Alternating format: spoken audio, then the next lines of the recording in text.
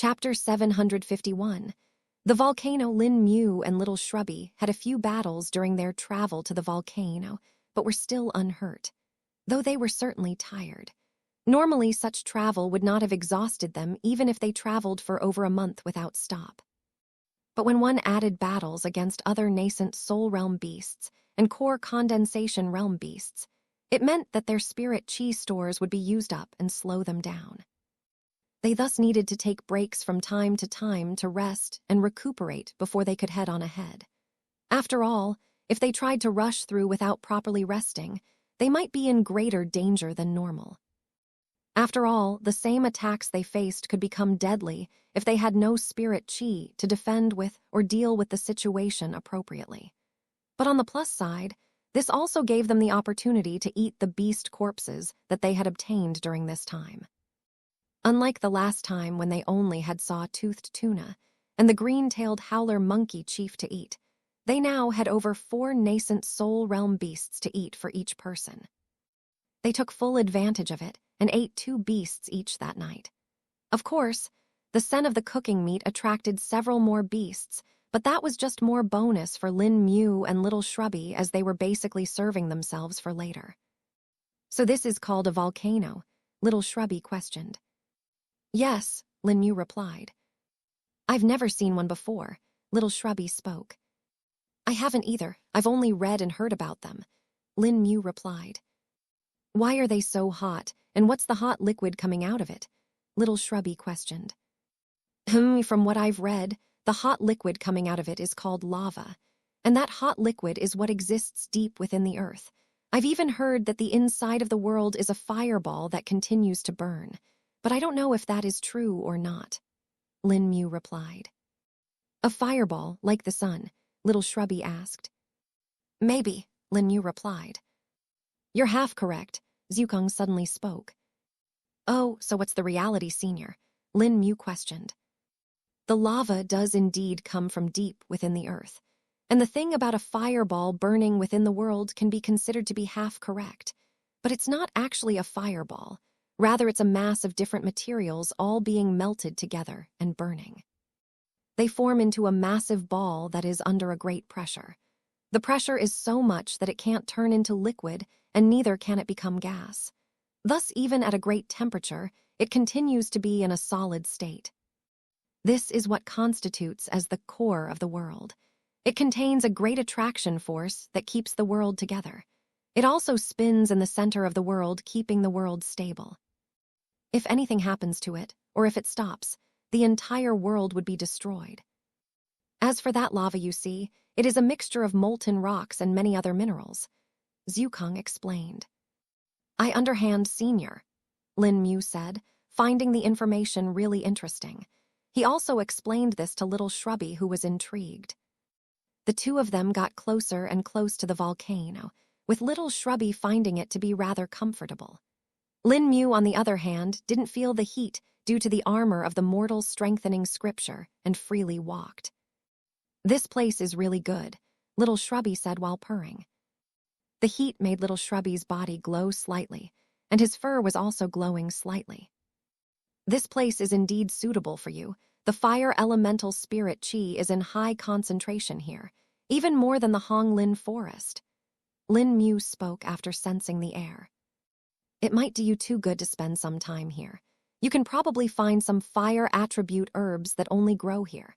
Little Shrubby can cultivate here, and even you can try and see if you can further your 5 treasures realm cultivation. And even if that doesn't work, you can still absorb some fire attribute spirit chi into your danshan. You have more than enough space anyway," Zukong suggested. "All right, Senior, we'll do as you say. We can take a day's break here anyway," Lin Mu replied. He then looked at Little Shrubby and said, "We'll stay here for a bit and cultivate." "Yay, Tilda," Little Shrubby growled in pleasure. "I want to see what would happen if we grill meat on the lava." Hearing that idea, Lin Mu raised his brows and wondered what would happen too. While the temperature was high enough to burn most things, nascent soul realm beast meat was still tough enough to withstand it for a bit. "Very well, let's try that out tonight, but first we cultivate," Lin Mu said. "Okay, Tilda," Little Shrubby said. The two of them found a suitable location that was near two flowing rivers of lava and sat down. The ground below them was actually quite smooth, almost looking like glass, though it was a bit uneven in its shape. The ground was warm too, and it felt rather comfortable to sit on. Lin Mu took out a few large pillows for him and little Shrubby, and they sat down to cultivate. 30 minutes passed rather calmly before finally, the fire attribute spirit chi in the air started to flow. It swirled around the area before gathering over little Shrubby and Lin Mu's bodies. A majority of the fire attribute spirit chi was sucked into the body of little Shrubby, while about 5% of that was taken in by Lin Mu. Lin Mu was simply using the embrace of Hong Lin to absorb the fire attribute spirit chi into his body. Even if he had no chi skill that used the fire attribute spirit chi, it could still be used by him for some attacks. He could use it in replacement for normal spirit chi and add the fire element to that attack. Chapter 752, Fire Attribute Spirit Chi. Chapter 752, Fire Attribute Spirit Chi at the volcano. Fire Attribute Spirit Chi swirled around as it poured into the bodies of Lin Mu and little Shrubby. The concentration of it had reached a point where it had almost become visible to the naked eye. One could imagine that, after a certain point, it may even start to condense and turn into liquid. Of course, something like that needed a lot of power to happen, and it had only occurred when Lin Mu had broken through to the nascent soul realm. But this time, it was actually little Shrubby who was driving the fire attribute spirit chi to gather. After all, he had two bloodlines that had a great affinity to the fire element, the Flash Fire Liger bloodline and the Scorch Claw Tiger bloodline.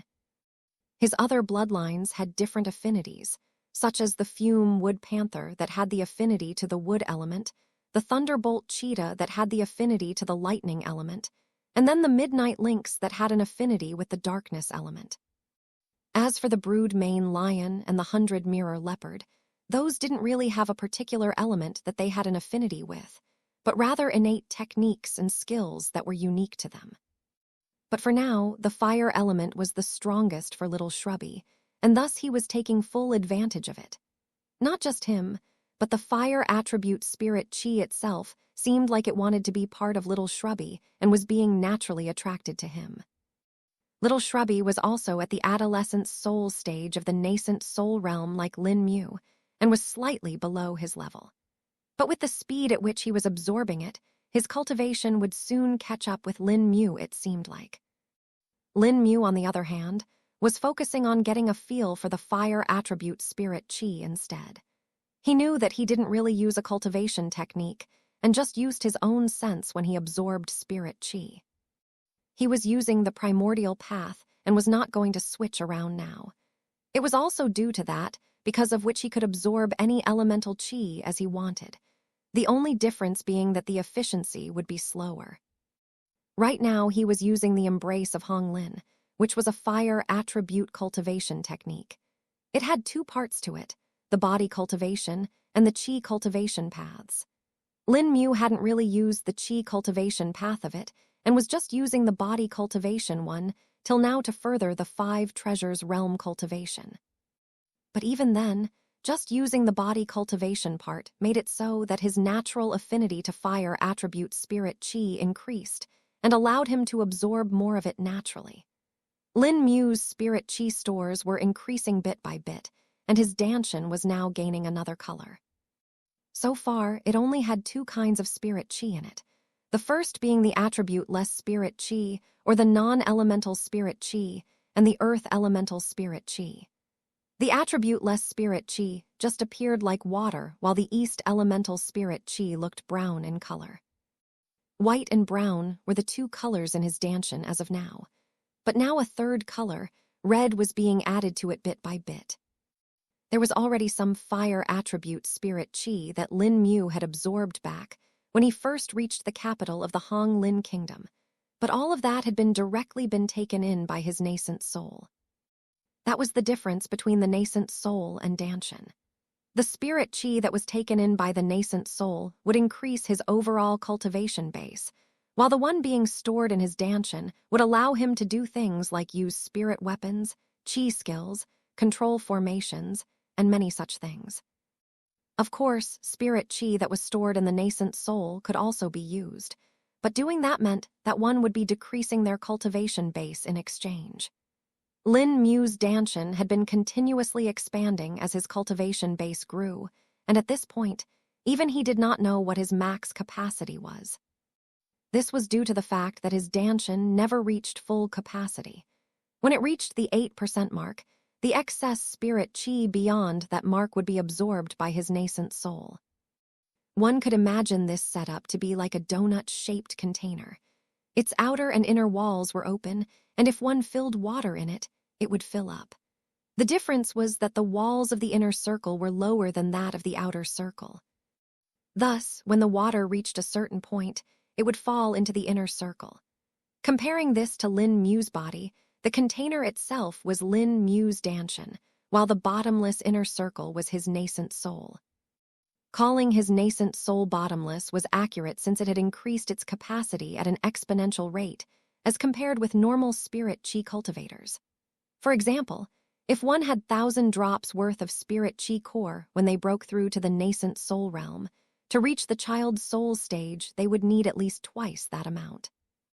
But in Lin Mu's case, that number was more than just twice, and with each increase in the stage, it multiples over and over again.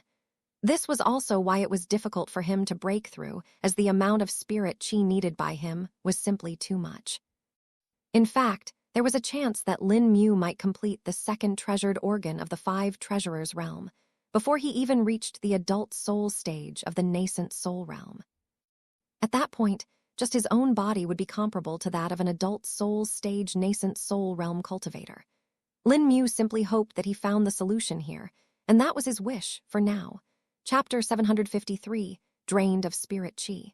Finding herbs, Lin Mu and Little Shrubby ended up staying at the volcano for about 5 days.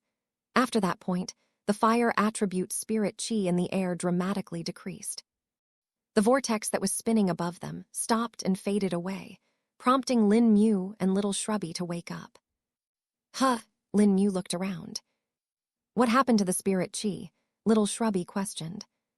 What do you think happened? You too drained all of the spirit chi in the area. Zukong chuckled. Never thought that would happen. Lin Mu felt a bit awkward. I was liking that. Little Shrubby spoke. We'll find some other place. I'm sure the place where the 1,000-year-old Hong Lin trees grow should also have more fire attribute spirit chi there. Lin Mu consoled. Okay, Little Shrubby replied before standing up. Lin Mu spread his spirit sense around and could really tell that the concentration of fire attribute spirit chi in the air had considerably fallen. It was even lower than the Xia world. Even the northern town had a greater concentration of spirit chi than what was present here right now. How long will it take for spirit chi to be replenished here, Senior? Lin Mu questioned. Well, that depends on several factors and the kind of spirit chi you are talking about. The normal attribute spirit chi will soon spread here from the surrounding areas, but the fire attribute spirit chi will take a while to be produced. The way the fire attribute spirit chi is produced is in 2 ways. The first is that the volcano emits fire attribute spirit chi naturally, and this comes from the depths of the earth. Then there is the lava and heat itself, which can slowly turn normal spirit chi into fire attribute spirit chi after long periods of contacts. Zukong answered. I see, so I'm guessing it will take several weeks, Lin Mu asked. If it is fast enough, yes, but may take several months instead. You shouldn't forget the fact that you two aren't the only ones who are absorbing spirit chi here. There should be several beasts and spirit herbs too that need it. The beasts should have already moved out due to Little Shrubby's presence, but the spirit herbs should still be here. Zukong replied. Oh yeah, the spirit herbs, I almost forgot about them. I should go and get them too. Lin Mu spoke. Yes, they will help you too, Zukong replied. Lin Mu looked at Little Shrubby and said, Let's get the spirit herbs that are around here. Okay, Tilda, Little Shrubby replied, and the two of them flew up. The area directly close to the mouth of the volcano was very hot. so much so that even the armor of the mortal strengthening scripture was unable to prevent the heat from affecting Lin Mu. As for little Shrubby, it was still possible for him to stay there, but he certainly would not be able to get close to the lava, and it would hurt him as well. But this was only for the lava that was in the mouth of the volcano. The lava that was flowing out from the sides and had formed into the streams was cool enough that both little Shrubby and Lin Mu could touch them without many problems. This was certainly not normal, and any common cultivator at the same level as them would lose their hands if they did the same. This point was important, since there were some herbs that were growing directly in the middle of those streams and lava pools. "There's one," Lin Mu said as he spotted an orange bell-like flower growing in the center of a lava pool. Half of its stem was soaking in the lava, while the top petals were above the lava. "That's the fire drip bell flower. I remember it is used in high-grade pill." Lin Mu spoke. "I found something too," little Shrubby said in his mind. "What is it?" Lin Mu asked. "It looked like a rock-like fruit. It's stuck in the side of a cliff." Little Shrubby spoke. The two of them had split up and were searching separately, thus could not see what each other did. Currently in front of little Shrubby was a cliff, and embedded in it was what looked like a bulbous plant. The bulb was embedded deep in the rocks of the cliff and looked almost the same as that of the rocks surrounding it. If it were not for the spirit chi fluctuations coming from it, little Shrubby would have missed it entirely. "Okay, mark it and I'll come to get it later," Lin Mu replied. Several herbs had different methods of harvesting that depended on their type. These harvesting methods were used so that the least amount of damage was caused to the spirit herb, and most of its medicinal efficacy was preserved. Of course, one could still rip it off directly, but then one would have to consume it right away. Little Shrubby could use his prosthetic spirit tool hands, but since he did not know the right method, it was best to let Lin Mu handle it. Having heard Lin Mu's words, he scratched and made marks near the bulb and flew away to find the others. Meanwhile, Lin Mu got to the fire drip bell flower and got ready to harvest it. Hot fumes were coming off the lava, but the brown armor of the mortal strengthening scripture was fully protecting Lin Mu. He very carefully sank his hands into the lava and felt around the plant to find its base. The flower had a thick base from where it needed to be plucked, so as to ensure that it won't leak out any spirit chi and lose its efficacy. "Found it!" Lin Mu exclaimed and gently broke off the flower from its stem. Once that was done, a stalk and a flower were present in his hand. He nodded his head in approval and stored it in the ring before going to find more of the herbs. Chapter 754. The lake, the island, and the tree. Lin Mu and little Shrubby ended up getting over 50 different kinds of herbs in and around the volcano. Most of them were low to mid-grade herbs, but a couple of them were at the high grade as well. It took Lin Mu about a day to harvest all of the herbs, simply because some of them were in hard-to-reach areas or were difficult to harvest without being damaged. But after he was done with all of them, he was pleased with the end result. "Finally done," Lin Mu said as he wiped the sweat off the brow. It was only later that he had realized staying in a low spirit chi area would make him uncomfortable now. Little Shrubby also stood beside him and looked around at the area.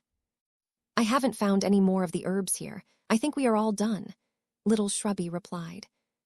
"Very well, I guess it's time to go ahead," Lin Mu spoke. "Let's go then," little Shrubby replied.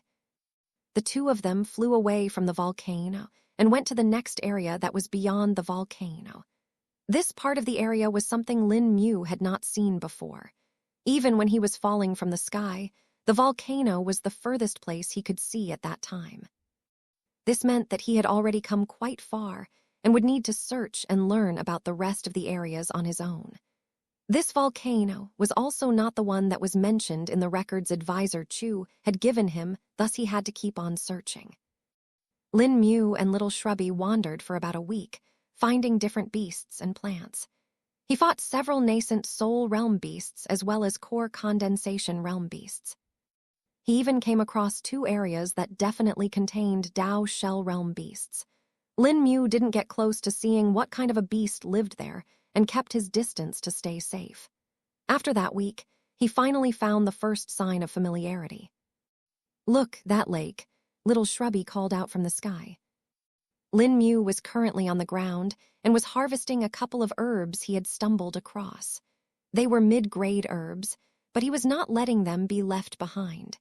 He had done the same for most of the herbs he had come across and had built up a sizable store of them. In fact, the number had reached almost half of what one of the warehouses in the Tri-Cauldron Peony sect contained. "Coming," Lin Mu replied and flew up into the sky. There he could see a very peculiar lake in the distance. It was shaped like a six-pointed flower and had an island in the center of it. And on that island, a massive tree could be seen growing. The tree was over 300 meters tall, with its crown being 500 meters wide. It was a strange ratio, and the tree was spread wider than the island itself. "So that's the cloud-crowned banyan tree," Lin Mu identified. Cloud-crowned banyan trees were large trees that could grow almost indefinitely. It was said that they could grow by 100 meters every 1,000 years, and seeing the size of this cloud-crowned banyan tree, Lin Mu reckoned it was at least 3,000 years old. Various bird beasts and smaller animals could be seen living on the tree as well. There were small fig-like fruits growing all over the tree that provided the food for the creatures living around it. There were also light brown flowers growing in bunches on the tree, and a few insect beasts could be seen going from one bunch to the other, pollinating them. A six-pointed lake, an island in the center, and the large tree. Yup, that's the one Advisor Chu marked on his map. Lin Mu confirmed. This was one of the places that Advisor Chu had been to before, and it was actually one of the farthest places he went to. Lin Mu landed at the island and took a look around. There were smaller plants growing as well, but no trees. The cloud-crowned banyan tree had taken up most of the space on the island, thus it was obvious that the other trees would not grow there. In fact, the lake itself was slightly larger than a kilometer, and the tree's crown was 500 meters wide, taking up half of the space. It even extended over the water and provided shade to some of the fishes living in water. Lin Mu peeked into the water and could see several hundred, if not thousands, of fishes in the water. Advisor Chu mentioned that this was one of the most remote places he had gone to when comparing the place he started from. He turned to the direction of the 8 Hill from here, and that is where he found the exit of the sinkhole. Lin Mu muttered and looked for the 8 Hill. The reason why Advisor Chu called it 8 Hill was because it looked like the character 8. Its sides were curved smoothly, and its top was flat, looking rather unique. Lin Mu wondered if he should go there first or go to the next destination that was given on the map. Let's go to the next destination. I can always come back anyway." Lin Mu decided and flew to the next destination, which was also the one that Advisor Chu reached before this lake. This destination was about half a day away and was filled with forest in between. "The number of beasts is really increasing here, huh? I thought Advisor Chu said the further he went from the starting location, the more beasts he found there." Lin Mu muttered to himself. 12 hours and several beast fights later, Lin Mu and Little Shrubby reached the next destination. "Whoa," Little Shrubby exclaimed, seeing the surroundings. "The Billion Flower Meadow, the name is perfect indeed," Lin Mu said with a smile. Chapter 755, Billion Flower Meadow. Lin Mu was now in a meadow filled with multicolored flowers. The ground was sprawling with flowers that let out a scent that enamored everyone. Little Shrubby walked for a few steps and rolled on the ground. "Ah, Tilda, this is Suo Guad Tilda," Little Shrubby purred. Lin Mu also couldn't help but sit down and take it all in. It was a pleasant sight that gave peace to his mind and heart, washing away his worries for a bit. The aroma of the flowers was also really nice. Lin Mu took a deep breath and let the scent of the flowers spread in his lungs. But just as he did this, his eyes went wide. What attribute spirit chi? Lin Mu could tell that there was a different elemental spirit chi in the air, and the most obvious answer was wood. Lin Mu spread his spirit sense around to his full extent and observed the area. There's wood elemental spirit chi here. Even though it is not in as high concentration as that of the volcano, it's still higher than normal air. Lin Mu spoke. That makes sense. Wood element is something that plants favor, of course. So if an area has a higher concentrator of it, plants would grow rather vibrantly there, Zhukang replied. That does seem like it's senior. Lin Mu nodded his head. Lin Mu now desired to cultivate here, but knew that he should probably fulfill his mission first. As long as he got the 1,000-year-old Hong Lin trees, he would also be able to break through and complete the second treasured organ. We'll return here later, definitely. Now that we know this place's value, we will make use of it, Lin Mu muttered to himself. He then looked towards little Shrubby, who was rolling around on the flowers, and spoke. Come on now, we have work to do. We'll come here later after we're done. Okay, little Shrubby said with some unwillingness. The master and beast then continued onwards and traversed the billion-flower meadow. Lin Mu realized that the area was far larger than was mentioned in the records of Advisor Chu, and not only that there were also thousands of beasts wandering around here.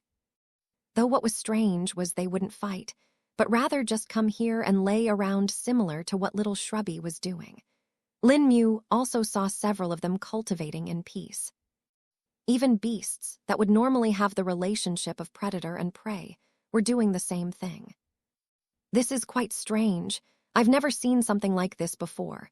Don't beasts usually have battles for territories when they like one? Lin Mu questioned. They do usually, but this is a rather unique location. You must know about watering holes, right? Zhukang questioned. Yeah, the place where beasts come to drink regardless of their position in the predator chain, and they don't fight either, Lin Mu answered. Exactly. Think of this place like a watering hole, but for spirit chi and cultivating. There are many such areas around the world where beasts may reach a harmony and reside in peace. These areas aren't too valuable either, so stronger beasts like Dao Shell Realm beasts won't occupy it as a territory either.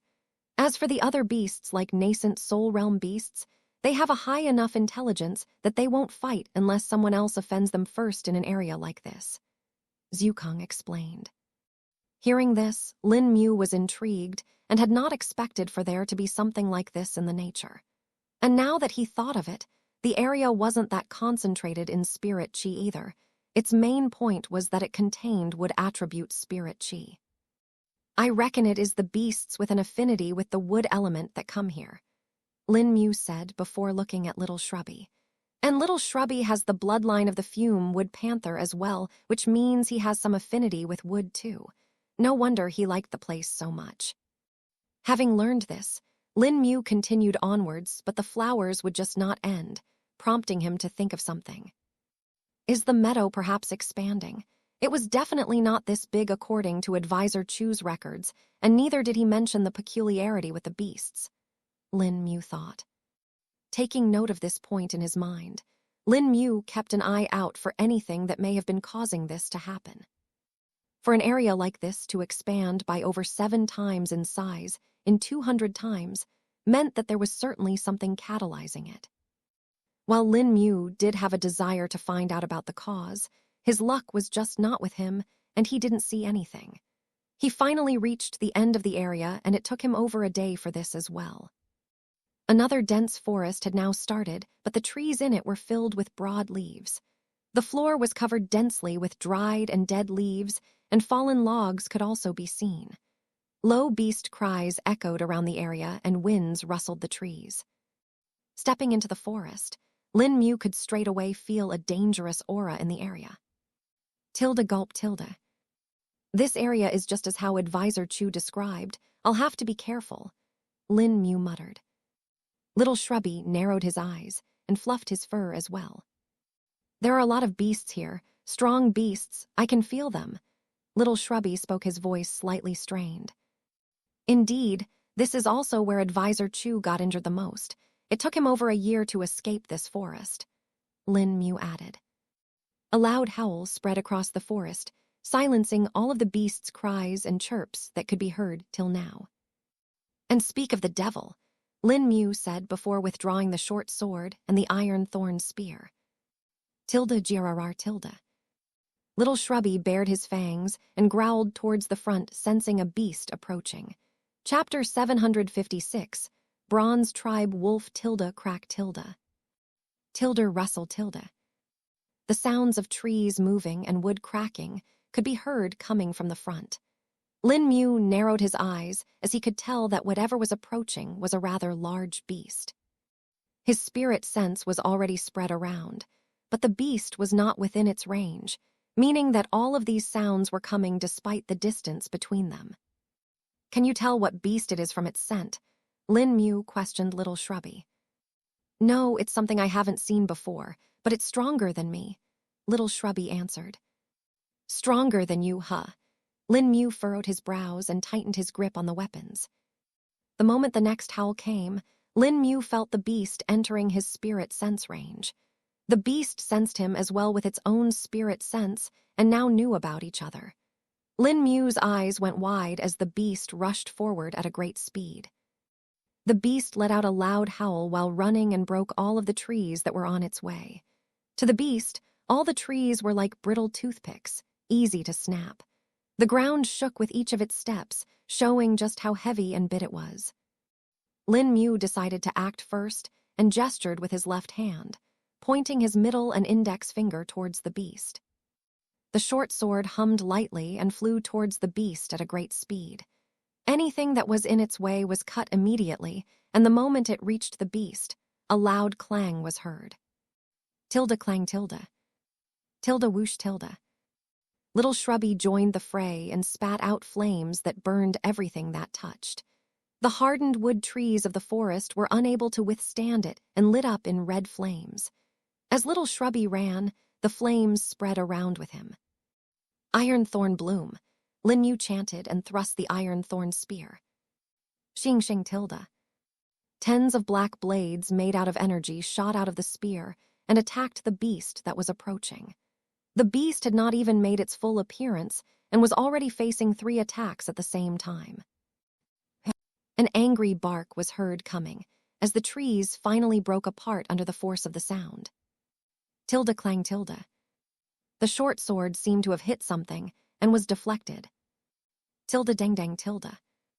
The black blades made by the iron thorn spear seemed to have made contact with the beast as well, and multiple collision sounds were heard. But hearing the sounds, Lin Mu didn't really feel good, as he knew that they had been blocked. "Not going to be easy this time. A true Dao Shell Realm beast," Lin Mu muttered. Tilde girarar tilde. The beast finally made its true appearance, and it could be seen fully now. It was a large wolf beast with bronze-colored fur that looked tough. Its fur was like steel wires that would not break and provided it with great defense. Its eyes were a deep green in color, while its tail was bushy, but could hit like a whip if the beast chose to use it like that. The wolf's canines were also about a foot long, and the rest of its teeth were no less fierce. Its claws were like hooked knives that would easily tear apart the flesh of anything that dared to go against it. And the beast was as big as a house, being the biggest beast that Lin Mu had seen till now that wasn't Senior Zukong. But Lin Mu was also able to recognize the beast and had actually read about it before. Bronze Tribe Wolf, a variant of the steel-back wolves that is many times stronger than it and can cultivate all the way to the Dao Shell Realm. They live in large packs, and the leader of the pack is the strongest one of them. This is definitely the pack leader, Lin Mu identified. While he had understood what the beast was, he now needed to know just how strong the beast was.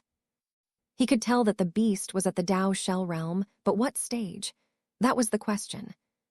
If the beast was in the Sheena Genesis stage or above, Lin Mu would escape right away. A beast of that level was not something he or Little Shrubby would be able to deal with. But if it was at the Shell initiation stage, he would still have a chance. And thus, Lin Mu's spirit sense probed the wolf beast, without caring about its feeling and drilled directly into its stanchion. This, of course, angered the beast even more, but Lin Mu got what he wanted. "Haha, at the Shell initiation stage I see," Lin Mu said with a smile. He could see a faint outline of a sphere in the beast's stanchion. It was floating above its nascent soul and looked somewhat like a bubble. Lin Mu had already learned that it was the outline of a Dao shell, and that was what the initial Tao shell would be looking like. "You dare ignore me," Little Shrubby's growl came from the back. The flames that Little Shrubby had spat out were meant as a visual distraction, as the beast couldn't see around easily with the flames hiding everything behind them. As for its spirit sense, the wolf was focused on Lin Mu. Little Shrubby took advantage of this and had circled around to attack it from the behind. He quickly sped up, and a sonic boom could be heard. Tilde catcha, tilde catcha catcha tilde. Tilde spark tilde. The sound of metal being grinded could be heard as numerous sparks shot out of the bronze tribe wolf's back. Lin Mu took a look and smirked. Of course, Little Shrubby would be able to damage even if he has a lower cultivation base. Those bloodlines are not for nothing. Lin Mu muttered. Time for me to join in as well. Lin Mu thought as a fierce expression appeared on his face and the spear was raised. Chapter 757, Light Up the Sky. Tilde whoosh tilde. Lin Mu shot forward as well, and thrust the iron thorn spear at the head of the bronze tribe wolf. Tilde clang tilde. The wolf raised its front paw and used its claws to block the attack. More sprats were let out from the contact, but the force of the impact was enough to strain the wolf as well. Its paw was slightly pushed to the back, and Lin Mu noted it. So that's now it is, huh? Lin Mu learned. The wolf barked in anger and swiped his claw at Lin Mu, who just blinked away. It then shook its body, knocking away Little Shrubby, who was clawing its back. "Ha, its defense is not as strong as it seems." Lin Mu laughed from the top. He could see that the steel wire-like fur was torn apart like some common yarn. Little Shrubby flew back as well, but not before spitting out more flames that irritated the wolf. Lin Mu blinked again and grasped the short sword before thrusting it down at the back of the wolf's neck. Tilde clang tilde. Another grating sound was heard as the sword sank a bit into the wolf's body. Its fur was dense and was several inches in thickness. Lin Mu could tell that he had not even touched its skin yet. The wolf was now furious and whipped its tail from the back. It moved like a steel cable snapping and ripping through the air. Its speed was quite fast as well, and Lin Mu could not move in time due to the short sword being stuck in the dense fur of the wolf. Flicker. The tail of the wolf passed through him as if he was air and reflected back. The wolf couldn't feel anything being hit and was confused. It frantically kept on whipping, but that 1 second delay was enough for Lin Mu to blink away again. Tilde shing tilde shua tilde. Little Shrubby's claws extended and started to heat up. Soon they turned red hot, with the centers being a blinding white in color. It was hard to even look at them, which showed just how hot the claws were. Take this, Little Shrubby roared. Tilde rip tilde. His claws sank into the beast's thick fur as if it was paper before being ripped apart. The heat of the claws softened the bronze fur, and the sharpeners of the claws made it easy to cleave it apart. The bronze tribe wolf whimpered in pain as blood was spilled for the first time. Little Shrubby's claws had torn open a wound in the wolf's back. So fire is the weakness of this beast, huh? Lin Mu thought. It was now that Zhu Kong's voice appeared in Lin Mu's mind. Remember how the elements work against and with each other, Zhu Kong reminded. Memories appeared in Lin Mu's mind, and he recalled the weaknesses and strengths of each element. The bronze tribe wolf obviously had an affinity to the metal element, as could be seen from its metallic bronze fur, and thus its weakness was none other than fire that Little Shrubby was using. Wood could fuel the fire and thus increase its power. Lin Mu looked around and smiled. Little Shrubby didn't even need to hear Lin Mu's idea, and flames appeared on its body. Soon they became larger and larger, and it now looked like he was completely made out of fire. With Lin Mu and Little Shrubby's connection, words were not even necessary, and he knew what to do. Little Shrubby hadn't used the 7 Beasts burst, but was simply using the fire attribute Qi to coat his boy and amplify his flames now.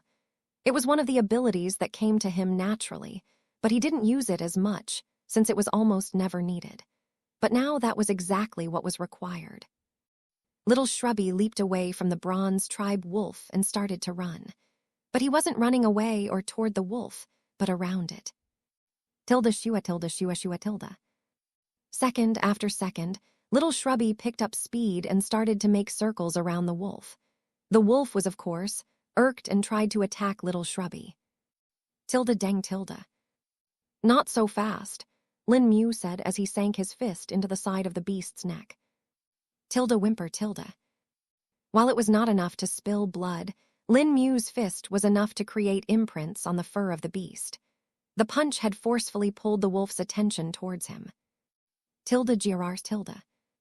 It growled at Lin Mu, but he simply smiled at that. He even put away the spear and the sword as he knew what he needed to do. At his current strength, using weapons to fight it was a bit inefficient. Rather than that, he had a better method now, and his part in the plan was to hold the beast in one place. The wolf bared its fangs and bit at Lin Mu, who blinked to the side before punching again. Tilda clang tilda. His fist hit the head and slightly moved the wolf. The wolf bit towards Lin Mu again, but he blinked away again. Tilda dang tilda. Another punch hit the beast, making it grunt in pain, but this was just the start. Tilda dang dang tilda. Lin Mu's fists were like a hammer hitting the gong as he kept on punching while dodging with a blink. The wolf did its best to bite him, but was unable to do so due to Lin Mu's blink. To catch up with the speed of blink was not easy, and it would need for the attack to be faster than Lin Mu's reaction speed, as he simply could not be stopped once the skill had been activated. And while this was happening, little Shrubby continued to run circles around them, spread the fire everywhere. But due to the speed at which he was running, the flames were now rising up. Lin Mu smiled at seeing this and finally spoke. "Little Shrubby, light up the sky!" Lin Mu shouted. Chapter 758, Bronze Roasted Wolf.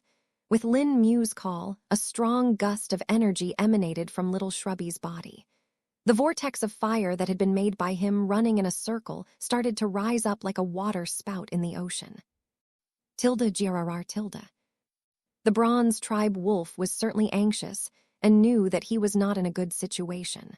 All this time, he had thought that while he had come across some tough prey, it didn't occur to him just how tough.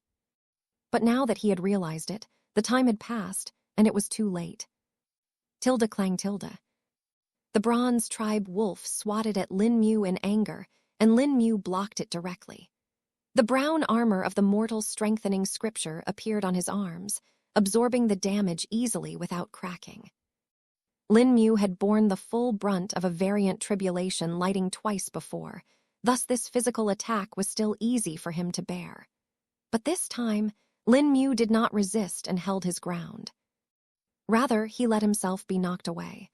The wolf felt pleased that he had finally managed to hit Lin Mu and was happy at seeing him get injured.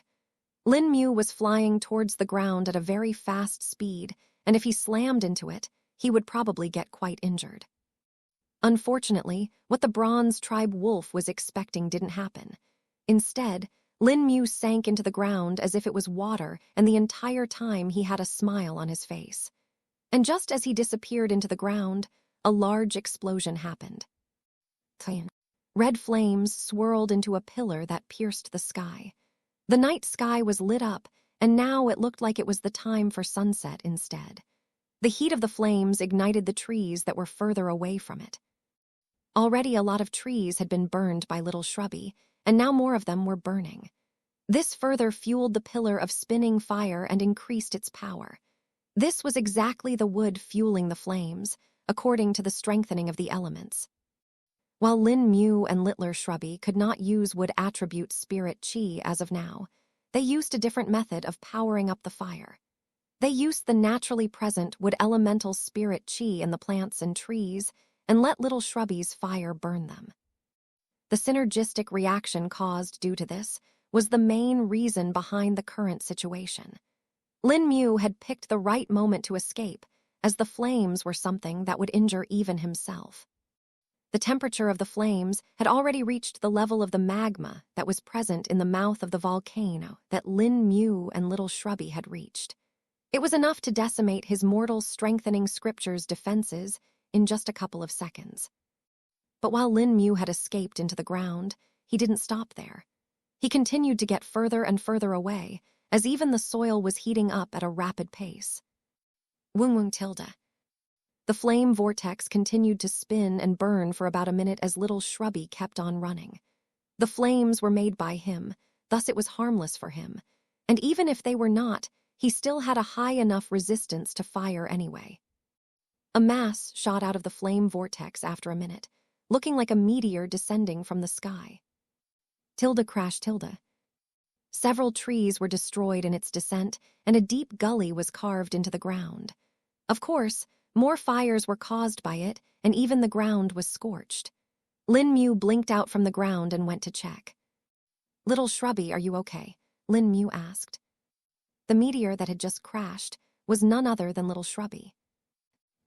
The flames went out, and little Shrubby jumped out of the crater that he had just made. Huff huff Tilde. He was panting, but seems to be doing fine. "I'm good," he replied. Lin Mu still probed him, and saw that over 80% of his spirit chi had been consumed. That's understandable. He just managed to greatly damage if not kill a Dao Shell Realm beast. Lin Mu thought to himself. He looked back to the flame vortex and saw that it was still raging on. The spinning of the vortex sucked more air towards itself, which further fueled it.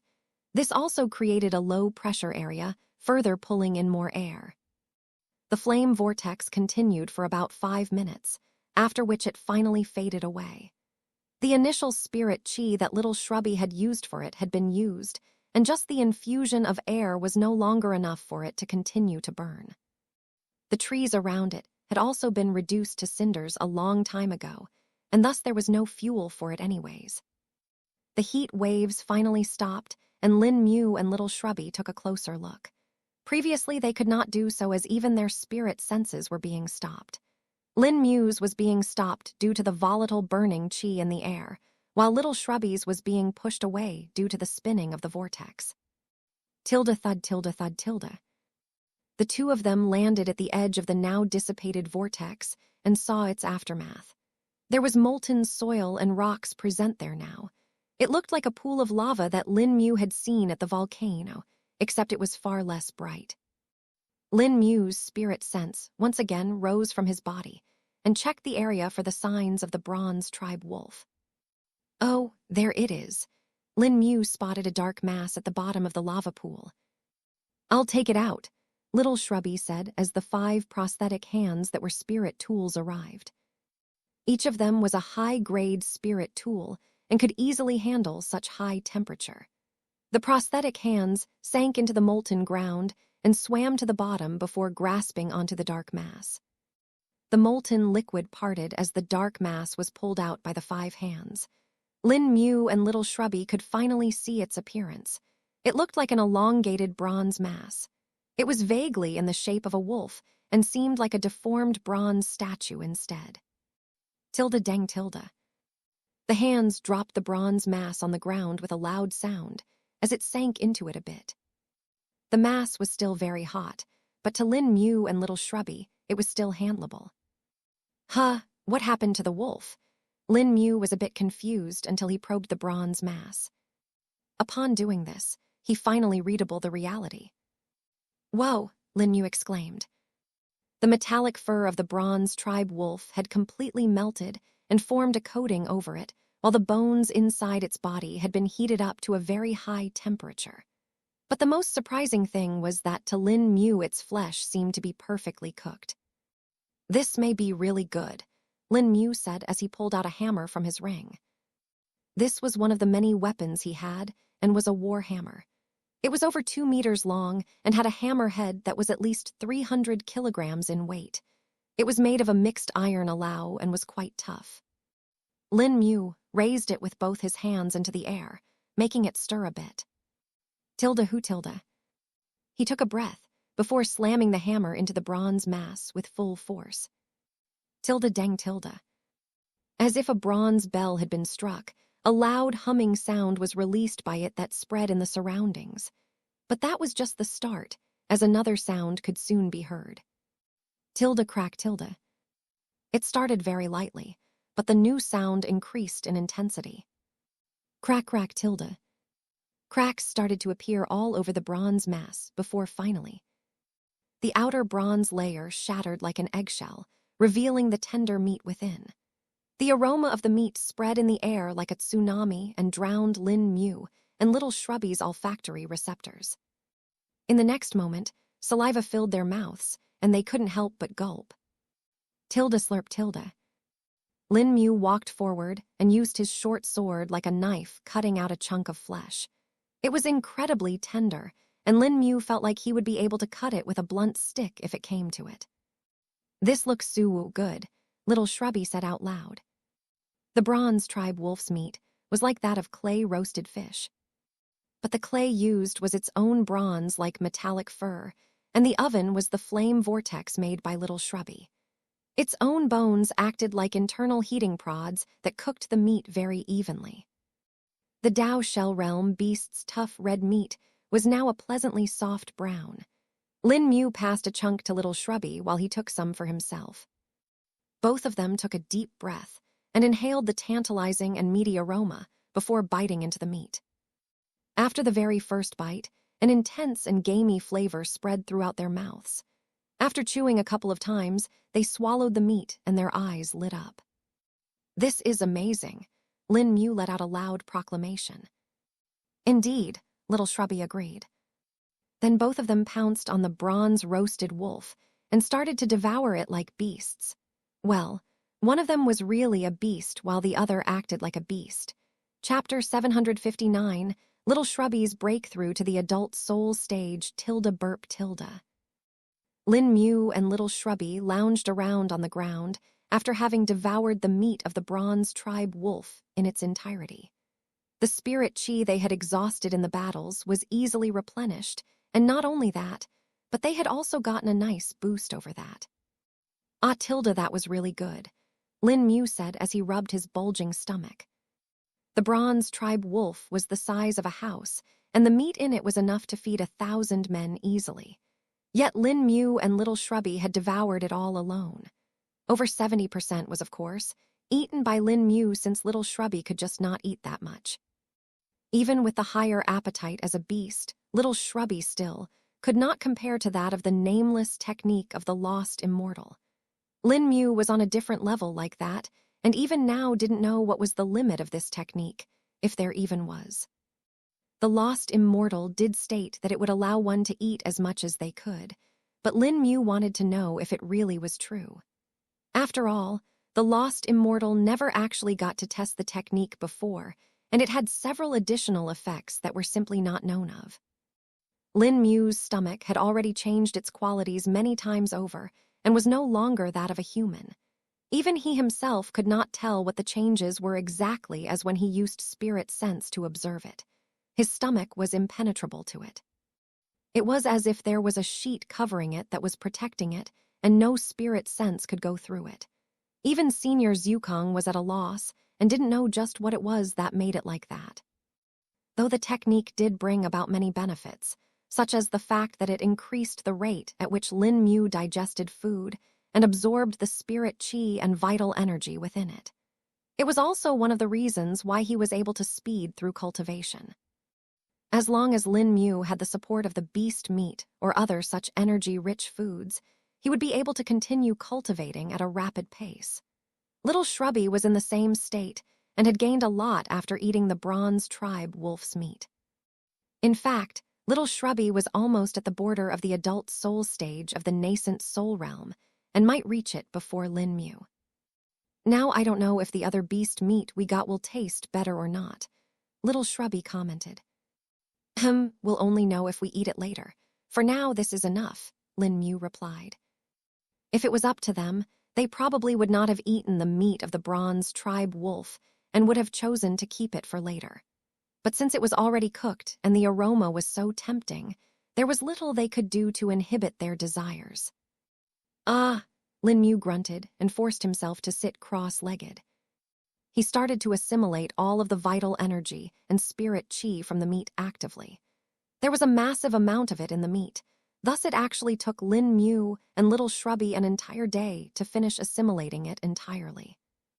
And when the next day arrived, it happened. Little Shrubby's aura suddenly spiked as spirit chi in the air started stirring. A vortex started to form over his body as the spirit chi started to pour into his body. Lin Mu opened his eyes upon noticing this and was surprised. Spirit chi infusion, he already broke through, Lin Mu said in excrement.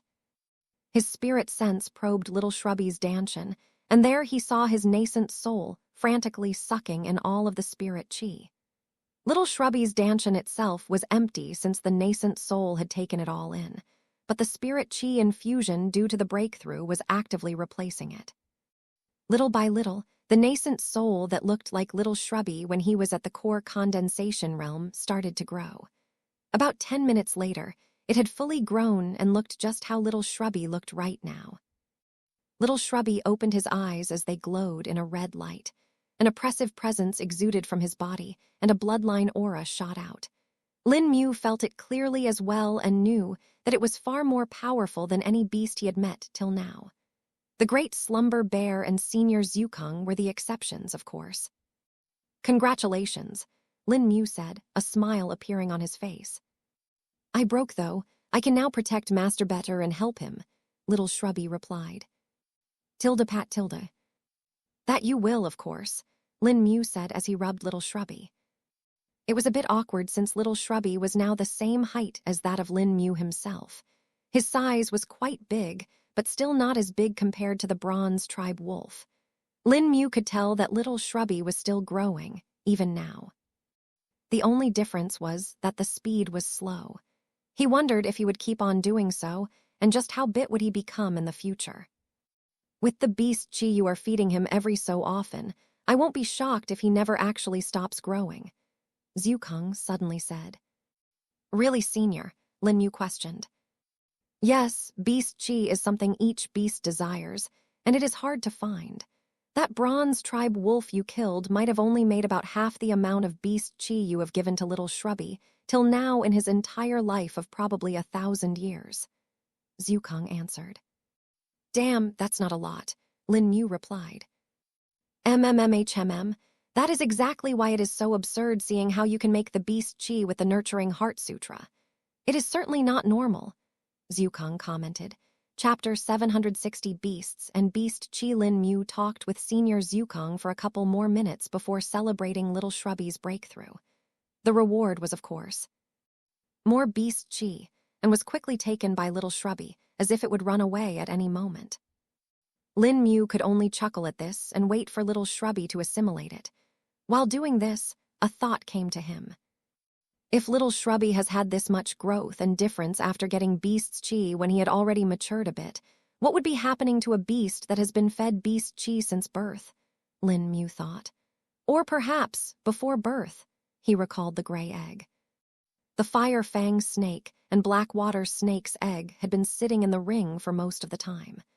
Lin Mu only took it out to inject beast chi into it every day for a couple of minutes. It had become routine to him, just like eating and drinking, and he would do it without even thinking much of it. He had done it when he was riding Little Shrubby too, and would simply pull the egg out before injecting the beast chi for a minute before putting it back into the ring. It had stayed mostly the same ever since then, and Lin Mu wondered when it would be hatching. Senior Zukong also didn't know when it would do, since the egg had certainly gone on a completely different path after having been given beast chi. If it were a normal egg, it would have possibly hatched by now or would soon. But in the case of the gray egg, it was showing no such signs. I think it's time we leave now and head on forward, Lin Mu said after an hour. Little Shrubby opened his eyes and looked around before nodding. The forest had become really quiet ever since the battle, and Lin Mu attributed it to the strong aura of a Dao Shell realm beast, and perhaps its blood as well. In addition to that, Little Shrubby's bloodline had also become stronger, and the aura exuding from him was also suppressive for other beasts, and would make them think several times before coming close. And this was the case for beasts who would be at the same cultivation base as Little Shrubby, which was the adult soul stage of the nascent soul realm. The ones that were weaker would run away with their tails between their legs.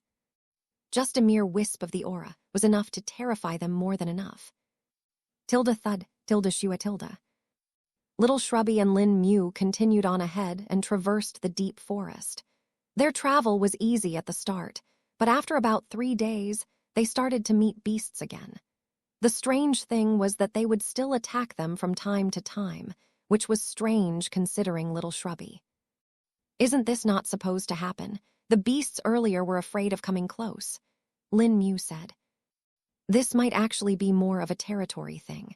You two are passing through the territories of thousands of beasts who already fight a lot amongst themselves. There are already other Dao Shell Realm beasts here that they cannot provoke. Even if they are scared and want to escape, they can't really go to other areas as they may be the places where Dao Shell Realm beasts live. So their only choices become either fighting a Dao Shell Realm beast by intruding on its territory, or to fight you two who are at the nascent Soul Realm. And the choice must be obvious here, Zukong explained. I see, Lin Mu understood. But then, doesn't this also mean there are Dao Shell Realm beasts nearby? He added. Indeed, you can take this as a sign. If a beast attacks you despite not being provoked and seeing you too, then it's quite likely there are Dao Shell Realm beasts living nearby. Of course, there is always a chance that the beast is just stupid and fights anything. There are often many examples of such beasts. Then there are also those that don't really have a good enough spirit sense and thus can't judge very well who they are fighting against, Zukong replied. Lin Mu could only nod and pity the beasts that would be coming to fight them, but it also made him alert about the Dao Shell Realm beasts. While he had indeed fought and won a battle against the Bronze Tribe Wolf earlier, Lin Mu knew that the same would not be the same for other Dao Shell Realm beasts. Little Shrubby and he were simply lucky that their matchup was favorable. Plus, the Bronze Tribe Wolf was at the Shell initiation stage. Lin Mu didn't have the same confidence in dealing with one that was at the Shell Genesis stage.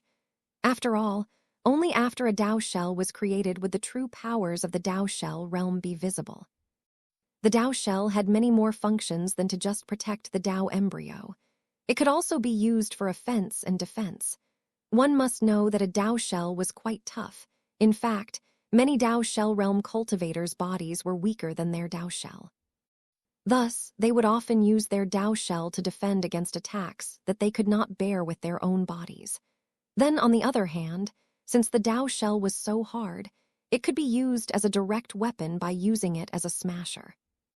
One just had to slam it onto their enemies and turn them into a pancake.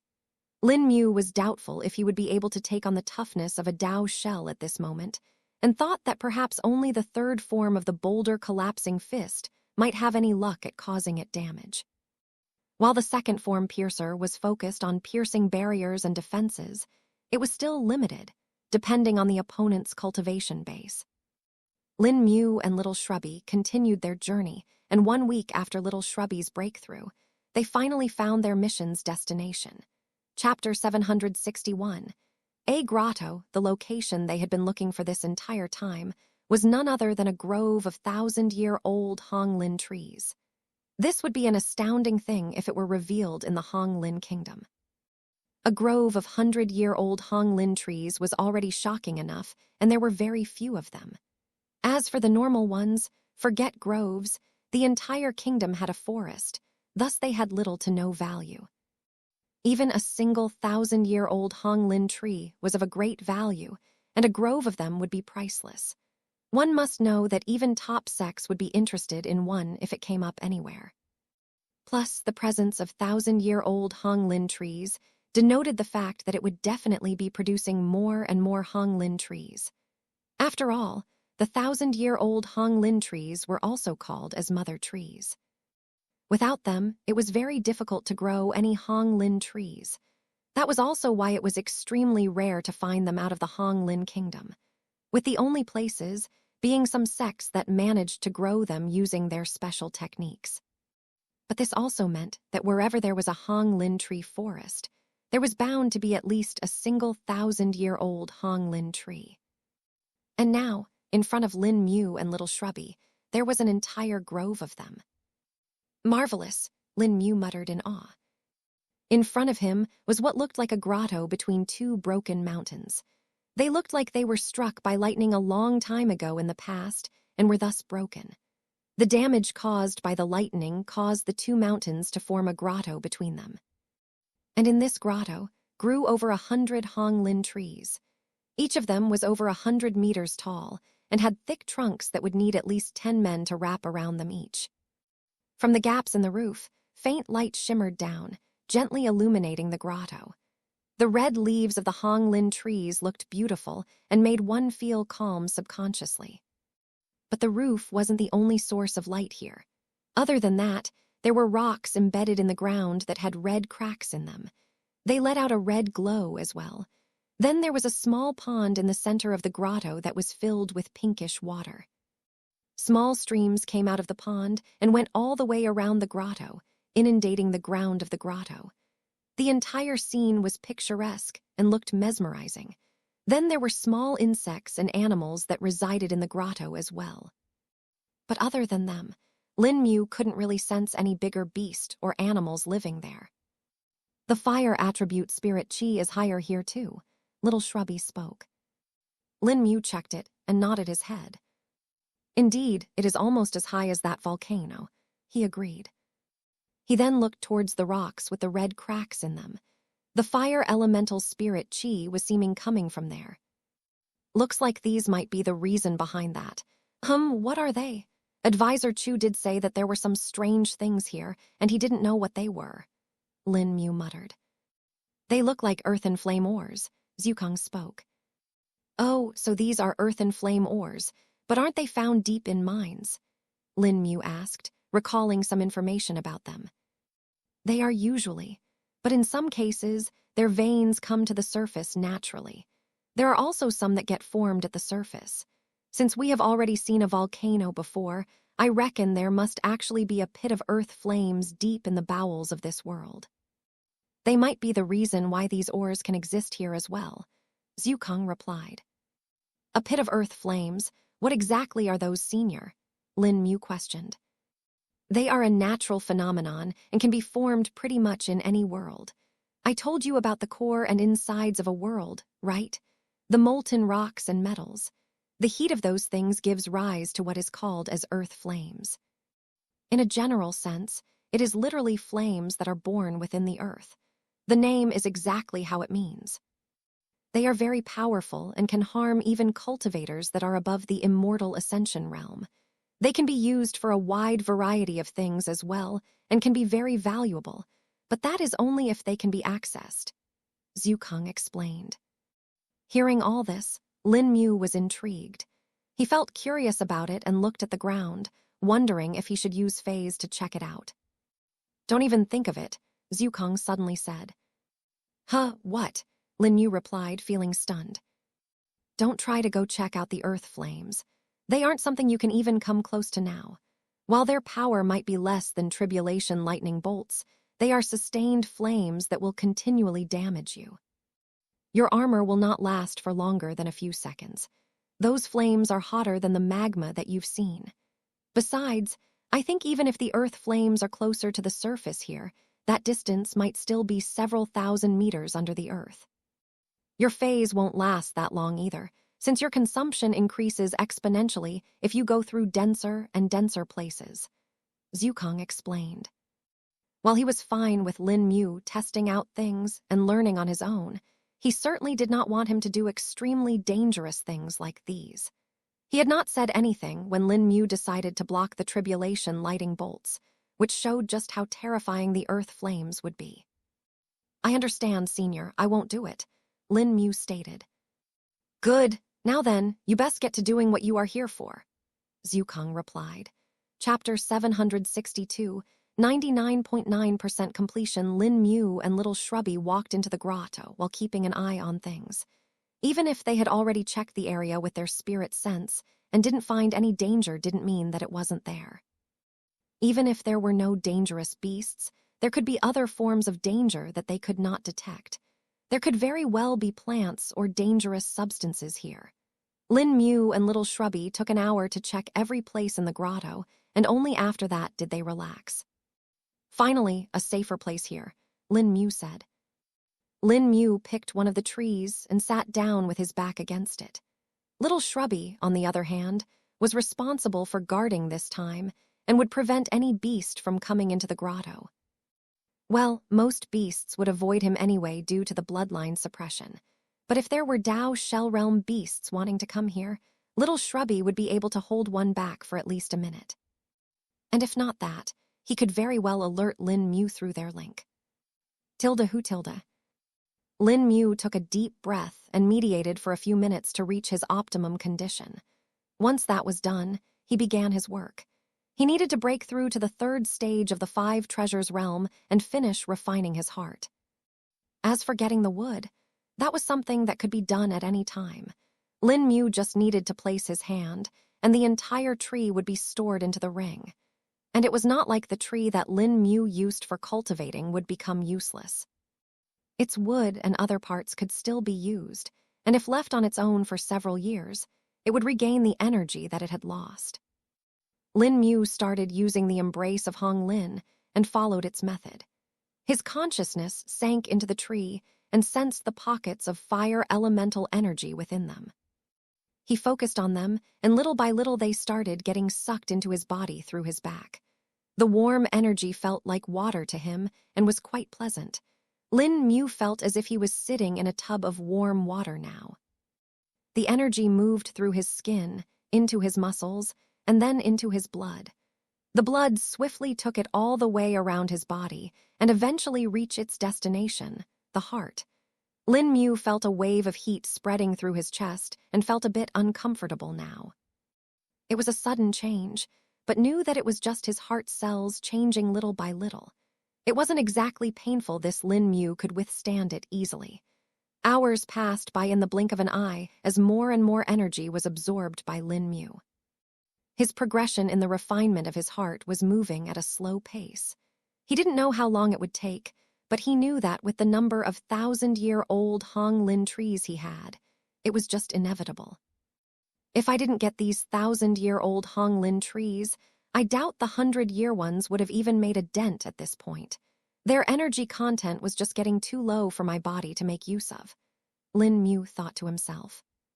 The first day passed quickly, and when the second day arrived, Lin Mu had finished using up all the energy of the Hong Lin tree. Lin Mu opened his eyes and took a breath. It just gets slower and slower, huh? No wonder even the first king didn't practice it beyond the body tempering realm, Lin Mu muttered to himself. He stood up and went to the next tree before sitting down below it with his back to the tree. The same process began, and Lin Mu spent the rest of the day absorbing all of the energy from the 1,000-year-old Hong Lin tree. Soon this tree was empty as well, and Lin Mu switched to another one. He kept on repeating this as more of his heart was refined. Within his chest, a different scene could be seen right now. Lin Mu's heart had several fine lines on it that spread in a unique manner. These lines were seemingly demarcating the tissues of the heart that had been refined and the ones that were yet to be refined. The color difference was also quite obvious, with the part that was refined being rather vibrant and the one that was not being dull. With each tree, that line of demarcation was increasing, and after about a week, it finally reached the 75% mark. It was now that Lin Mu felt a change in his body. Before he felt like there was a slight hesitance in his body that slowed down the speed of absorption. But now it was gone and his speed of absorption increased. The same tree that would have taken an entire day to absorb was done in less than 10 hours. What exactly is this? Did my body get attuned to it now? Lin Mu wondered. Even though he was a bit confused, he was happy as well, as this just meant that he would break through faster. Lin Mu continued his task and went from tree to tree absorbing its energy. But even the increased speed was not helping him as much after a few days.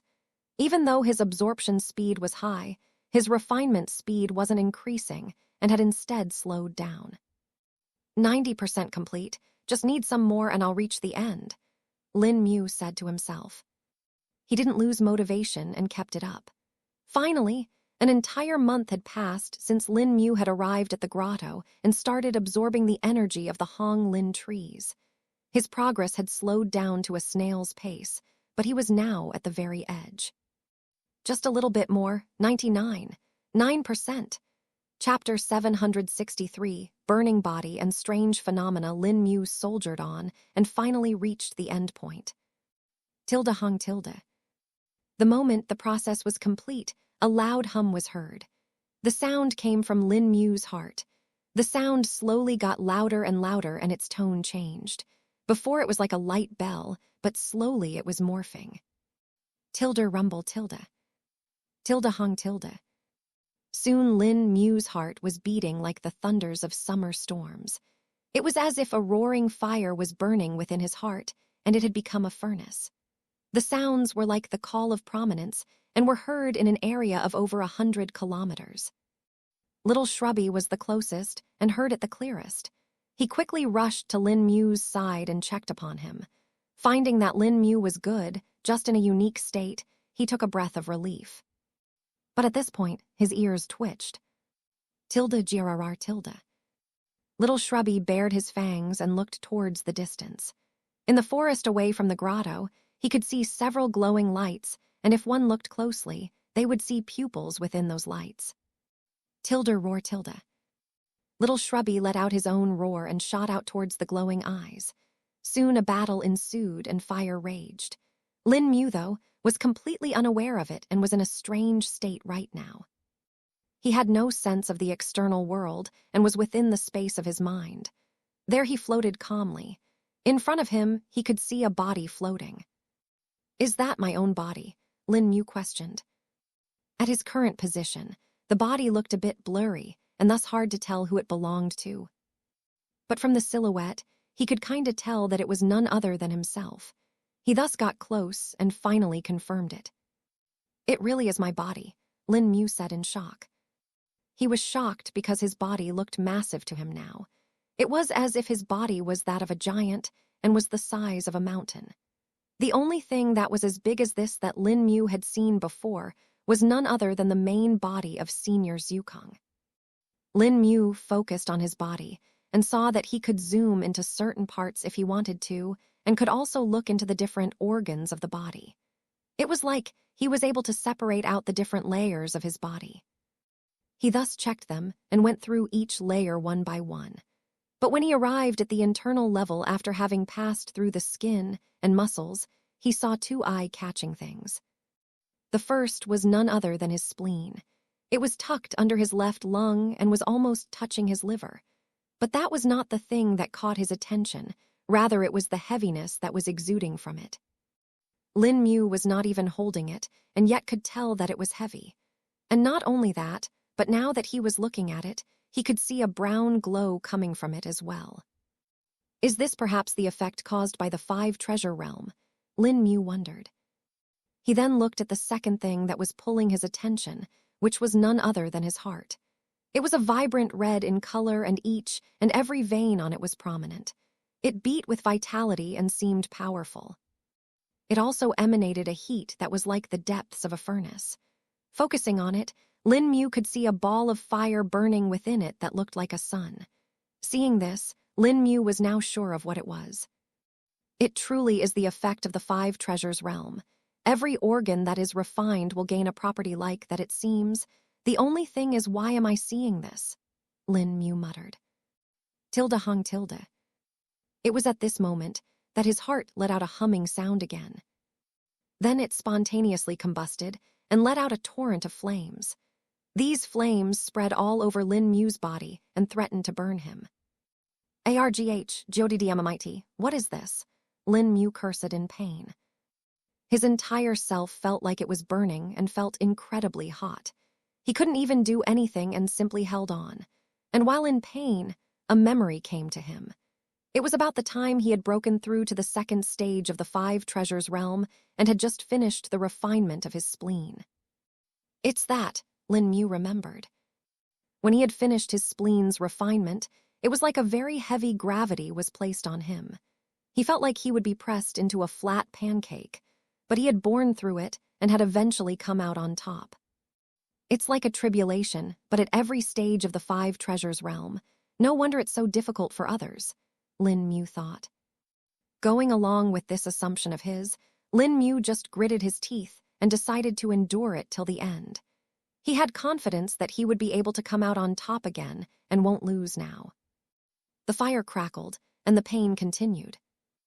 Lin Mu had lost track of the time a while ago and didn't know just how long it had been. It could have been hours, or it could have been days. He did not know. All he knew was that he had to endure. Time passed. In the real world, the sounds of battle could be heard. The forest near the grotto of the 1,000-year-old Honglin trees was burning. A scene of devastation and death could be witnessed. Broken and burnt trees were laying on the ground along with several beast corpses. Some were mangled, some burnt, some crushed. Tilde roar tilde. A thunderous roar burst through the raging flames as the face of a beast appeared. Its eyes were a glowing red, and red flames burnt all over it. Chapter 764, An Ugly Beast and Hordes tilde whoosh tilde. A wall of flames was spat out by the beast, which burnt down a swarm of beasts that was heading towards the grotto. Then in the next moment, the beast disappeared, leaving behind a mere blur. A few seconds later, it appeared in a different location where more beasts were gathering and spat out more flames, burning all of them down. The beasts that were dying were not weak either. There was a mix of chi refinement, core condensation, and even nascent soul realm beasts in them. Their cultivation bases varied, but their numbers were in the thousands. All of them were in a strange, frenzied state and tried to rush towards the grotto. Tilde girarar tilde. I let you get close. Little Shrubby let out an angry growl. He had sensed the beasts appearing and had stopped them before they could even get within 2 kilometers of the grotto. He had killed and fought thousands of them by now, but their numbers were just endless. Little Shrubby could tell that they were being attracted by Lin Mu, since the aura that he was releasing right now was irresistible to all the beasts. It was as if someone had thrown a pile of bloodied meat in the center of starving beasts. Like sharks rushing towards blood, the beasts all rushed towards the grotto. Even Little Shrubby himself could feel the temptation, but he felt it differently. To him, he felt that it was precocious and nothing should happen to it. Tilde roar tilde. Little Shrubby burst through a herd of beasts and tore them to shreds. His claws had been ripping into flesh non-stop and were now stained with blood. Due to their heat, they were constantly drying out the blood that covered them. And now a layer of dried blood had caked up on them. Little Shrubby's entire body was lit with flames as well, thus if any beast tried to get close or touch him, they would get injured too.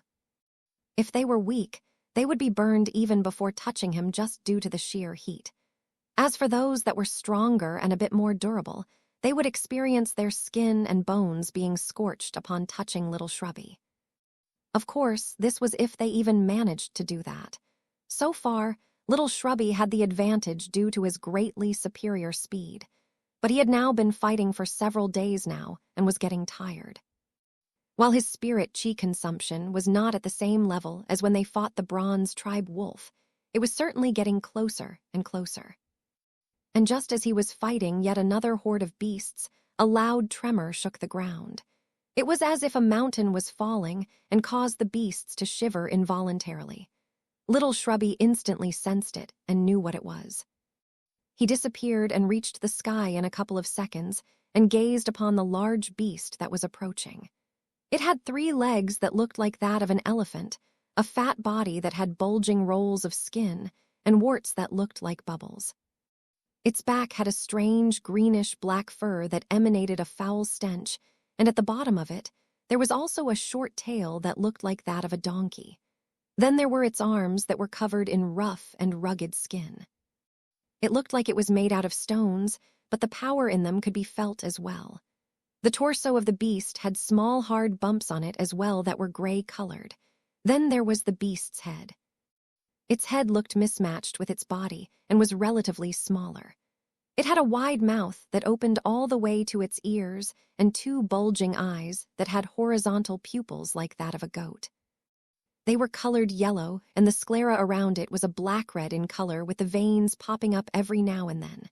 At the top of its head, there were 3 horns as well.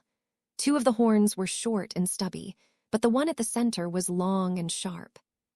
Every step of the beast shook the ground and made it crack. It was 3 times the size of the bronze tribe wolf that Little Shrubby and Lin Mu had fought before and looked far more powerful than as well. Little Shrubby narrowed his eyes and felt a sense of danger from the beast. It's at the Tao Shell realm, but stronger than the wolf, Little Shrubby thought to himself. Tilda grrr tilde. But then he showed his fangs and let out a threatening growl. I won't let you go further, he said staunchly. The ugly and large beast had reached closer by now. It looked at Little Shrubby, who was standing in the air, and opened its mouth. Its teeth were of different sizes and were black and yellow in color, looking utterly repulsive.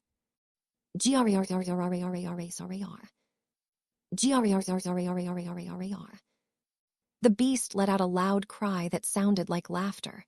It was eerie and would make one feel goosebumps. Humphs. Little Shrubby didn't hold back and shot out a fireball from his mouth. The fireball hit the beast on its face and exploded, causing an explosion. Tilda whoosh tilde. But then, in the next second, the ugly beast swiped its hands, blowing away the smoke of the explosion. It was unharmed and looked to be the same as before. Its face now had an ugly frown on its face that suited its ugly appearance. Bug kill. The ugly actually spoke some words. It then swung its large arms towards Little Shrubby. Tilda whoosh tilde. Strong winds were knocked up due to the force behind them, and actually pushed Little Shrubby behind. And while Little Shrubby was distracted due to this momentarily, the ugly beast moved at an astonishingly fast speed and appeared right above Little Shrubby.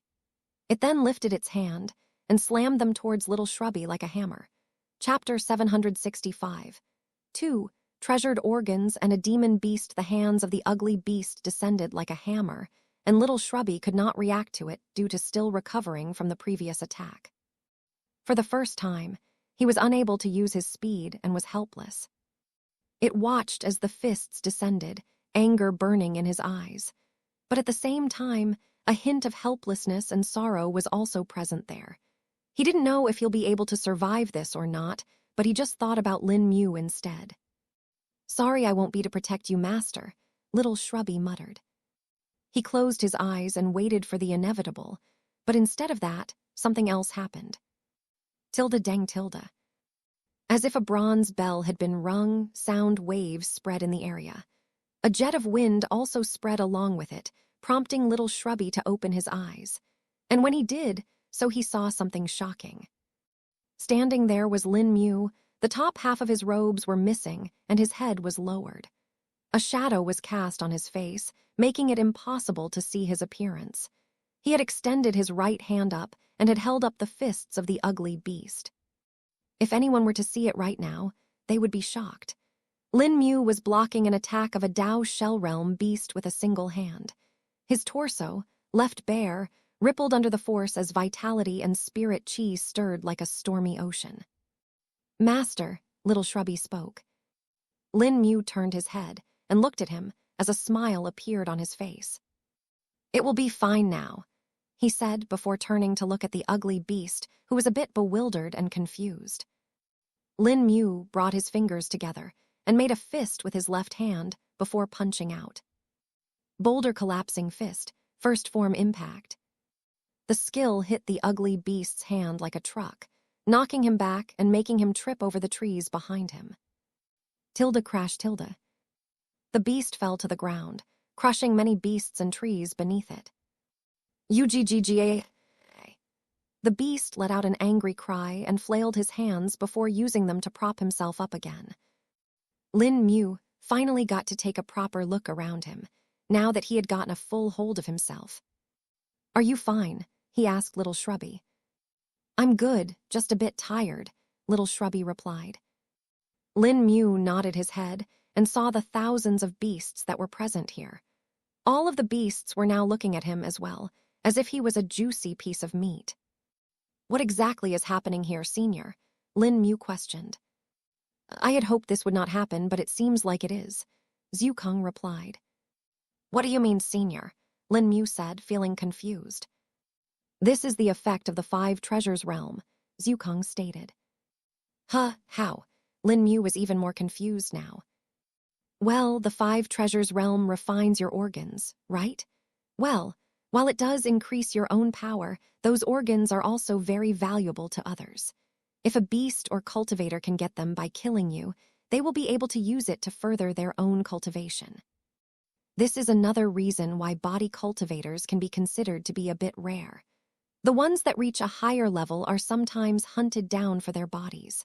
For example, in the 5 treasures realm, your organs will literally become a treasure for cultivators. Of course, normally most cultivators would not be able to sense it, but the beasts in this minor plane are rather different and have a higher sensitivity, it seems. All of them desire your treasured organs and want to kill you, Zukong explained. Hearing this, Lin Mu was quite stunned. He had not expected there to be a reason like this. Then, does it mean I'll be hunted down all the time now? Lin Mu questioned. No, fortunately, this effect on the beast is only temporary. I reckon it happened due to the aura flare-up during your breakthrough. That was like a tribulation, you could say. After all, now that your heart is also refined, and you've completed 2 treasured organs, your body is now equivalent to that of an adult soul stage nascent soul realm cultivator, Zukong answered. Hearing this, Lin Mu took a breath of relief. While he was not that afraid of fighting beasts, if he had to constantly do this, even he would get annoyed. But knowing that this was just a temporary thing felt better to him. Gwarar. The ugly beast looked at Lin Mu and shouted at him, spittle flying all over. Lin Mu blinked at that moment and dodged the disgusting spit. What is this beast even? Lin Mu said as he took note of the different features of the beast. The beast had too many different things on its body, which made it difficult to estimate what kind of a beast it was. That's a demon beast. It seems like an impure one, though. Zukong spoke. That's a demon beast. Aren't they supposed to be a bit more normal? Lin Mu said. Yeah, as I said, it is impure. While it did manage to awaken its demon bloodline, it was far too impure and muddled. That's why it has so many mixed features and parts. If it had awakened a more pure or refined demon bloodline, it would have looked far more normal, Zukong replied. Lin Mu had learned about demon beasts before and had also read about them in the memoirs of the lost immortal. Demon beasts were nothing but beasts that had the bloodlines of demons in them. Similar to how humans could have beast bloodlines, the beasts could also have demon bloodlines. This was usually due to a beast having an ancestor that managed to reach a high enough cultivation base so as to transform into a humanoid form. The offspring of a transformed beast and demon was a demon beast. Chapter 766. A mixed troll demon beasts were a rather peculiar breed of creatures. Due to how proliferated the demon race and the beast race were across the many worlds, they could be found almost everywhere. Many beasts often had traces of demon bloodlines in them, and the only thing that mattered was if it was pure enough or not. If it was pure, they would be able to awaken it and become a demon beast. If it was not pure enough and had a lot of bloodlines mixed, it was called impure. Beasts with this were unable to awaken it, but there were still some beasts who, through some stroke of luck or a fortunate encounter, managed to awaken that bloodline. The ugly beast in front of Lin Mu could be considered to be one of those lucky beasts. It very clearly had a muddled bloodline, and its effects could be seen on its physique. The most common difference that was there between demon beasts and normal beasts was the fact that they could actually gain humanoid forms way faster. Even in the nascent soul realm, there were several demon beasts who managed to gain a humanoid form. And the higher their cultivator base went, the closer they could get to a true human form. Lin Mu looked at the ugly beast who looked like a mix between a goat, an elephant, and heavens know what other demons. It was now rushing towards Lin Mu with certain anger in its eyes. Let's get rid of this ugly beast first, Lin Mu said as he blinked to the back of the beast. A punch hit the back of the ugly beast, making it flinch in pain. Tilde. Sparks flew as little Shrubby's claws tore into the sides of the beast, but its thick skin prevented it from getting injured. The rock-like skin was almost impenetrable to attacks, and only Lin Mu's blunt attacks seemed to be working. A thick-skinned one, huh? Well, I've seen more thick-skinned people than this, Lin Mu said, as he blinked to the side of the beast's head and punched again. Tilda dang Tilda. Its head was rung like a bell, and it let out a loud cry. Ugaahurts, the beast said. Hearing this, though, Lin Mu was surprised. Huh, it speaks, Lin Mu said. Oh, this is a surprise. Impure demon beasts like these are usually mindless and act on instinct. In fact, their intelligence can be even lower than normal beasts as a side effect of a mixed and muddled bloodline. Zukong replied. Tilda roar Tilda. Little Shrubby took the opportunity, while the beast was crying to shoot out a fireball. The fireball exploded on the ugly beast's face, and some of it even got into its mouth, that was open due to it crying out in pain. Ugaawwwwwww. The beast cried even more and shook his head around. Lin Mu dodged its blind swings effortlessly and looked at the beast with curiosity. Wait a minute, though, it's fine that he's speaking, but he's speaking in Dao script, isn't he? Lin Mu realized. It must have learned it from somewhere. It can't just do it spontaneously, can he? Lin Mu added. Actually, that's probably how it did. Just like Little Shrubby, it must have had some bloodline memories, Zukong replied. Lin Mu nodded his head and decided to focus on the task at hand. Tilda dang dang dang Tilda. Each of his fist attacks was powerful and made the ugly beast flinch. Let's try the weapons, Lin Mu said as he drew out the short sword. Tilda clang Tilda. But the moment he hit the beast, the sword was blocked by its tough skin. Lin Mu furrowed his brows and drew out the iron thorn spear instead. He then sped ahead and thrust it towards the ugly beast. Tilda wang Tilda. In another surprise to Lin Mu, even the strong and sharp iron thorn spear was unable to do much to the beast's skin. Just what the heck is this beast? Lin Mu wondered. This is indeed quite peculiar. For it to resist high-grade weapons like this, I can only think of a few demon beasts that might be able to do so. And if this beast has their bloodline, then it is quite likely the reason for his high defenses, Zukong replied. Seems like blunt attacks are the way to go for now, Lin Mu said, and put away the weapons for now.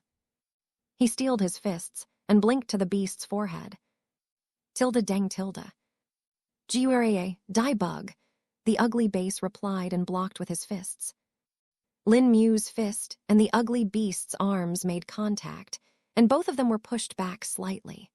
The brown armor of the mortal strengthening scripture appeared and blocked the recoil for Lin Mu, but the ugly beast was not so fortunate. A crack appeared on its rocky skin, and a faint red layer could be seen beneath it. So chi amplification works. Need to target the weaker spots and seams in its skin, Lin Mu learned. But as he was looking, his eyes widened. He's already healing. Lin Mu observed the crack in its skin closing up, and whatever blood that was about to drip out was absorbed back in. I now know what demon beast that is. It's definitely a demon beast with a troll's bloodline.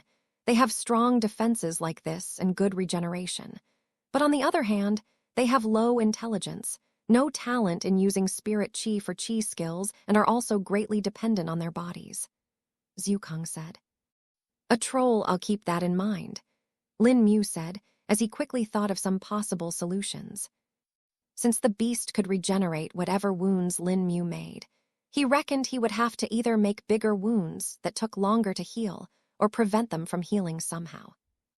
While thinking, he continued to dodge and attack the ugly beast, which Lin Mu now knew was a mixed troll demon beast.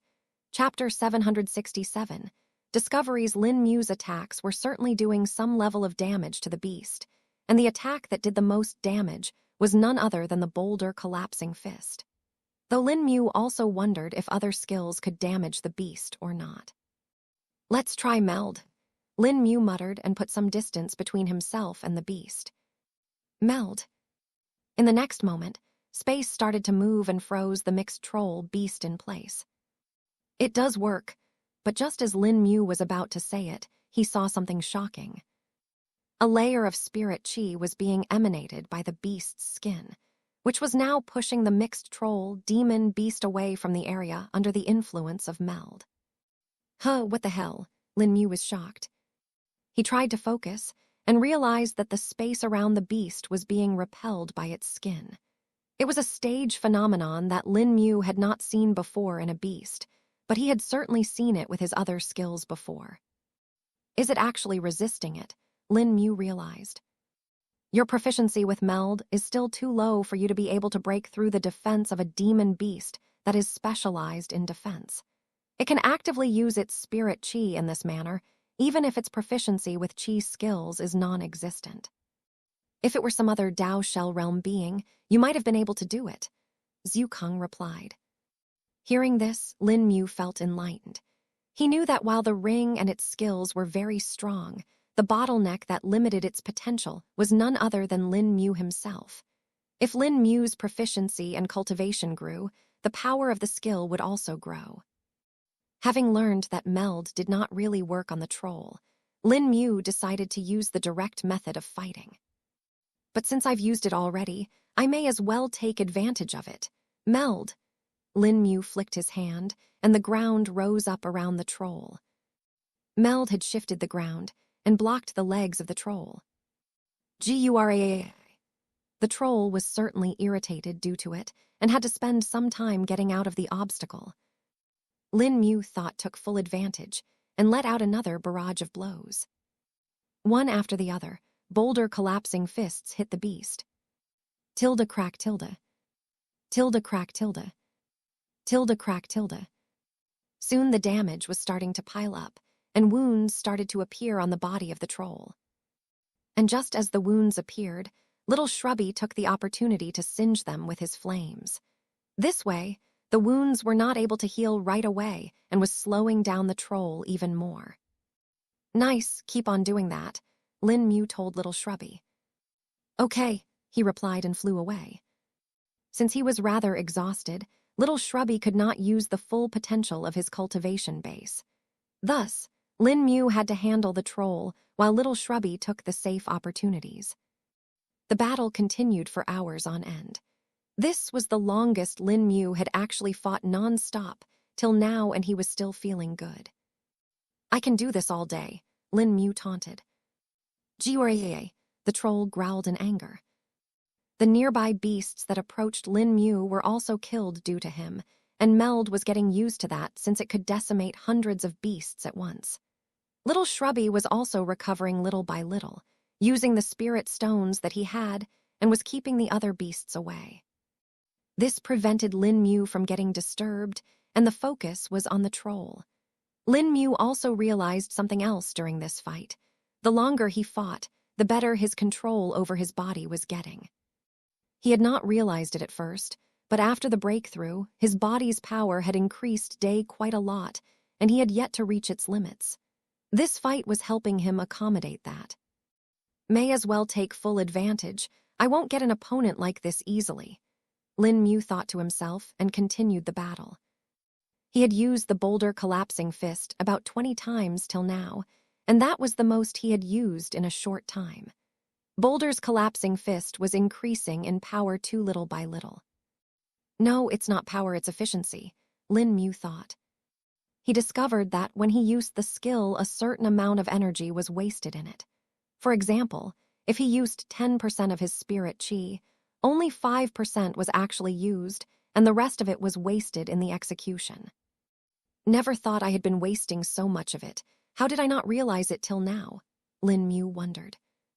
It could be due to the fact that the boulder collapsing fist is a rather volatile skill. I mean, normal cultivators won't even be able to use it without injuring themselves. You can only do it due to being a body cultivator.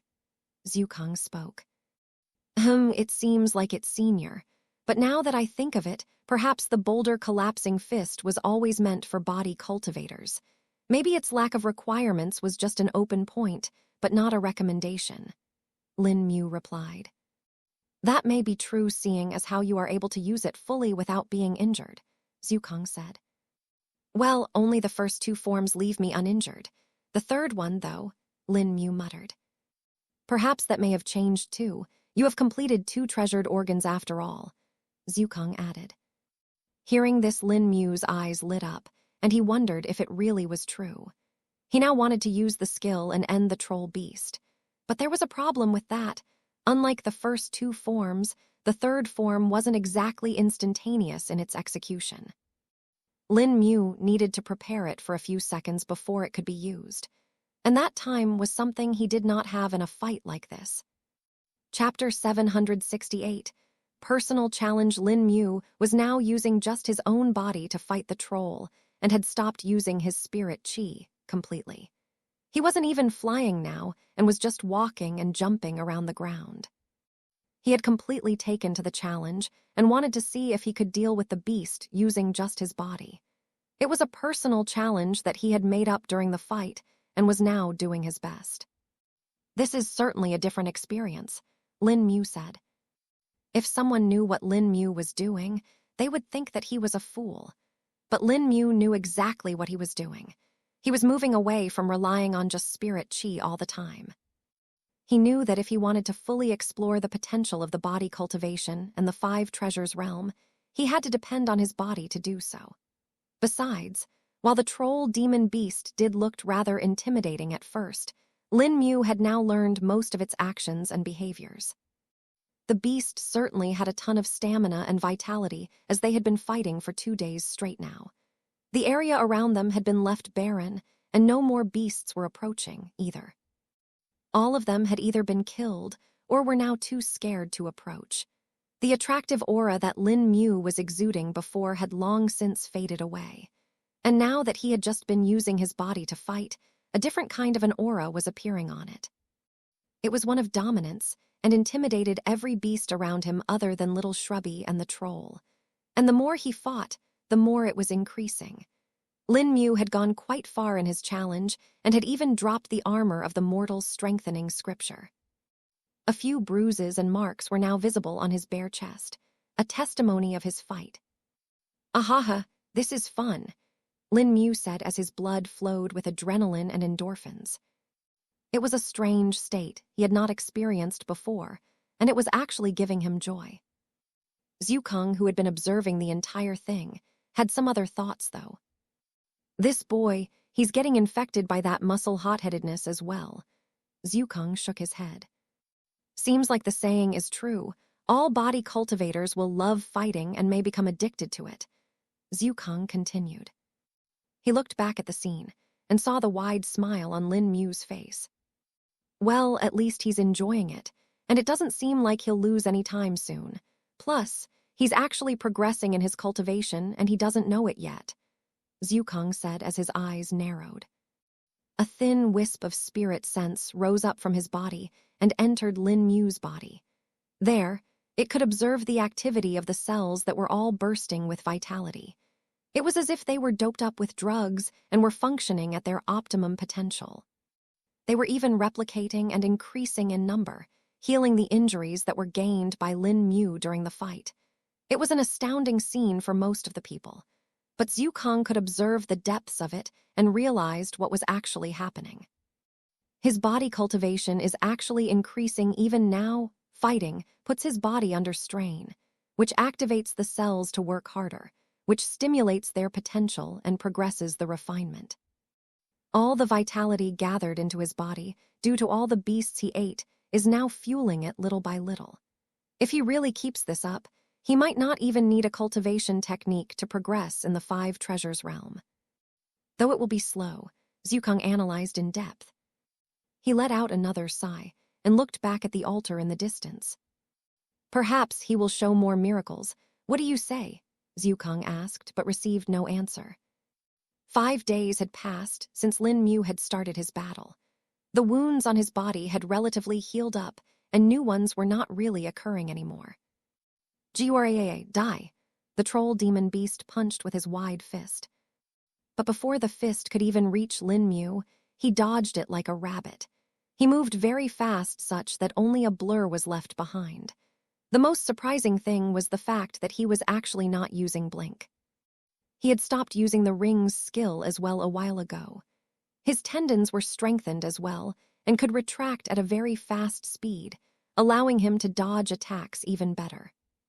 Hee, that won't work anymore, Lin Mu said as he smiled and rushed forward to punch again. While he was fighting, little Shrubby was lying on a rock nearby. Master Tilda, how long will you fight? Can't you just end it now? I'm bored, Tilda, little Shrubby spoke.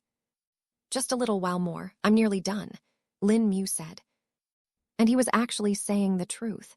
He could now tell that he had fully controlled the aspects of his body that he was unable to before. He truly was twice as strong as when he was 5 days ago. And despite the continual battle, he was full of energy, and the vital energy was just filling his body nonstop. All the beast corpses that he had eaten were showing their effect. Practicing the nameless technique of the lost immortal certainly has its additional hidden benefits, Lin Mu thought to himself. Since he had never actually fought this long, he had not known that his vitality would continue to be restored by his stomach. It was as if there was a massive stockpile of vital energy hidden within his body, and it was just waiting for Lin Mu to stress it a bit. Tilda dang Tilda. A strong punch hit the troll beast in his stomach, and it spat out a mouthful of blood. Ji-yuha, the demon beast cried in pain. It then stepped back for the first time and looked apprehensively at Lin Mu. Then, in the next moment, a sphere appeared from its body. Lin Mu was now using just his own body to fight the troll and had stopped using his spirit chi completely. He wasn't even flying now and was just walking and jumping around the ground. He had completely taken to the challenge and wanted to see if he could deal with the beast using just his body. It was a personal challenge that he had made up during the fight and was now doing his best. This is certainly a different experience, Lin Mu said. If someone knew what Lin Mu was doing, they would think that he was a fool. But Lin Mu knew exactly what he was doing. He was moving away from relying on just spirit chi all the time.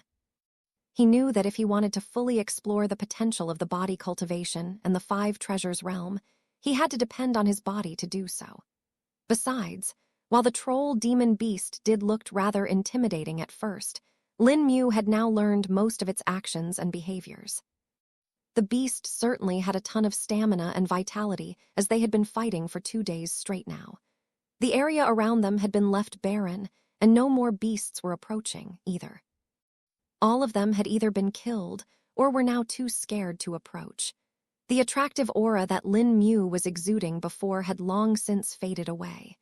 And now that he had just been using his body to fight, a different kind of an aura was appearing on it. It was one of dominance and intimidated every beast around him other than little Shrubby and the troll. And the more he fought, the more it was increasing. Lin Mu had gone quite far in his challenge and had even dropped the armor of the mortal strengthening scripture. A few bruises and marks were now visible on his bare chest, a testimony of his fight. Ahaha, this is fun, Lin Mu said as his blood flowed with adrenaline and endorphins.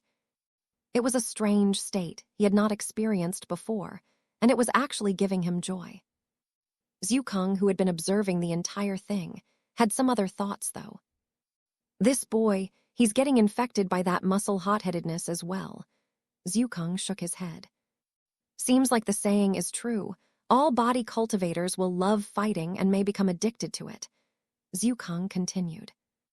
He looked back at the scene and saw the wide smile on Lin Mu's face. Well, at least he's enjoying it, and it doesn't seem like he'll lose any time soon. Plus, he's actually progressing in his cultivation and he doesn't know it yet, Zhukong said as his eyes narrowed. A thin wisp of spirit sense rose up from his body and entered Lin Mu's body. There, it could observe the activity of the cells that were all bursting with vitality. It was as if they were doped up with drugs and were functioning at their optimum potential.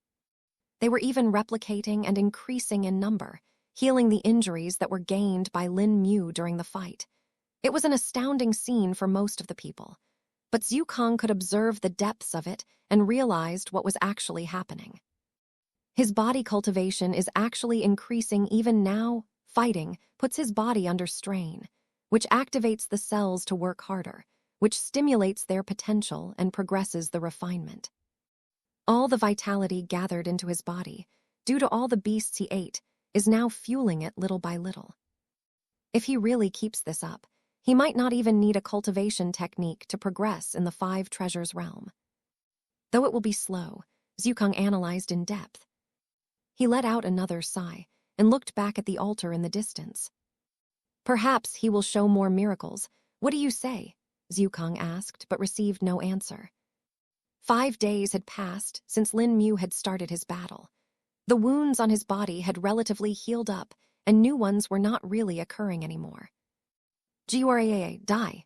The troll demon beast punched with his wide fist. But before the fist could even reach Lin Mu, he dodged it like a rabbit. He moved very fast such that only a blur was left behind. The most surprising thing was the fact that he was actually not using blink.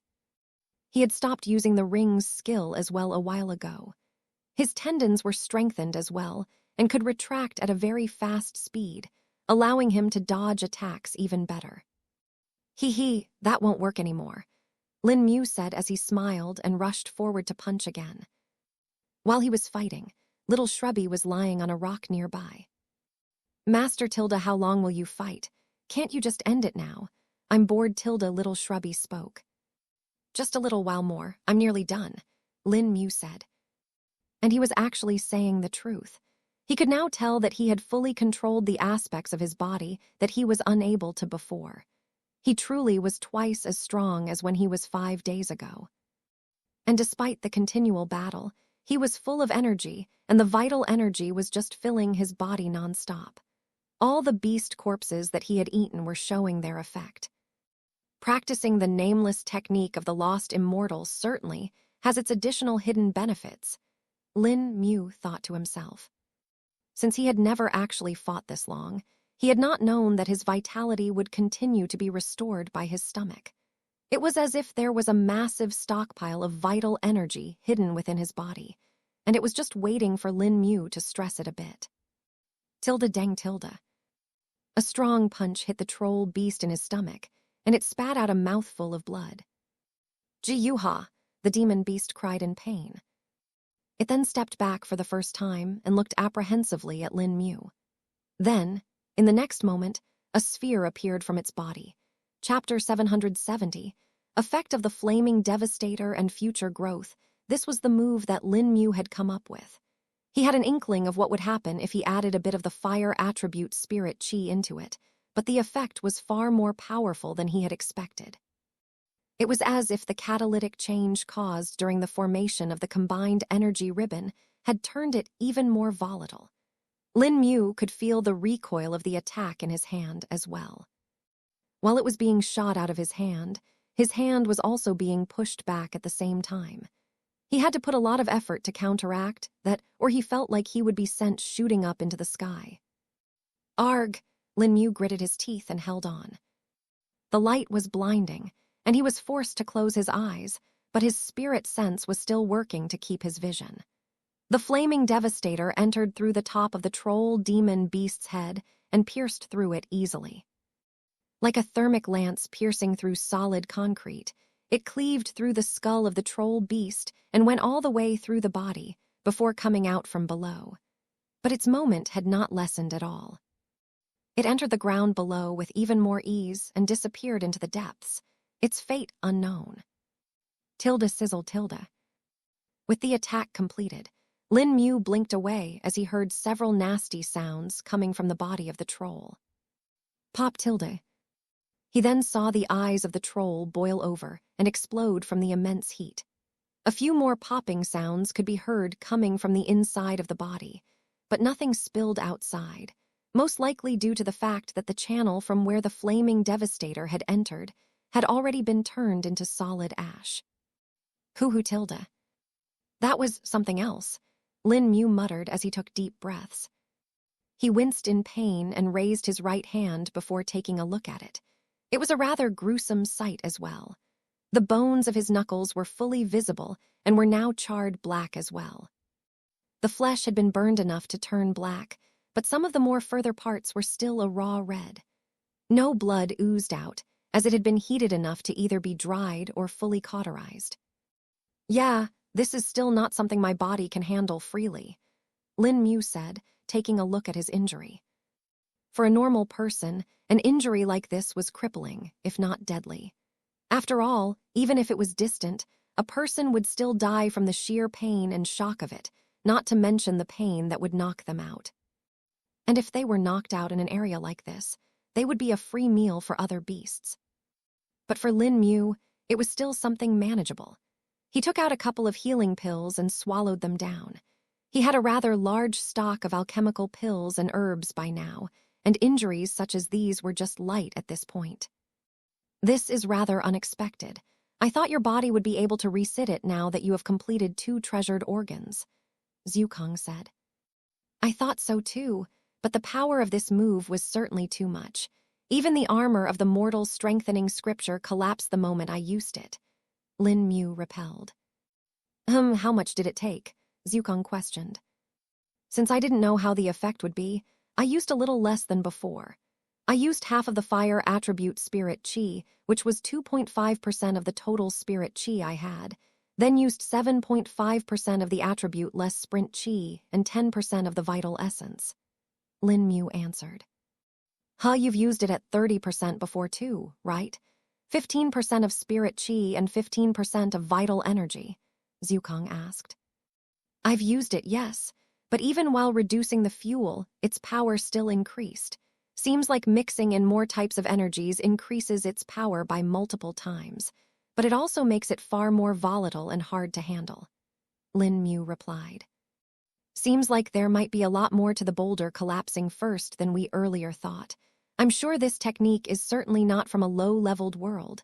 Its functionality is far too high for that, Zhukang said. I think so too, Senior Zhukang. In fact, while combining the 3 energies, I felt like I learned something more, Lin Mu said, hesitating a bit. What did you learn? Zhukang asked. I think I know how to take the technique to the next level, Lin Mu spoke. What? Zhukang was a bit surprised. Lin Mu nodded his head and pulled out the old torn booklet from which he had readable the boulder collapsing fist. He flipped to the center of the book. While only the starting part of the booklet was fully intact, there were still some fragments of pages left in the center and in the end. I've read this before but didn't understand it back then. But now, I think I can kind of relate the words to the next stage of the technique. Of course, it'll take a long time before I can fully decipher it enough to learn on my own, but I now have a direction, Lin Mu explained. Hearing this, Zhukang was surprised once again. His comprehension ability is certainly higher than before. To extrapolate and learn without the next part and comprehend from something that he made on his own, I wonder just how his progress with the Tao will be in the future. Zhukang thought to himself, but did not speak. After thinking for a few seconds, he nodded his head and spoke again. Very well, you can comprehend it a bit more and try it out to see if it works. But seeing as how much damage it can cause, it might be better to wait till you get stronger, Zhukang suggested. Chapter 771. The troll's corpse. Having heard Senior Zhukang's suggestion, Lin Mu felt pleased and nodded his head. It was something he wanted to do, but knew that using techniques blinding can be very dangerous, especially once that was as volatile as the boulder collapsing first. Lin Mu had already taken a risk in practicing the nameless technique of the lost immortal, which was something that was never actually practiced by anyone. He had suffered its effects and knew just how debilitating they could be. If even 2 treasured organs are not enough, then I'll refine more. If not 3, then 4, if not 4, then all 5. I don't believe I can't resist the recoil damage, Lin Mu thought to himself with determination. While he was thinking to himself, the sound of a gust could be heard, and a red blur arrived next to him. That was amazing, Little Shrubby said. Oh, Lin Mu was a bit confused, having been brought out of his thoughts abruptly. The attack, its power was something I don't think evens I can escape from, Little Shrubby spoke. It was that fast, Lin Mu questioned. Very fast, Little Shrubby replied.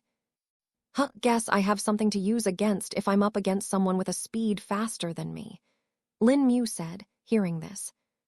It was a bit unexpected to him, since he was actually unable to see how the attack progressed. It was too bright, and by the time he got to switching to his spirit sense, The attack had already been executed. Oh yeah, speaking of that, how's the troll now? Lin Mu wondered and stood up, ensuring that his right hand wasn't strained for now. Lin Mu and Little Shrubby walked up to the standing corpse of the dead troll and saw the aftermath. Blood and goop spilled out of its eyes and dripped down slowly. The troll's eyes had exploded due to the heat, and whatever was left of his brain was coming out of them now. The outside of the troll's body was actually fine-looking, since most of the damage was to the insides. Whoa! Lin Mu exclaimed upon seeing the hole in the ground below the troll. This was the place from where the flaming devastator had exited and entered the ground. There he could see a red-hot tube that went rather deep. The glowing red color could be seen all the way down, and its depth was hard to estimate, though the width of the hole wasn't that much, being just 5 inches wide. Just how deep did it manage to go? Lin Mu wondered and used his spirit sense. Soon it went into the depths of the hole, and he got the depth of the hole. 500, it's over 500 meters, Lin Mu muttered. That is indeed impressive, for it to pierce through a strong defensive-based demon beast like the troll and still have enough energy left over to melt over 500 meters of soil and rocks. The power is certainly quite good, Zhukang acknowledged. MMHMM, and this was with a low-powered version. I can increase this even more, Lin Mu said. But that would probably end up with you losing your entire arm or more, Zhukang replied. That is if I can even execute it. I don't think I can even go beyond 30% level. It would either explode inside my arm before that, or I would not be able to hold my position and be sent flying back instead. The opposing force generated by the skill is way too much to resist normally. Lin Mu spoke. That's another few things you'll have to think of solving before you get started on the next level of the skill, Zhukang added. Indeed, Lin Mu agreed. The two of them talked for a bit more, while Little Shrubby sniffed and looked at the troll. I don't think we can eat this anymore, Little Shrubby said. Lin Mu heard his voice and looked towards the troll corpse. He used his spirit sense to check its insides and found them to be burnt beyond recognition. Only the tough outer skin and some bone were left intact for now. Yeah, doesn't seem like it, Lin Mu agreed, though he did feel a bit grossed out at eating an overly ugly beat like this. And there is no nascent soul for me to eat either, Little Shrubby added. Oh, I almost forgot about that. It should have still been here though, right? Lin Mu spoke. Do you really think a move as volatile as that would allow a spirit chi construct like the nascent soul to exist for more than an instant? Zhukang chucked. It was gone the moment you used it. Ah, of course, Lin Mu said. He knew that in most cases, the nascent soul of a cultivator could survive and escape. If it could find another suitable body, it could possibly gain a second life. This had happened with many of the nascent soul realm enemies that Lin Mu had killed. Little Shrubby liked eating their nascent souls, so Lin Mu would keep them for him. But in case of strong attacks like the Flaming Devastator or even the normal Devastator, it was tough for a nascent soul to survive. It was the same as putting a candle in front of a seething storm. It would blow it out in the blink of an eye. Though, I think you can fashion a good armor out of the remains of the troll beast, Zhukang suggested. Oh, I can, Lin Mu was surprised. Of course, though processing might be a bit hard, Zhukang replied. Guess Jiang Luo will have another project to work on, Lin Mu said as he stored the corpse of the troll demon beast into his ring. That was a long week, I want a bath, Lin Mu said as he took a look at his body, which was covered with dirt and dust and blood and soot. Chapter 772, A Relaxing Bath. Lin Mu laid in a large bronze tub as water boiled in it. Tilda foo tilda. Is this enough? Little Shrubby asked. Yeah, that's hot enough, Lin Mu said. He then laid back and rested his head. Lin Mu had been fighting for about a week straight, and even though he was not fully exhausted at the end, using the Flaming Devastator had certainly put some extra strain on his body. Soaking in warm or boiling water in his case was rather relaxing for Lin Mu. His body had reached a level of toughness that warm water did not even feel like anything. Only when it got to bubbling did it feel comfortable. Fortunately for Lin Mu, there was little Shrubby who could heat it up in a jiffy. He scrubbed away the filth and dirt that had stained him and washed the blood on his body as well. The wound on his right hand was tingling, which was a sign that it was already on its way to healing soon. Lin Mu spent about an hour soaking in the water and felt better after it. Feeling refreshed, he donned a new pair of dark blue robes with black designs. The robes he was wearing previously had been burned away during his breakthrough. Thankfully, Lin Mu had no lack of clothes now. He had enough that they would probably last 100 years. That is, of course, if he didn't end up destroying them every day. Thinking of the clothes, Lin Mu had a thought. Wonder what Jiang Luo would be able to do with the corpse of the troll demon beast. It certainly has some different properties. Maybe I'll get to see something new, Lin Mu thought. What should we do now? Little Shrubby questioned, bringing Lin Mu out of his thoughts.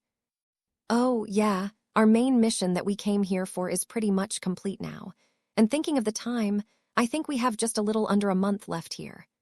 Lin Mu spoke. Then do we go back? Little Shrubby asked. Do you want to go back? Lin Mu asked for his opinion. I'm fine with either option. But the things here are good too. We can find lots of food and herbs we don't find other places, Little Shrubby said. That's true, Lin Mu agreed. You can look around the remaining time.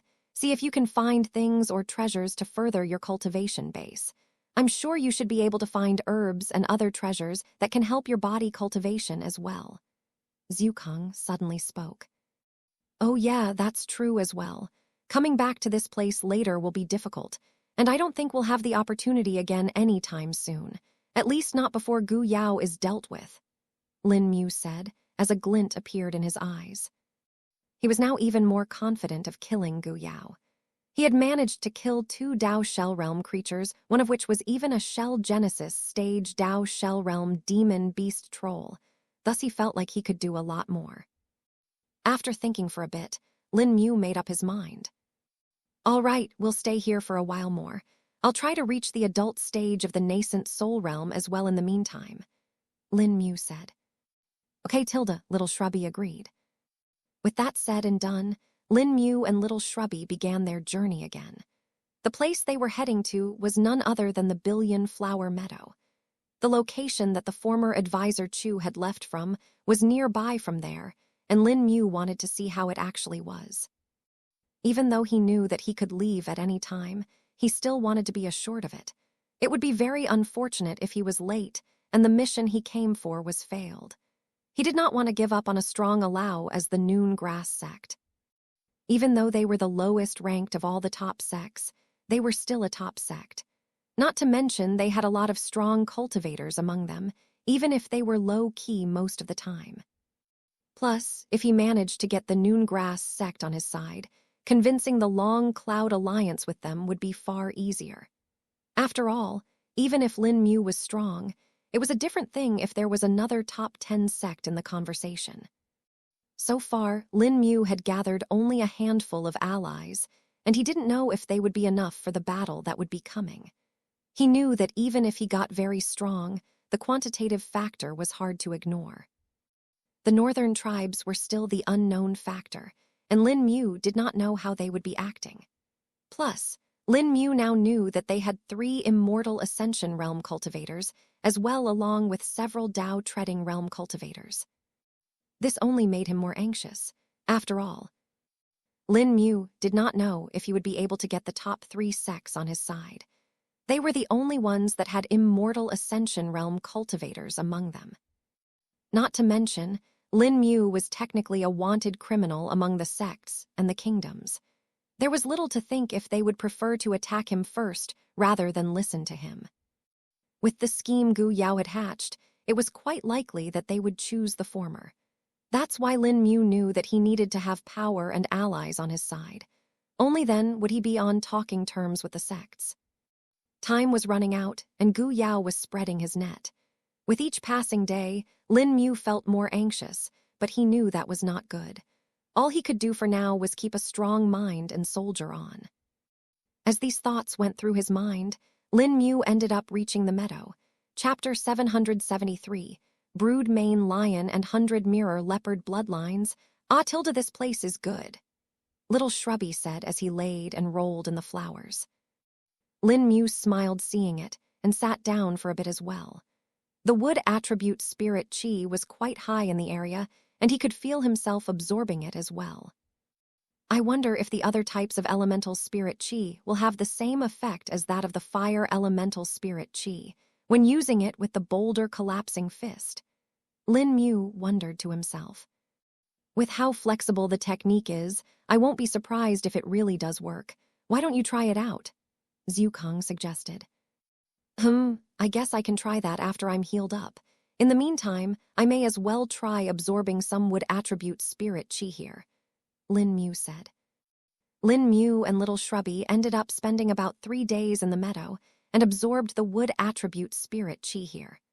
Little Shrubby gained the most, of course, and his fume wood panther bloodline was getting a bit stronger as well.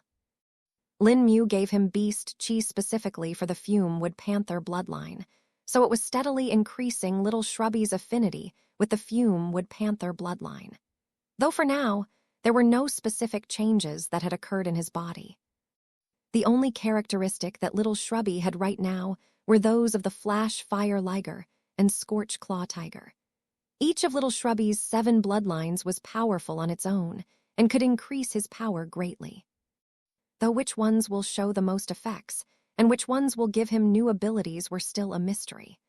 Lin Mu had a hunch that other than the affinity with the different elements each bloodline had, there might be some innate skills Little Shrubby might gain. In the case of elemental affinity, there was fire, wood, lightning, and darkness.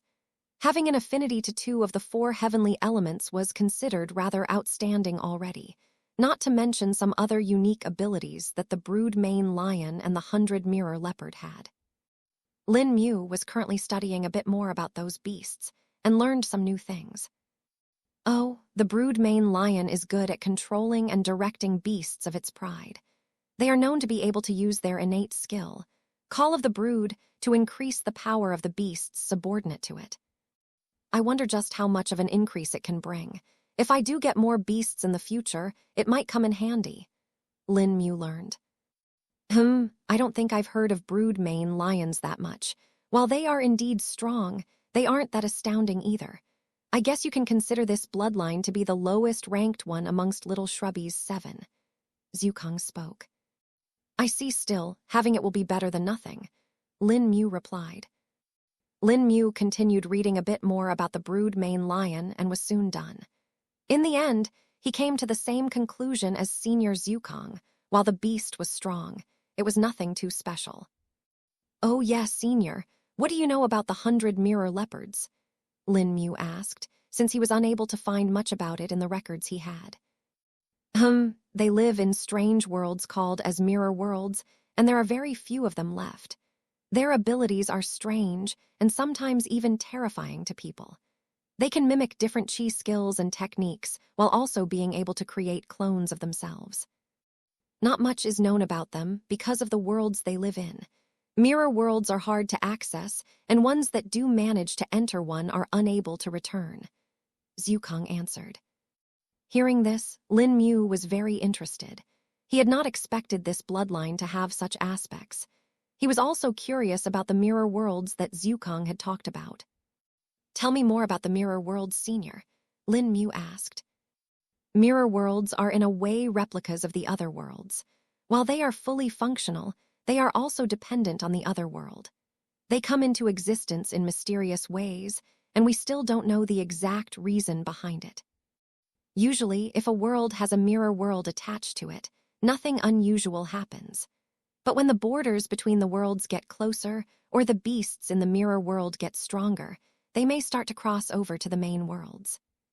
The 100 Mirror Leopard is one such beast that has been noted to be like that. It can appear out of mirrored surfaces and snatch away humans and other beasts. It is a predator that is hard to catch or even notice. Many unusual disappearances of people are often attributed to the existence of a mirror world, and the 100 mirror leopards. The mirror worlds are also rather strange and can exhibit unusual phenomena. These are largely unstudied, and only a handful of scholars have actually managed to return from such worlds. Zhukang explained. Hearing all this, Lin Mu felt amazed. He had not expected that there would be something as unique as mirror worlds as well. The more he learned about the universe, the more he understood that what he understood was just a grain of sand in an endless ocean. This only fueled him to learn more and more, while also making him want to see all of those with his own eyes. "Ah, this should be enough," Lin Mu said as he stood up. He stretched a bit before looking towards little Shrubby. "Let's go," he said. Tilde roll tilde. Little Shrubby turned on the ground and stood up as well. Both of them had gained a bit while staying here, and their cultivation bases had progressed as well. Lin Mu was inching closer and closer to the adult stage of the nascent soul realm. Plus, he now had an additional pool of spirit chi in his danshan, and this one was green in color. Chapter 774. The 8 hill the pool of wood attribute spirit chi in Lin Mu's danshan was not as big as that of the fire elemental or the earth elemental pool, but it was still relatively big considering that the total capacity of Lin Mu's danshan was ever expanding. Cultivation in the nascent soul realm didn't depend on how much spirit chi had their danshan directly, but instead depended on how grown the nascent soul realm was. For most people, their danshan capacity would not change after a certain point. But Lin Mu was a big exception to that and had yet to see any sign of it stopping. He was at a point where he reckoned even if he was getting close to the full capacity of his danshan, just as he was about to reach it, it would just expand even more to accommodate the spirit chi. Thus, even if the wood attribute spirit chi in his danshan was just 3% of the total spirit chi that he had, it might be equal to all the spirit chi a newly broken though infant soul stage nascent soul realm cultivator might have. Although Lin Mu's high danshan capacity was also countered by his skills and techniques that used up a large amount of spirit chi. While flicker, blink, and phase were relatively light use for Lin Mu now, and he could use them tens of thousands of times, it was not the same for fade and meld. Fade consumed 1% of Lin Mu's total spirit chi regardless of how much he had at this point. This was a complex point he only understood as a cost related to how his cultivation base grew and the equivalent energy needed to enter the parallel world.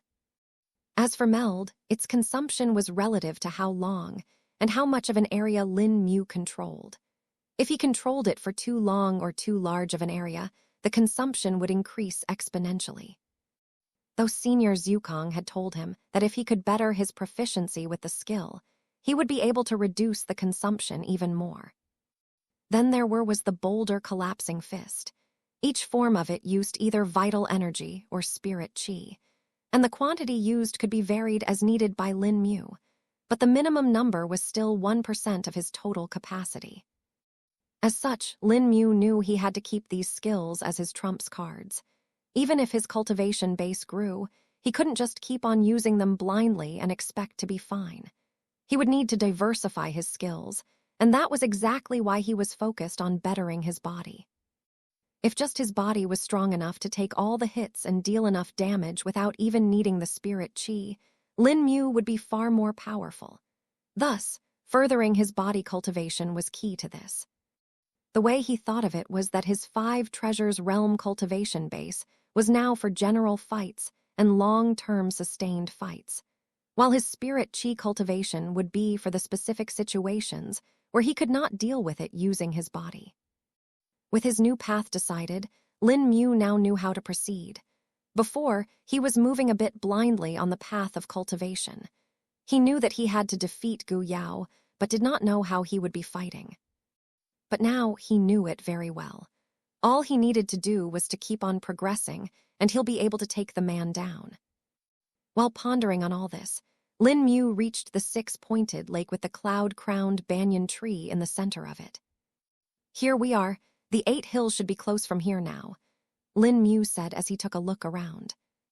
No matter how many times he looked, the lake certainly looked rather peculiar, and so was the large tree in the center of it. Lin Mu spread his spirit sense around and checked the area in detail, just to ensure that everything was fine and safe. Nothing different so far. That's a good sign, Lin Mu said and nodded his head. That's where the hill is, right? Little Shrubby asked and pointed towards an area where 3 rows of hills could be seen. Yup, that's the one. Let's head on to there, Lin Mu replied. The two of them flew towards the 3 rows of hills and quickly found the one that was called as the 8 Hill. It was in the shape of the character 8 and had a flat top with smoothly curving sides.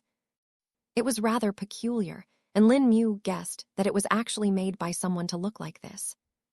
This is strange. There is no spirit chi here, Little Shrubby said upon feeling the air. What? Lin Mu asked. Little Shrubby was slightly ahead of him, but the distance between them was not that much, being a mere 100 meters. The place where Lin Mu was standing was normal and had the same concentration of spirit chi as the rest of the area, thus he was confused upon hearing Little Shrubby.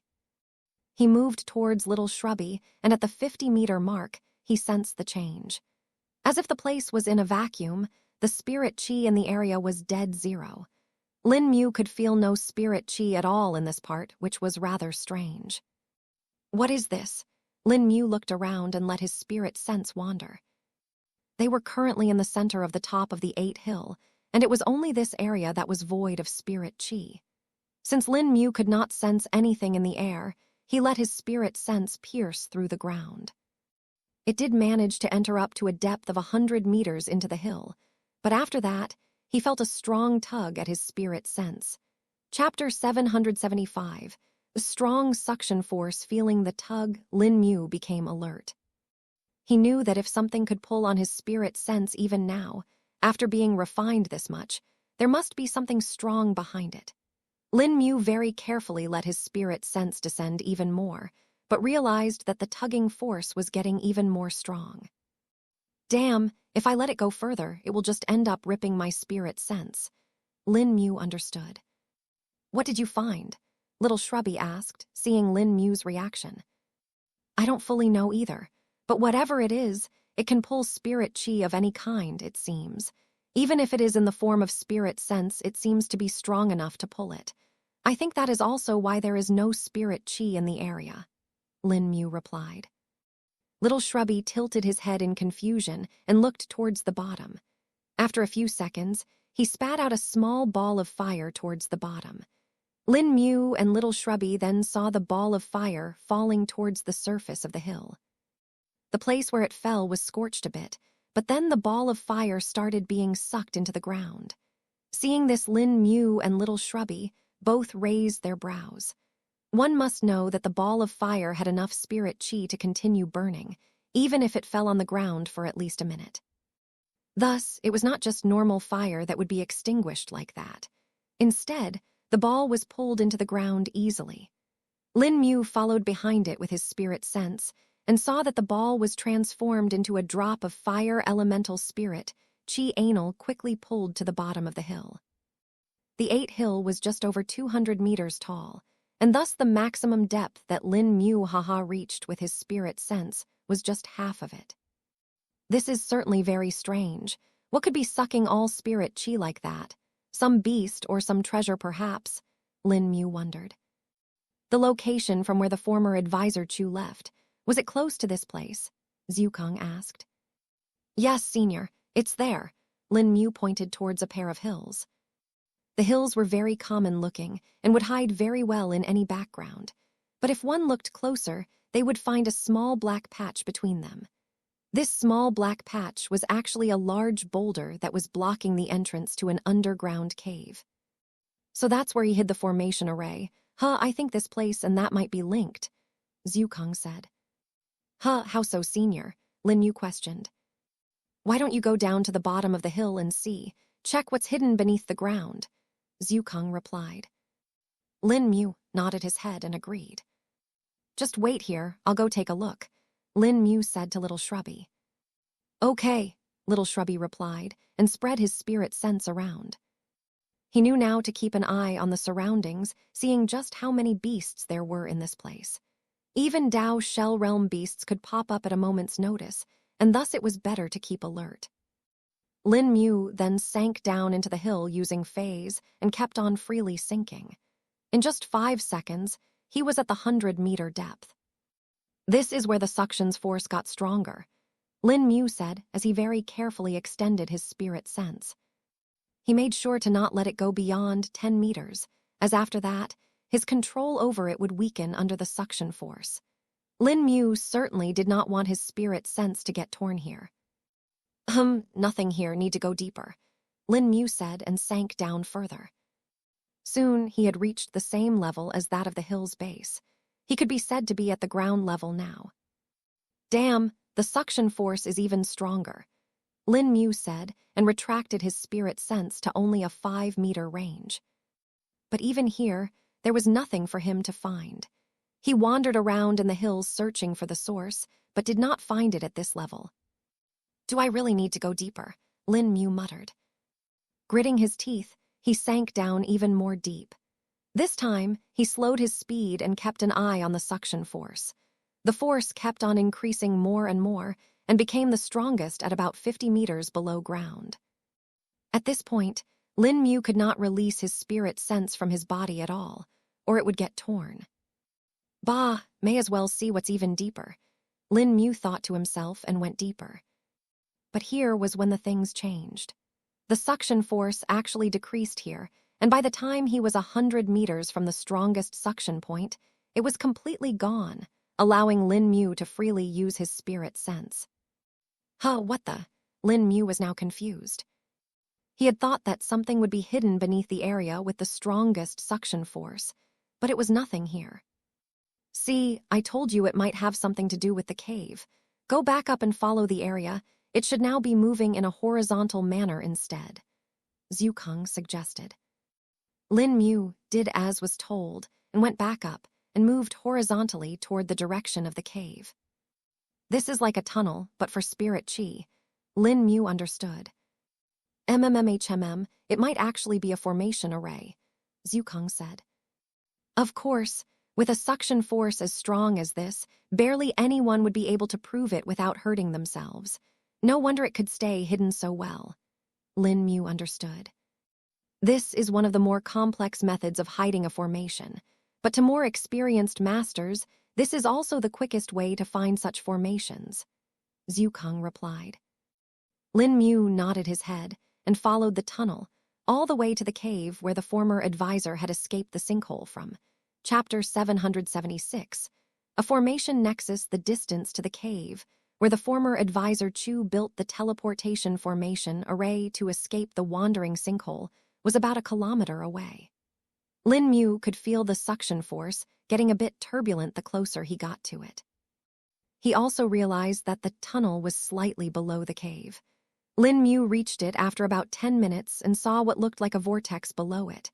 There was not just one, but 18 such tunnels joining it. So many, does this spread all across the plain? Lin Mu said upon seeing it. The vortex spun at a constant pace, and the spirit chi from the tunnels kept on getting condensed within it. Lin Mu did not know how this was formed, but he was sure that it was certainly not natural. Lin Mu then rose up and appeared on the surface. He looked around and saw that there were a few glowing crystals in the cave that illuminated it. The light was dim, but for Lin Mu, it was still enough to see everything clearly. There was a lot to process here, and there were many things in the cave. Just how many formation arrays is this even controlling? Lin Mu questioned. This looks like a rudimentary formation nexus. It's basically an artificial version of a world nexus, Zhukang answered. So this controls this entire minor plane? Lin Mu asked. Possibly, or perhaps it was supposed to. Looking at it, this seems to be incomplete, Zhukang replied. Lin Mu nodded his head and decided to take a look around. The cave itself was rather large, being at least 100 meters tall and around 500 meters wide, though Lin Mu doubted if this was just one of the rooms or if there were more. There were old ruins and structures in the cave, on which many runes were carved. It was certain that they were part of an array, but they were either damaged or just incomplete. Lin Mu continued to look around. and soon found what looked like a stone door disguised as a wall at the side. This is certainly suspicious, Lin Mu muttered and pushed it. Tilde rumble tilde. As if the door had gained a life of itself, it moved and revealed a passageway. It was dark, unlike the hall, and Lin Mu lit up a flame on his hand to provide some light. With the fire elemental spirit chi he had, it was a piece of cake for him to do something like this. He walked through the passage while being alert and careful. He did not know if there were any traps set here or not. Soon, he reached the other end of the passage and appeared in another room. This should be the actual entrance of the cave, Lin Mu said. He looked to the side and soon found what looked like 10 stone pillars that were carved with old runes written in Dao script. The pillars were thin and were only 5 inches in thickness, but they were about 3 meters tall in height. Inside the center of the 10 pillars, Lin Mu could see the formation that was inscribed on the ground. There was also a small altar set up made out of some kind of a metal that seemed familiar to Lin Mu. Isn't this made from void star metal? Lin Mu identified. It actually is, yes, Zhukong agreed. Lin Mu got closer and checked the altar with his spirit sense. He could sense the remnants of spatial chi inside the void star metal, but most of it had been depleted. Lin Mu read the inscriptions on the altar and could tell that it was a teleportation formation. This must be the formation that Advisor Chu made to escape the sinkhole. Lin Mu spoke. I doubt that, Zhukong suddenly said. But he said that himself, Lin Mu replied. Not that part about the formation itself, but rather that he made it, Zhukong explained. What do you mean, senior? Lin Mu questioned. Look at the stone pillars and the altar as well. Those runes look far older than just 200 years, Zhukong replied. Lin Mu got closer and touched the inscriptions, observing them in detail. The inscriptions certainly seemed far more aged than just 200 years to him. That's strange, but why would Advisor Chu lie? Lin Mu stated. Rather than lying, I think it was more of him just forgetting it, Zhukong replied. Him forgetting, would that be possible? Lin Mu asked. More than possible. Don't forget that you managing to awaken him was already enough of a miracle. I wouldn't be shocked if his memories were still muddled. And with his condition, he would not even be able to tell that they were mixed up, Zhukong answered. Then what could be that actually happened? Lin Mu wondered. From his other stories and what we've seen so far, it seems like this formation wasn't actually made by him, but some of its components were gathered by him. For example, the runes written on the ground seem newer and are probably made by him. But the pillars and the altar were certainly made by someone else. They are far more complex than the other runes. They were definitely made by someone that had a mastery in formations and runes. It would need someone on the level of Jiang Luo or Jiang Wei to make something like this. I doubt a man who became a nascent soul realm cultivator just because of luck would be able to do something like this, Zhukong explained. Perhaps it really is like that. He did mention that there were other people that get lost here and made their attempts to escape. Perhaps this place is the combined effort of all those people, Lin Mu stated. That could be it, but the inner hall you appeared in that place cannot be made by anyone that came here. A formation nexus like that is something that would need an immoral ascension realm cultivator to make, Zhukong revealed. Chapter 777. Jackpot. Hearing the words of Senior Zhukong, Lin Mu didn't know what to think of. If it really was an immortal accession realm cultivator who had made this place, it meant that it would have had to have been made several thousand years ago. That is a lot to take in, Lin Mu muttered. I think this place was intended to be something else, and became something completely different in the end, Zhukong stated. Lin Mu nodded his head and decided to search around a bit more. But before that, he recalled something. Oh, I should call Little Shrubby now, Lin Mu thought. He sent a message through their link, and in less than 30 seconds, Little Shrubby was at the entrance of the cave. What is this place? Little Shrubby questioned. This is where the former advisor escaped from, but there seem to be more secrets to it. Can you look around and see if you find any clue or if something is unusual? Lin Mu asked. Okay, Little Shrubby said, and looked around the area. Lin Mu did the same and checked all of the walls first. He had a hunch that there was more space in here than was apparent. He thought so even more because the walls were actually preventing his spirit sense from going in. Tilde knock, tilde knock, tilde. After looking around for about 2 hours, Lin Mu discovered something in one of the walls that was to the opposite of the teleportation formation. The thickness is certainly different, Lin Mu muttered. Phase. Lin Mu passed through the wall directly and walked. After about 10 seconds, he ended up in another passage. Just as I thought, Lin Mu said upon discovering this. He turned around and saw what looked like broken hinges and other mechanisms that would work to move a door. So that's why it doesn't work. It has been broken for a long time. Lin Mu understood. He checked the area with his spirit sense just to be sure of everything and thought of a plan. This part of the area was not blocking his spirit sense, and he could use it freely. So only the initial cave has that restrictive layer built into it, and not the other parts. Lin Mu understood. He then extended his hand towards the wall, which was also a door, and spread it apart like a claw. Crack, crack, tilde.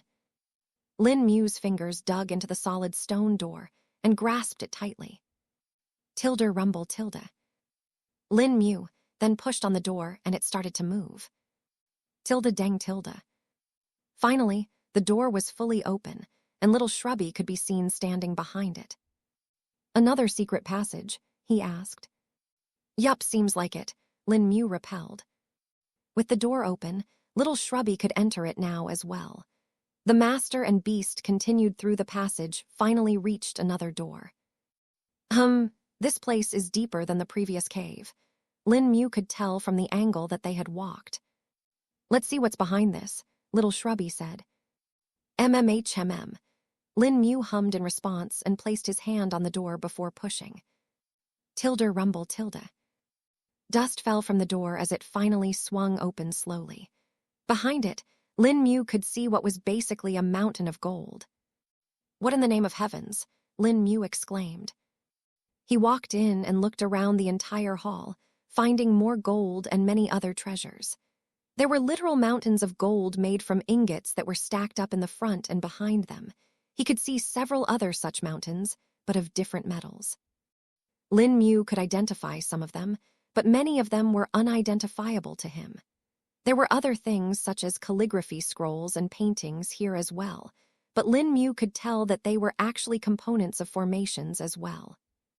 Then there were several pieces of furniture, along with what looked like a bedroom. There should be something more there, Lin Mu said before walking towards the bedroom. There he saw a large portrait that was hanging on the wall. It was made from the finest of canvas, and the paint was made from spirit herb dyes. A strong aura could be felt coming from the portrait, and the person in it was starting towards Lin Mu. This is so lifelike. Whomever made it must have been very talented, Lin Mu said. That is not just lifelike, that is an actual life portrait, Zhukong suddenly said. What? Lin Mu was stunned.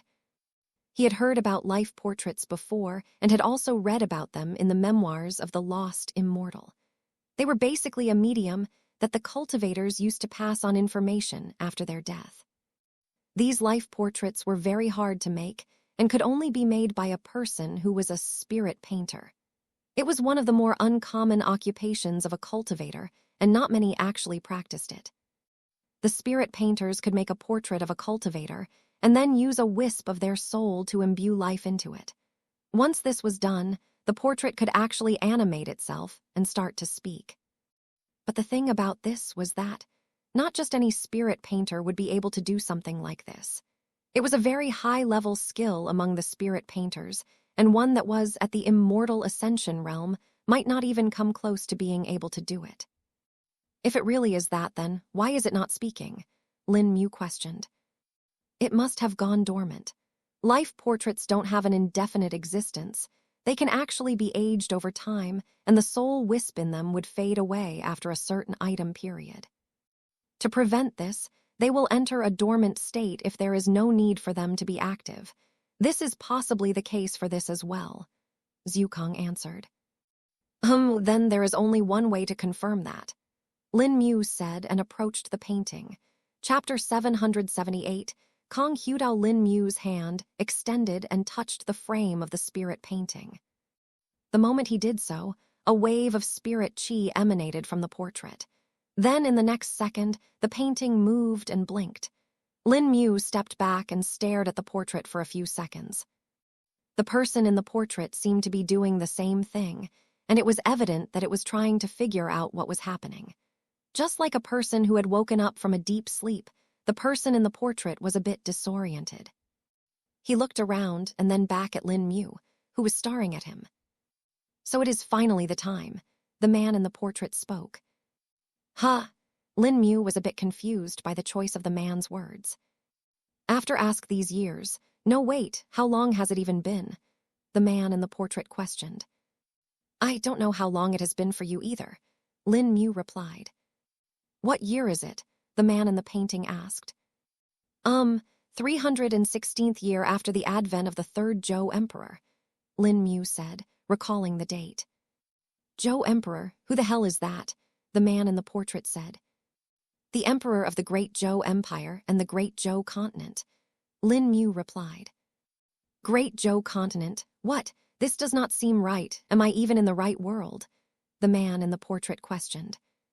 Hearing this, Lin Mu was now sure that whoever the painting belonged to probably existed long before the Great Zhou Empire, and the continent were formed. Are you from the central continent, or the other four ones? Lin Mu questioned. The man in the portrait seemed to have understood something and looked at Lin Mu. Did the continents manage to unify finally? The man asked doubtfully.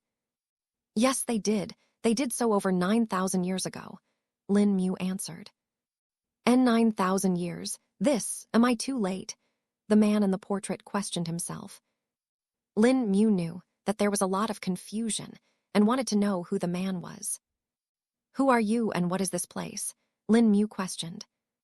The man's brows furrowed upon hearing Lin Mu, and he looked at Lin Mu strangely.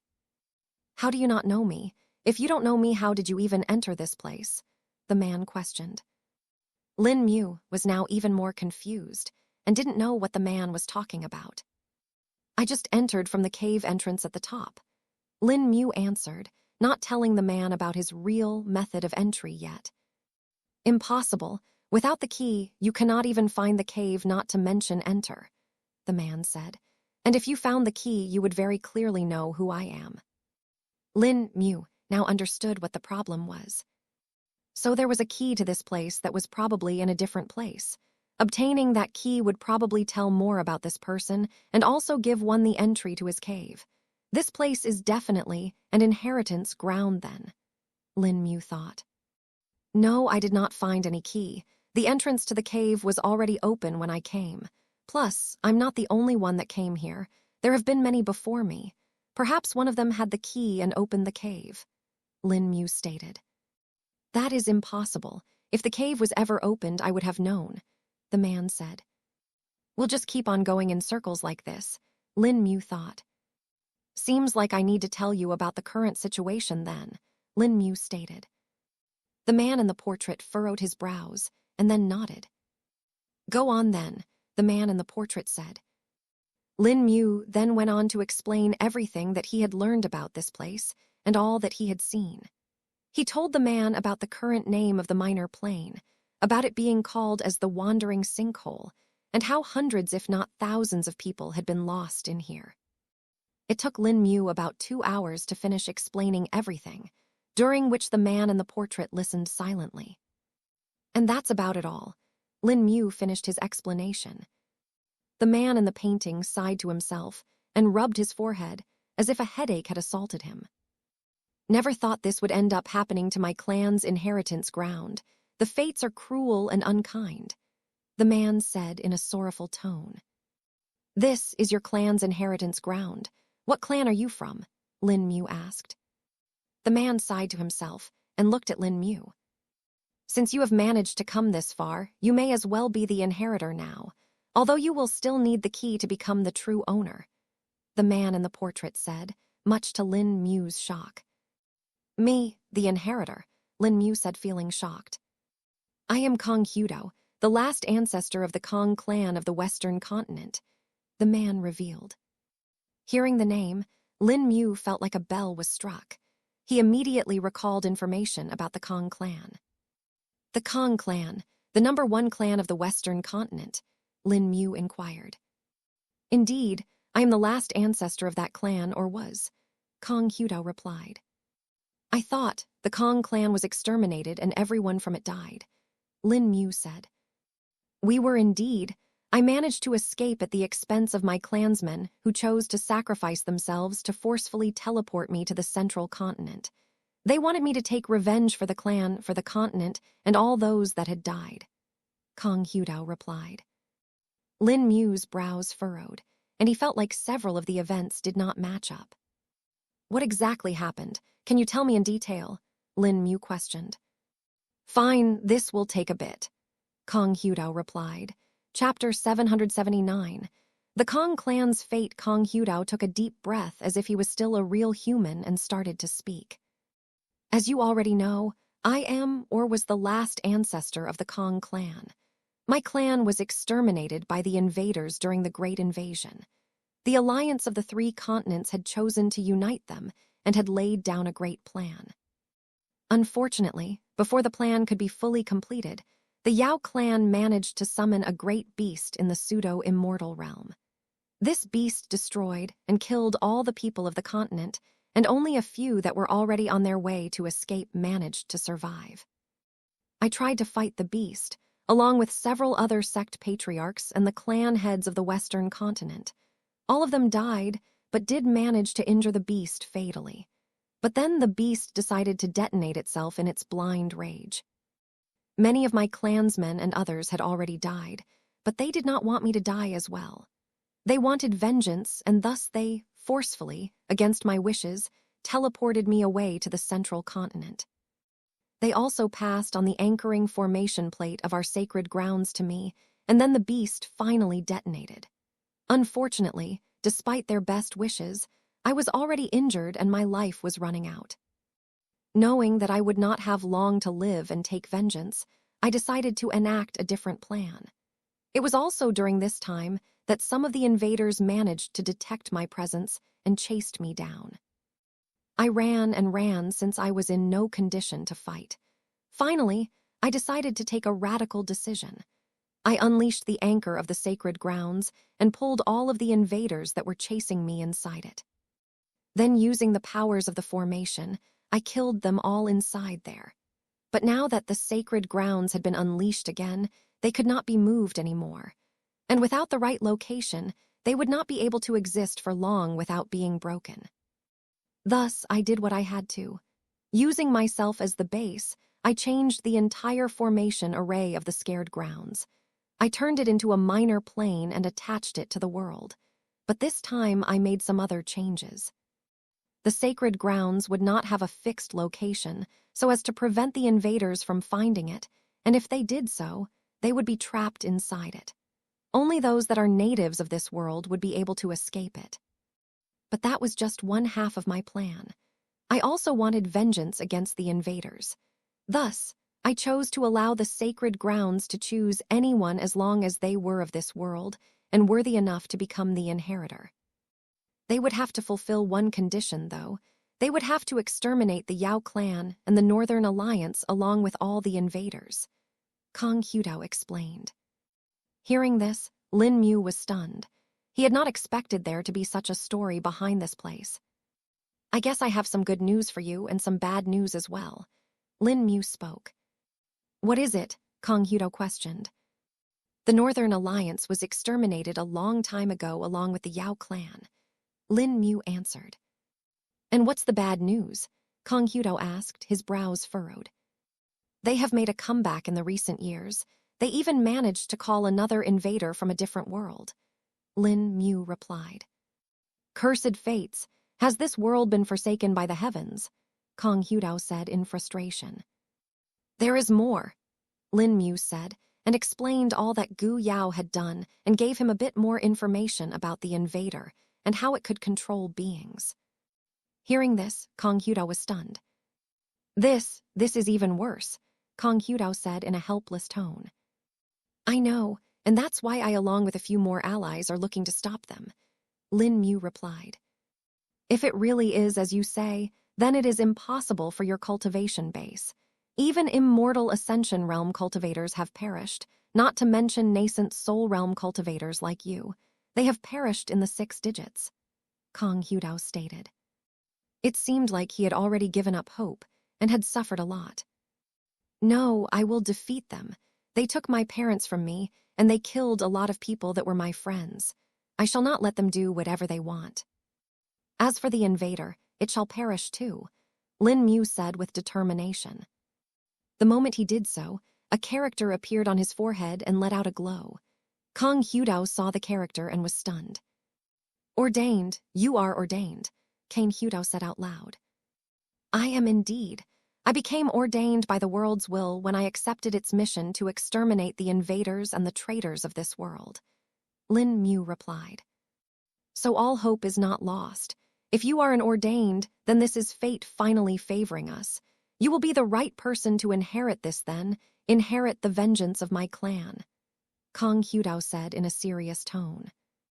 I will avenge all that have suffered due to the invaders and the northern tribes, Lin Mu said with determination. Good, Kong Hyudao said out loud and nodded his head. His expression seemed to be far better than before, and his complexion had improved too, which made Lin Mu wonder about the techniques used to make the portrait. For it to have such varied changes, Lin Mu wondered just what kind of materials and skills were needed for it. While it seems like the formations and security is set beforehand has gone a bit haywire, the inheritance formation should still be intact. But before you can inherit this officially, you will need to get the key, Kong Hyudao stated. Where do I find that? Lin Mu questioned. You need to find a turtle. Chapter 780. From a lake to a sea. Hearing this, Lin Mu was surprised and confused at the same time. A turtle? Lin Mu asked. Yes, a turtle, my turtle bow, Kong Hyudao replied. You have a tamed beast, Lin Mu guessed. Indeed, I have one, or I do, I think. It's been several thousand years. I don't think Bao's alive anymore, Kong Hyudao replied. If he's dead, then how do I find him? Lin Mu questioned. And why do I need to find him again? He added. Before I died, I gave some instructions to my turtle. He was the one that was supposed to take care of my dead body. My grave should be where the turtle is, Kong Hyudao replied. I see, and where is this turtle? Lin Mu asked. Go to the south from this cave. If you travel for about half a day, you should find a large lake. I left him there. I'm sure if you were able to figure out how to get into this minor plane, you can find that turtle too, Kong Hyudao said. South. This place has no directions, there is no sun, Lin Mu replied. No sun? What do you mean no sun? Kong Hyudao asked, feeling confused as well. There is no sun out there, just a blue sky, Lin Mu replied. That's weird. I know there can't be a sun in this place, but I still let the formations represent the position of the sun in the real world here, Kong Hyudao explained. Perhaps that formation broke down too, Lin Mu suggested. Maybe, guess you'll need another way to find the direction. How do we find it? Kong Hyudao was perplexed. You can point me in the direction using one of the spirit chi channels that are linked to the formation nexus, Lin Mu suggested. Yes, that will work, Kong Hyudao nodded his head. Kong Hyudao then instructed Lin Mu about the different channels that were used to absorb spirit chi. Lin Mu asked a few more questions and learned that they were spread all across the minor plane. In fact, the ones that he saw linking to this location actually split in several more junctions all over the plane. The spirit chi they absorbed was used to then function the rest of the formation array. That was also the reason why former advisor Chu and the other survivors ended up making the teleportation formation here. They could tell that the spirit chi concentration here was higher, and thus it would be the best to make the formation work. In other places, there was no way they would be able to power it on their own and also keep it stable at the same time. Any formation that had anything to deal with the space was not to be messed with. One small mistake, and you could be split into several fragments or sent into the void, probably in pieces as well. There were plenty of cultivators who had made this mistake, and there were a lot of warnings in all kinds of records and documents. With the new information added to his repertoire, Lin Mu was ready to leave. He left the cave and followed the direction of the Spirit Chi channel. The direction that south was in was slight to the left from where the 8 hill was. Lin Mu and Little Shrubby reached there in about 12 hours, just as Kong Hudao had said. But upon reaching it, he was a bit surprised, because what he saw was far more than a lake. "Is this a sea?" Lin Mu said, feeling stunned. In front of Lin Mu, a vast blue sea extended all the way into the horizon. He couldn't see anything past it, and there were just a few islands scattered inside it. But looking at them closely, one would realize that they were actually mountain peaks. The changes are certainly a bit more than expected," Zukong commented. More water," Little Shrubby muttered. Lin Mu got closer and landed on the seashore. The seashore was rocky, and several shells could be seen scattered on it. Now Lin Mu was in a dilemma and didn't know what to do exactly. It's one thing to search for a turtle in a lake and the land around it, and a completely different one searching for it in an entire sea. Lin Mu said out loud. Perhaps we can narrow down the search. We know that the turtle that Kong Hudao had was in the nascent soul realm, so it should be relatively big. It's rather unlikely that it would have lived even now, unless it managed to progress its cultivation base without stop. Certain beasts like turtle and tortoise have naturally long lifespans, and even some Qi refining realm turtle beasts can live up to 1,000 years. If the turtle that Kong Hudao was one of them and managed to reach the Dao shell realm, there is a slim chance it is still alive. Though if it's in the Dao treading realm, then it's certainly possible for it to be alive. Zukong spoke. Lin Mu nodded his head and looked around. It was now that a thought appeared in his mind, and he furrowed his brows. "Senior, is there a chance perhaps that this sea was made by that turtle?" Lin Mu questioned. "That may be possible if the Dao embryo it made had the grasp over the Dao of water," Zukong answered. "Exactly. I've heard of some beasts doing this before. I remember reading a record about a beast called as the aquadream lotus. It's a plant-like beast and lives in water bodies. I've heard that when it reached the Dao treading realm, it becomes an aquadream sea lotus, and the power it has can make seas. In one of the legends, I even read that one such aquadream sea lotus fought against a strong fire elemental beast. Fire and water raged, and in the end, 2 areas were created. One was a sea, and one was a flaming marsh." Lin Mu replied. Chapter 781. A turtle with a new idea in his mind. Lin Mu had better hope of finding the turtle. "So, even then, how do we find him? Should I go run around?" Little Shrubby questioned. "Yeah, you do that. I'll try to search the depths. Perhaps it is sleeping down there or something," Lin Mu answered. "Okay, Tilda," Little Shrubby said before flying away. A few seconds later, he picked up speed and started running on water. Little Shrubby ignited flames on its paws so as to make sure that water did not touch him. He was already fast enough that he could run on water, but didn't forget to take an extra precaution. Lin Mu picked the opposite direction and flew towards it as well. His spirit sense extended and went straight to the bottom of the sea. "Oh, it's not that deep. That will be easier," Lin Mu said, finding the sea to only be 300 meters deep. And thus Lin Mu and Little Shrubby spent about 3 days searching for Kong Hudao's turtle bow, or its remnants.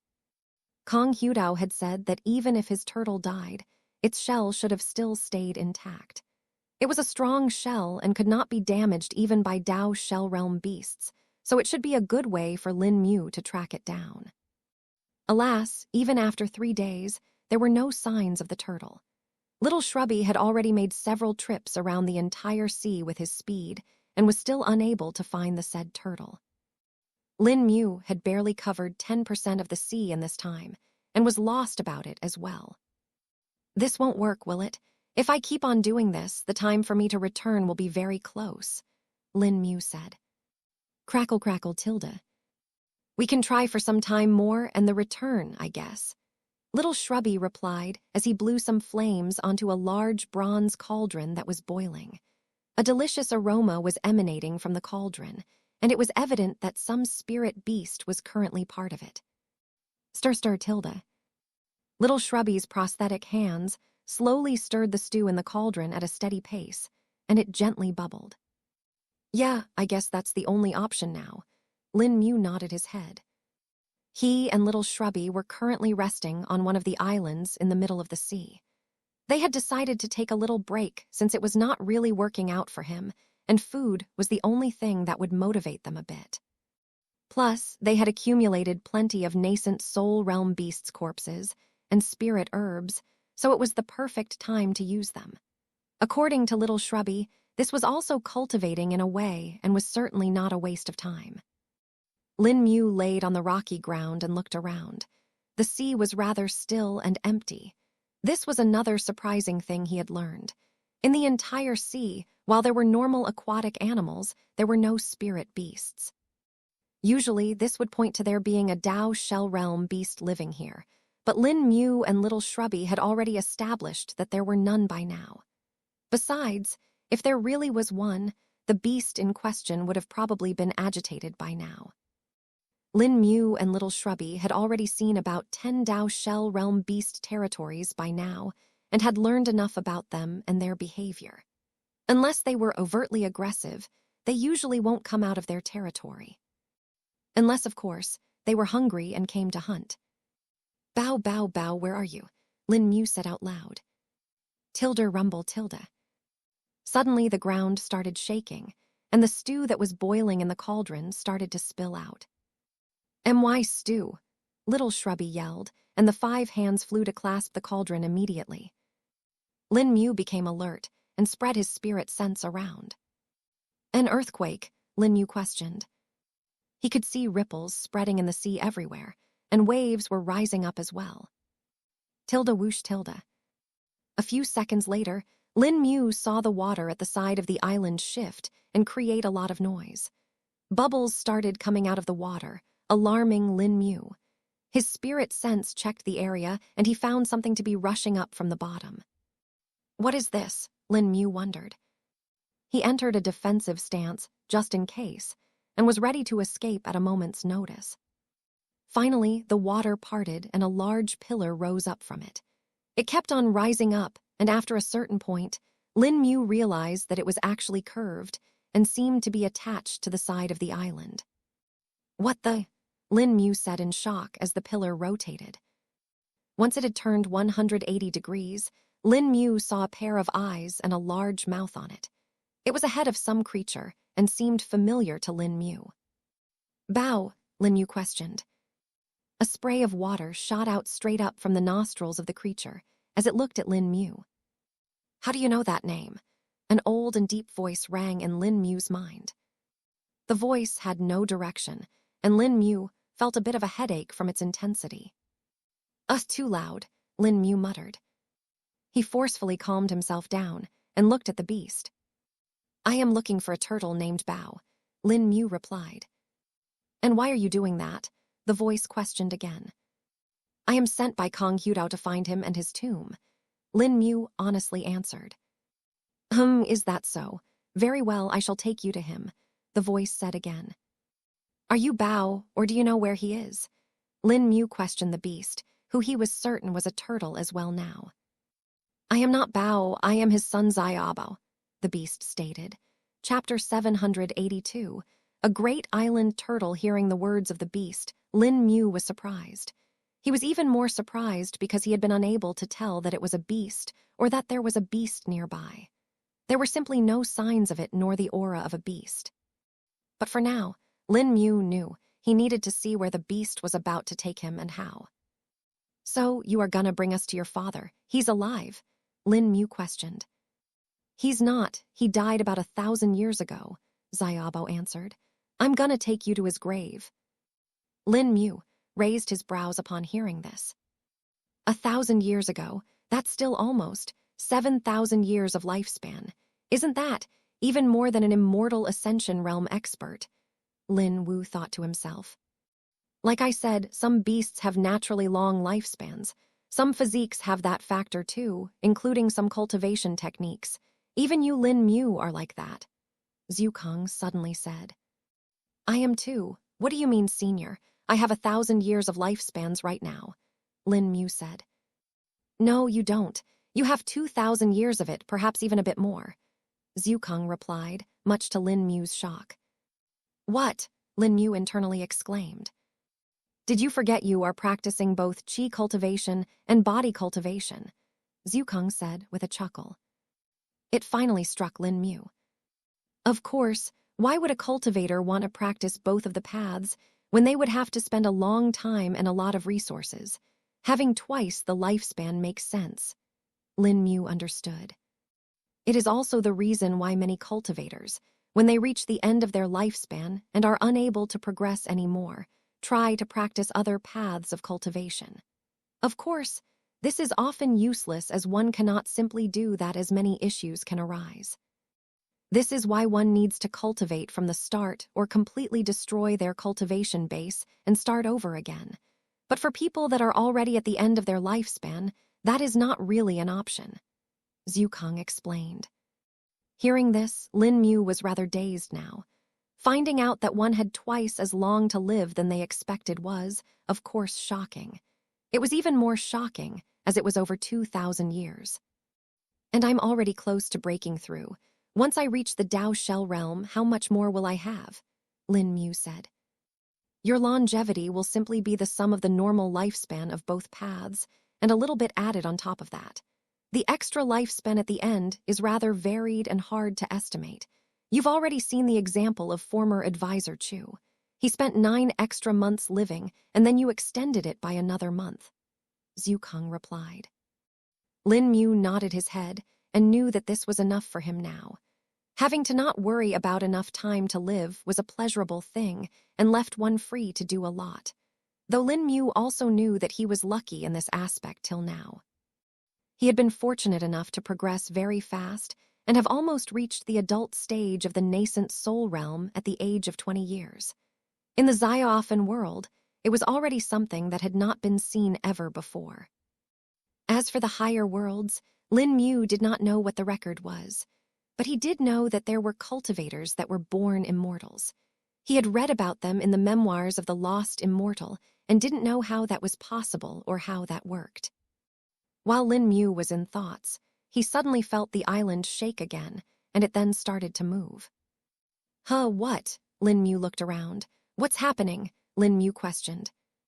I'm taking you to my father's grave, as I said, Xiaobao spoke. But why's the island moving? Lin Mu questioned. This is no island. This is my body, Xiaobao answered. What? Lin Mu was now utterly shocked, taking another look at the island. He was confused because he could not feel any spirit qi or aura coming from it. It was as if this was a lifeless island. Little Shrubby should have also been able to smell him if that was so, Lin Mu muttered. He looked towards the head of Xiaobao and spoke. What kind of a beast are you? Lin Mu questioned. He had not heard or read about a turtle beast as big as this before, and this was certainly the largest beast he had seen till now as well. And seeing as how he knew that his father died 1,000 years ago, he was at least more than 1,000 years old as well. Lin Mu wondered what the beast truly was. According to my father, we are the great island turtles, but I am bigger than my kind due to my mother, who was a great reef turtle, Xiaobao answered. And what is your cultivation base? I can't really sense your presence, which is strange, Lin Mu replied. He had understood by now that the beast was relatively friendly and did not seem to be as secretive. I am at the nascent soul realm. As for why you can't sense me, that's simply because of my mother's bloodline. I do not know much about it as my mother died shortly after I and my siblings were born, Xiaobao asked. I'm sorry about your loss, Lin Mu said, not knowing what would be the right thing. It's fine. It wasn't you who killed them. I was told by my father that not all humans are the same. He said his master was kind and good. He took care of him when he was a small beast and injured.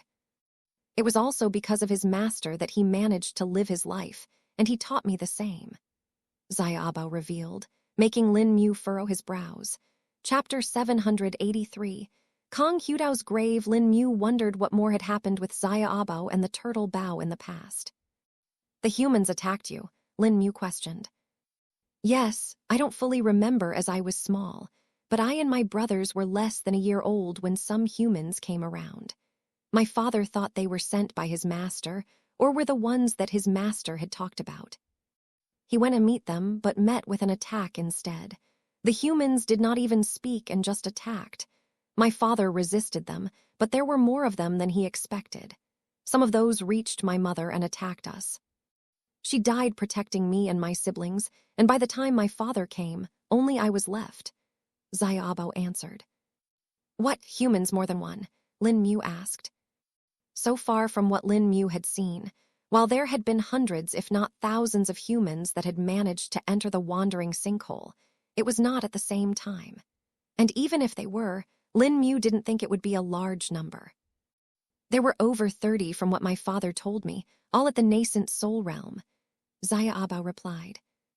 Hearing this, Lin Mu was now sure that something was wrong here. There's no way so many nascent soul realm cultivators can come here at the same time. I don't think there are many powers that can afford this either. Lin Mu muttered to himself. He looked back to Xia Abo and asked, and when did all this happen? To this question, Xia Abo turned his neck and looked at his body. His eyes lingered on it for a bit, and then he finally spoke. It has been over 3,000 years now. 3,000 years? This was before Jiang Wei's time. The overall strength of the cultivation world was higher back then. Lin Mu muttered while analyzing the situation. There were many questions he had, as he reckoned this might be linked to the northern tribes as well.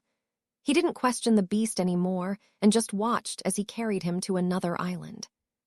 This island was smaller than Xia Abo in size, but did look similar in shape. We're here, this is my father's shell, Xia Abo spoke. Lin Mu looked around and could see several structures on the shell. They were dilapidated and looked ancient. The island was barren for the most part, except for a few weeds growing here and there. I'll take a look then. Did your father tell you anything? Lin Mu asked. He just said that if someone comes, and they are sent by Kong Hudao, I am to take them here. And if they arrive without being told, I am to just hide till they go away on their own. If they find whatever my father hid, they would either die or live. So far all that have come died, Xia Abo answered. The test, Kong Hudao's grave is on Xia Abo's shell itself. Lin Mu understood. Lin Mu nodded his head and flew towards the island while little Shrubby followed behind him. The stew had long since been put into his storage belt, as he did not want it to get spilled or spoiled. Tilde thud tilde thud tilde. The two of them landed, and Lin Mu spread his spirit sense around. This is certainly far more clear, Lin Mu muttered as he observed everything with his spirit sense. He could tell that the reason why he was unable to perceive Xia Abo was certainly due to its unique ability. As for this place, Lin Mu could tell that it really was a shell, and that there used to be a beast that it belonged to. He could feel the remnants of its aura deep within the shell. No, there's something more there as well, Lin Mu muttered. He looked up at the old ruins and decided to head there first. Kong Hudao's grave should be here, Lin Mu thought. After about 10 minutes of search, he finally found the right place. It was actually quite obvious as it had several skeletons piled around it. Some of them were highly deteriorated, while some were still relatively intact. A couple of them don't look that old either, Lin Mu muttered. Tilde sniff sniff tilde. This one is less than 100 years old, little Shrubby spoke. Lin Mu approached the said skeleton and observed it more closely.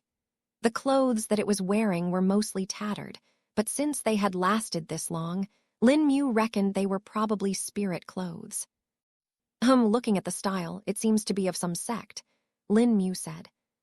He tried to see if there were any other items that would point to its identity, but didn't find them. What he did find, though, were a lot of ashes. You will need to be careful now.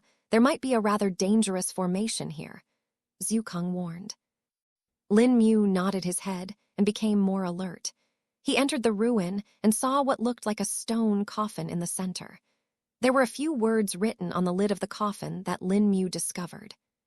"Here lies Kong Hudao, whose vengeance is unfulfilled," Lin Mu read. He furrowed his brows and placed his hand on the coffin.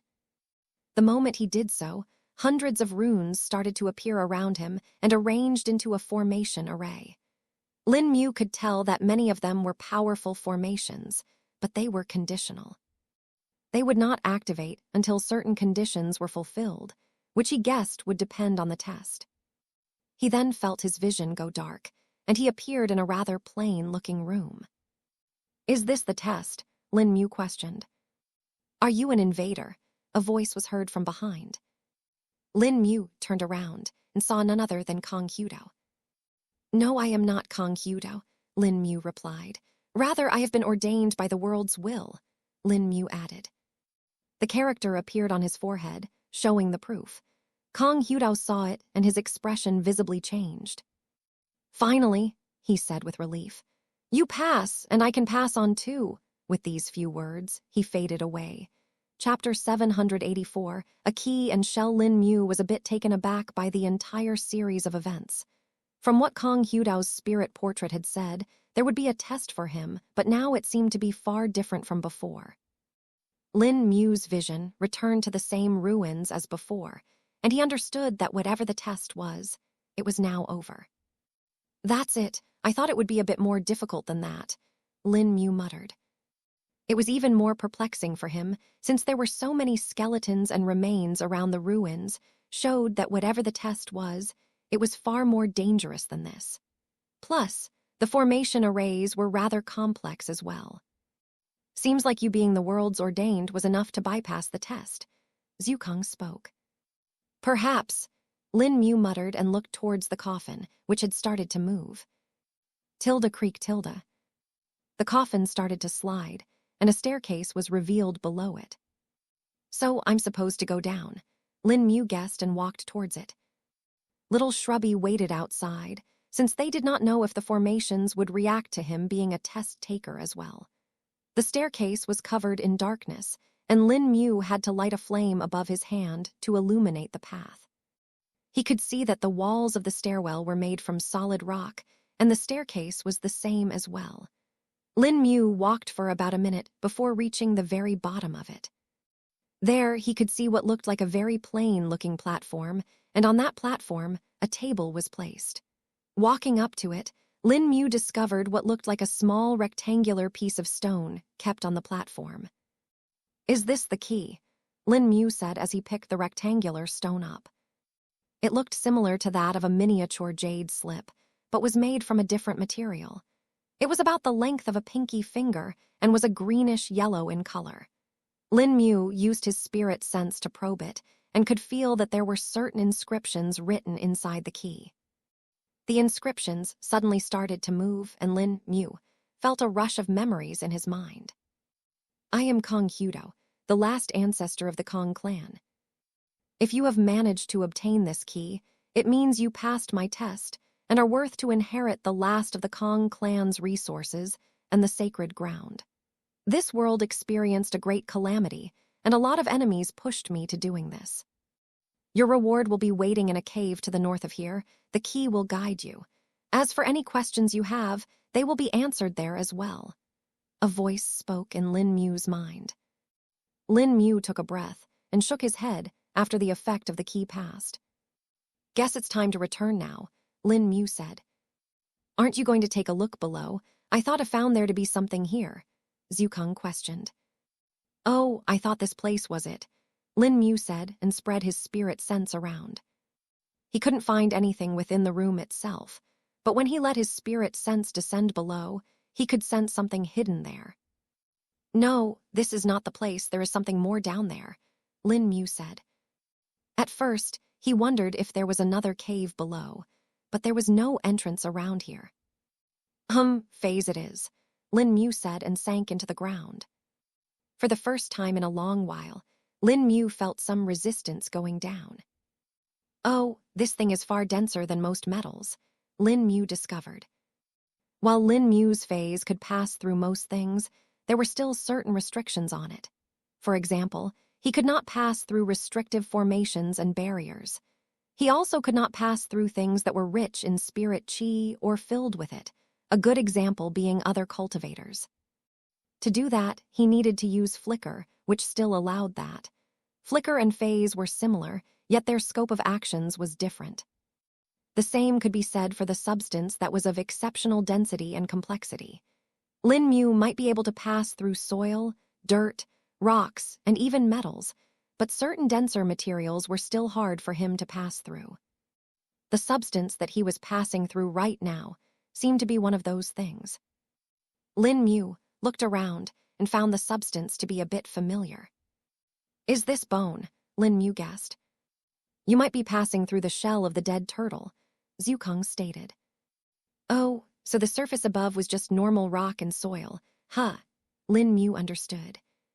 The shell itself was about 10 meters thick and took Lin Mu 2 minutes to pass through.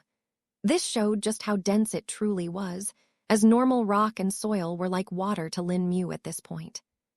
"This is certainly quite strong, and with this thickness, will anything even be able to affect it?" Lin Mu questioned.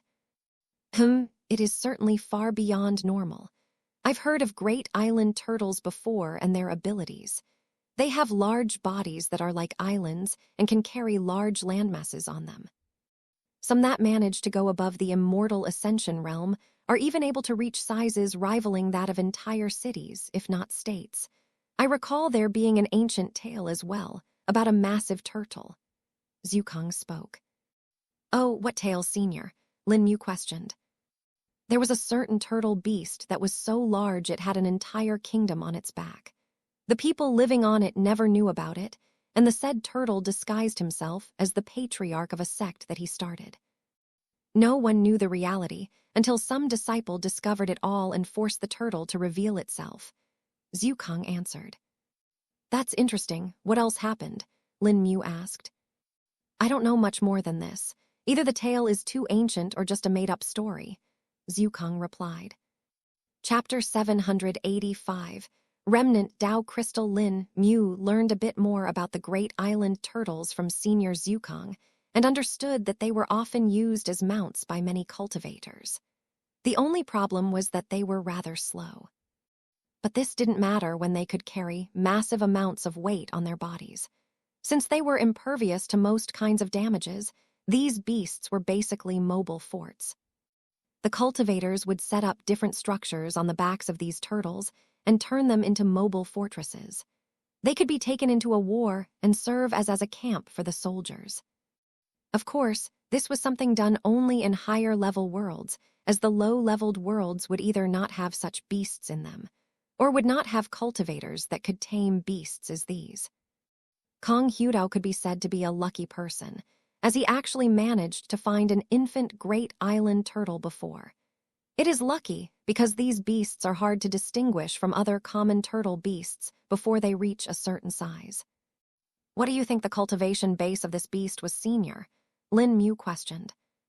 "There is a chance that it may have reached the Tao treading realm, seeing how long it managed to live and the sea around it," Zukong answered.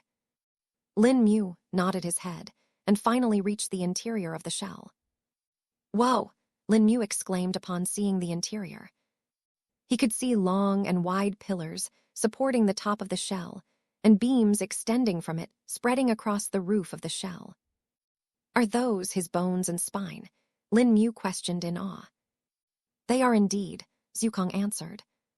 Since the beast had been dead a long time, the flesh had long since decayed, leaving behind only the shell and bones. This hollow space would have once been filled with the flesh of the great island turtle, whose name was Bao. It was now that Lin Mu discovered something he had missed. "Wait, why can I see things? Where's the glow coming from?" Lin Mu turned his eyes towards the bottom and saw a small blue spot. It was faintly glowing, yet its glow was able to reach the bones and the shell. This was, of course, very weak and normal humans would not be able to see anything. But for Lin Mu, it was still enough to see. Lin Mu quickly dropped to where the blue glow was coming from and slowed down his descent when he was close enough. What is this, a gemstone?" Lin Mu questioned. In front of Lin Mu, there was a small blue gemstone floating. It was 6-sided, but 2 of its sides were longer than the other 4. The Tao embryo actually condensed into a remnant Tao crystal, Zhukang said with shock. This is a Tao embryo, Lin Mu questioned, feeling stunned. Not exactly. After the death of a creature, their Tao embryo would fade away and dissipate. But in certain rare cases, instead of dissipating like that, they would condense into crystals such as these. They are called as remnant Tao crystals and are very rare. If sold, they can easily fetch a price of several 100,000 peak-grade spirit crystals. Of course, only a fool would sell it like that. There is a market for it, but no supply. They are simply too rare, Zhukang answered. What's it used, though, Senior? I'm guessing they can be used for cultivation and help increase our cultivation base, Lin Mu asked. No, they can't increase your cultivation base. They have no spirit chi in them at all either, Zhukang replied. Huh, then why are they so valuable? Lin Mu asked again. What these crystals represent is what gives them value. If someone is able to obtain a crystal like this, they are basically assured to have a path to reach the Tao treading realm. The crystal will help them comprehend the Tao path that was left in it. For example, if a remnant Tao crystal was formed from someone whose Tao embryo was based on the Tao of fire, it would allow one to comprehend the Tao of fire and allow them to make their own Tao embryo.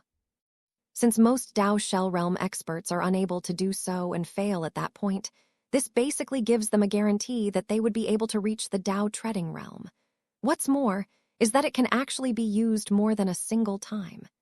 Zhukang explained in detail. No wonder it's so valuable. Lin Mu couldn't help but gasp. Should I take it? Touching it won't cause any problems, will it? Lin Mu asked. Yeah, you can touch it. The crystal itself is inert and won't do anything, Zhukang replied. Lin Mu nodded his head and touched the crystal before taking hold of it. It was slightly cold to the touch and light as well. Feels like I'm holding a feather, it's very light, Lin Mu spoke. So it's the lowest quality remnant Tao crystal. The more their weight, the better their quality. The quality decides how fast someone would be able to comprehend their own Tao embryo from the crystal, Zhukang added. I see, Lin Mu muttered. Wonder what Tao embryo can be comprehend from this. It should be a Tao embryo based on the Tao of water. The great island turtles have an affinity with water and a slight affinity with earth. Seeing the sea around us and the crystal itself, it should be one of the Tao of water, Zhukang answered. Lin Mu nodded his head and put the crystal into the ring for now. Let's return now. We've had quite some gains, Lin Mu said before ascending back to the top. About 15 minutes later, he exited the ruins and met up with Little Shrubby. But then the sound of air gushing could be heard. Why do I sense the aura of my father on you? Xiaobao's voice was heard. Chapter 786. A mental demon and Xiaobao breaking through. Lin Mu looked up to see none other than Xiaobao staring at him. His eyes were locked onto him and were scanning him from the top to bottom. Your father's aura, Lin Mu questioned. Yes, I can feel it. It wasn't on you before, it is now, Xiaobao stated. Huh, is it perhaps because I went down into his body from the ruins? Lin Mu replied. That cannot be it. His aura has faded away a long time ago and cannot be felt from his body. How do you have it? Xiaobao asked again. Lin Mu furrowed his brows and wondered what was the reason for it, but then it struck him.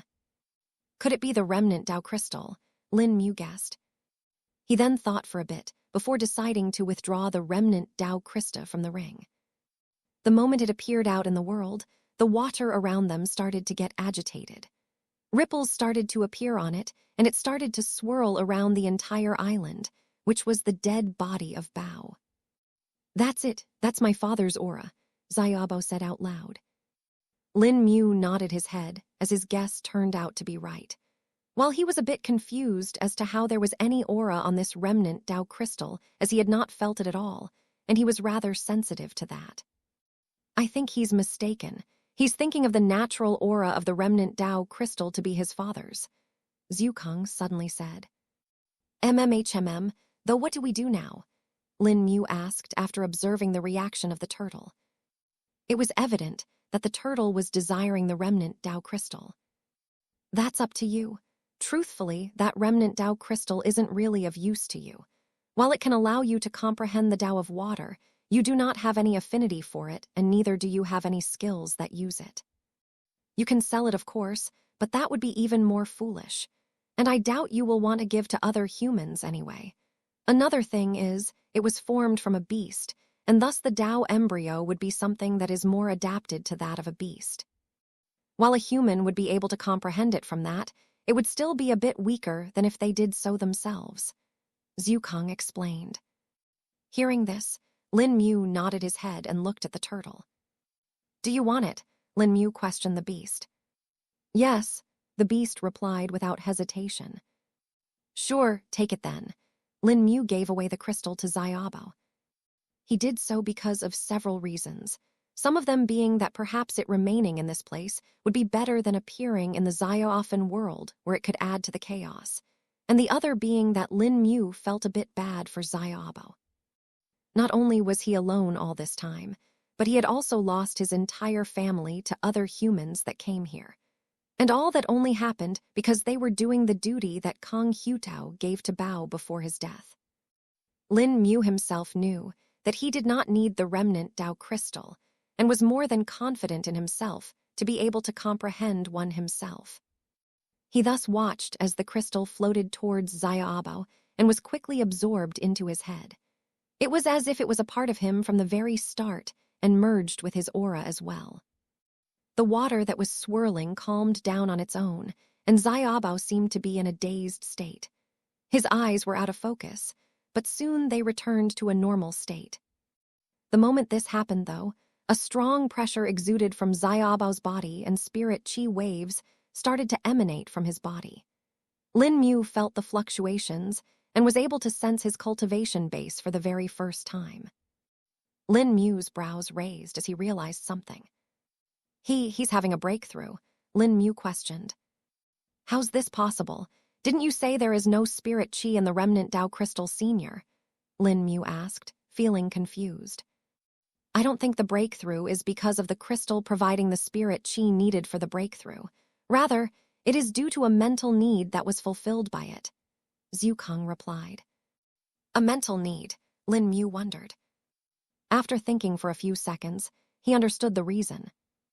A heart demon or a mental demon, Lin Mu asked. Indeed, but in this case, it is a mental demon. The beast probably had one for a long time and had thus been unable to progress any further, or maybe it had no desire to do so. But now that he felt his father's aura again and got that remnant Tao crystal, that mental demon was purged. There was nothing stopping him from breaking through anymore, Zhukang replied.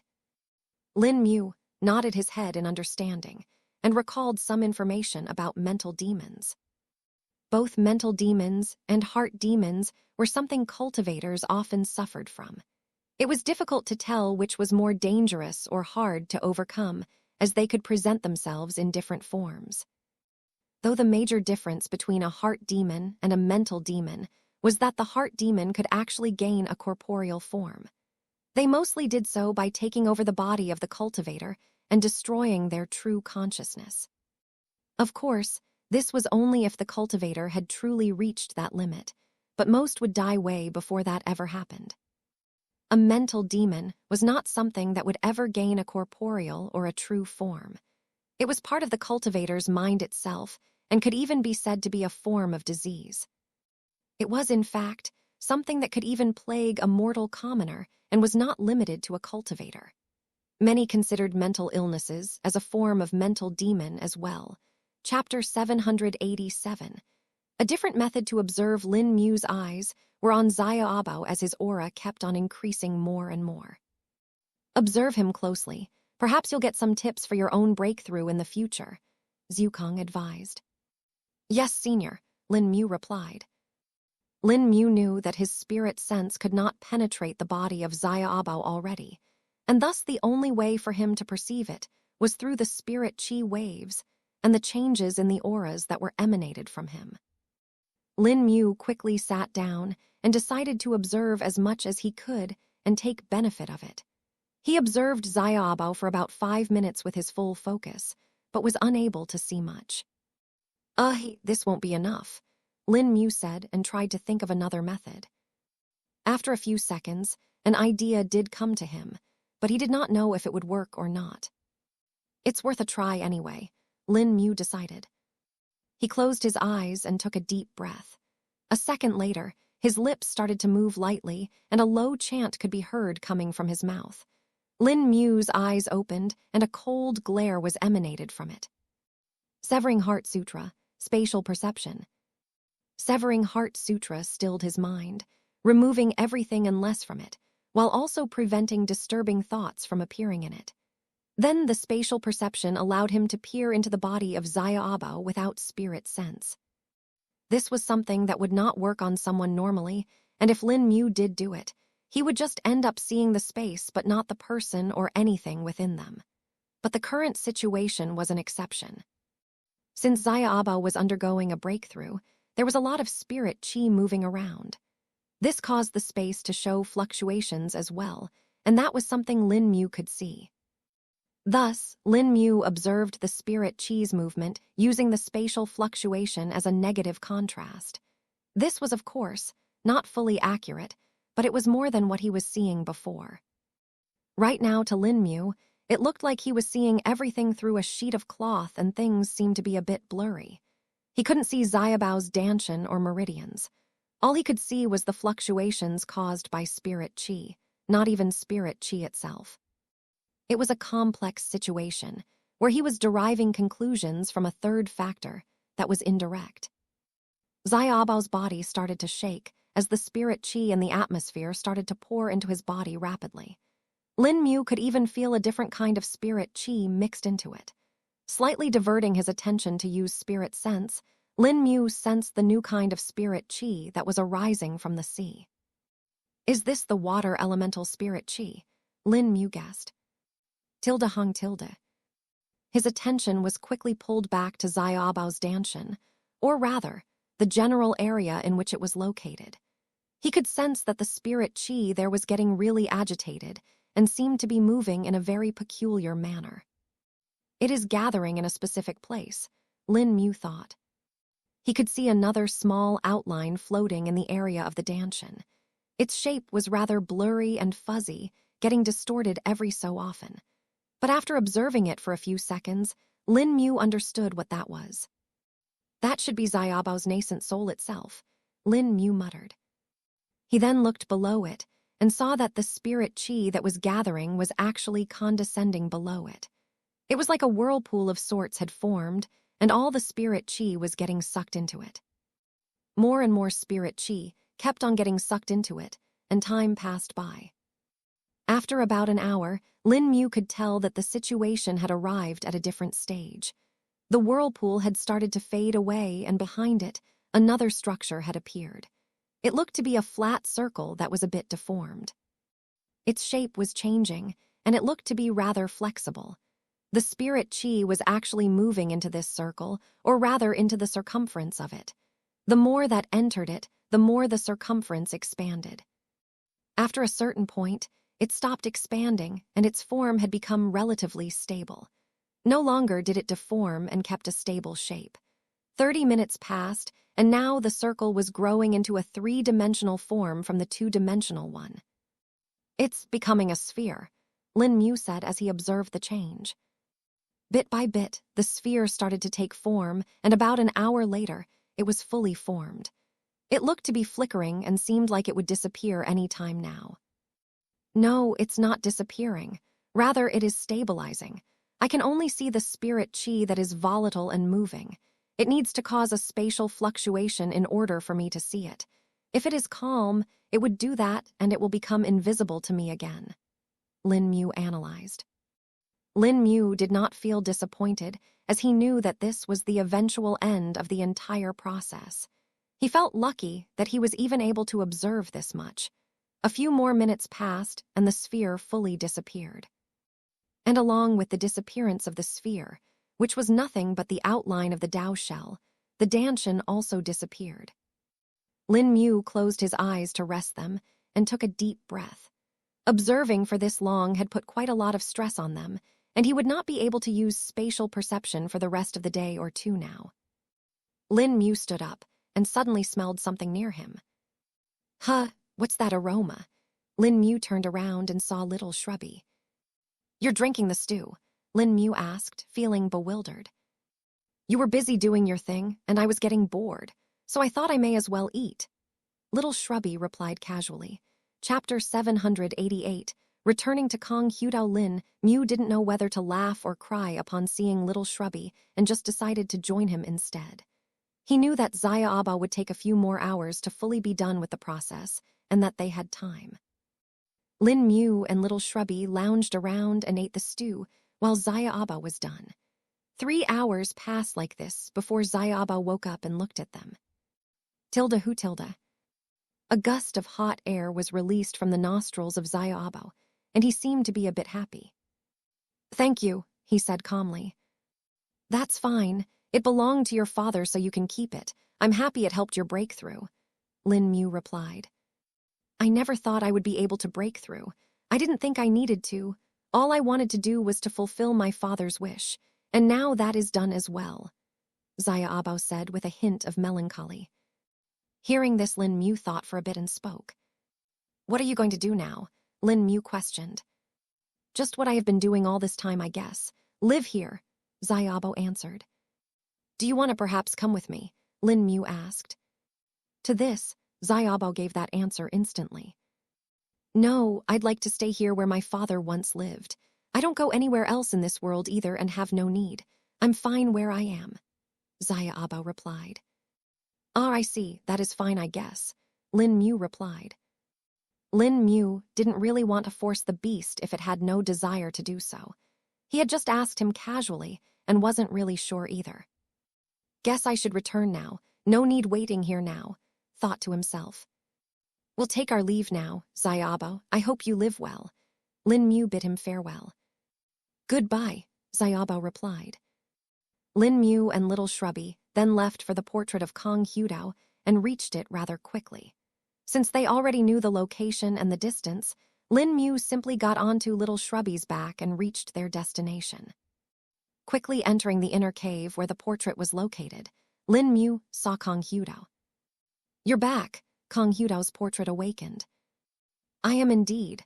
I got the key, Lin Mu said as he withdrew the rectangular object from his ring. That's truly the key. How was the journey? Did you meet Bao? Kong Hudao questioned. The journey was fine, but I did not meet Bao, but I did meet his son, Lin Mu answered. His son? Oh, tell me more, Kong Hudao asked. Lin Mu then went on to explain all that had happened in the past few days along with the story of Bao and how the humans attacked them. The more Kong Hudao heard it, the more his brows furrowed. The men of the Gu clan, no doubt.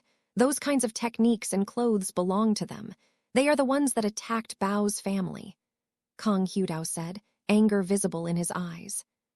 Huh, they were from the Gu clan, the one from the northern tribes, Lin Mu asked, feeling surprised. Indeed, there is no doubt. Only they would have the intelligence about the sacred grounds of my clan and that I unleashed it here. Some of their experts are specialized in remote sensing and can tell when certain things happen. They've existed for a long time and have their spies mixed into many different places all over the continents.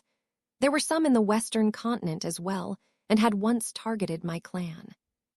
They were after the inheritance grounds for a long time, and I wouldn't be shocked if they were the same even after thousands of years, Kong Hudao explained. Hearing this, Lin Mu was rather shocked. He did not know the Gu clan was this ancient. Are they related to Gu Yao and his clan as well? Lin Mu questioned, feeling doubtful. He had already told Kong Hudao all about Gu Yao, and thus the man was informed about him.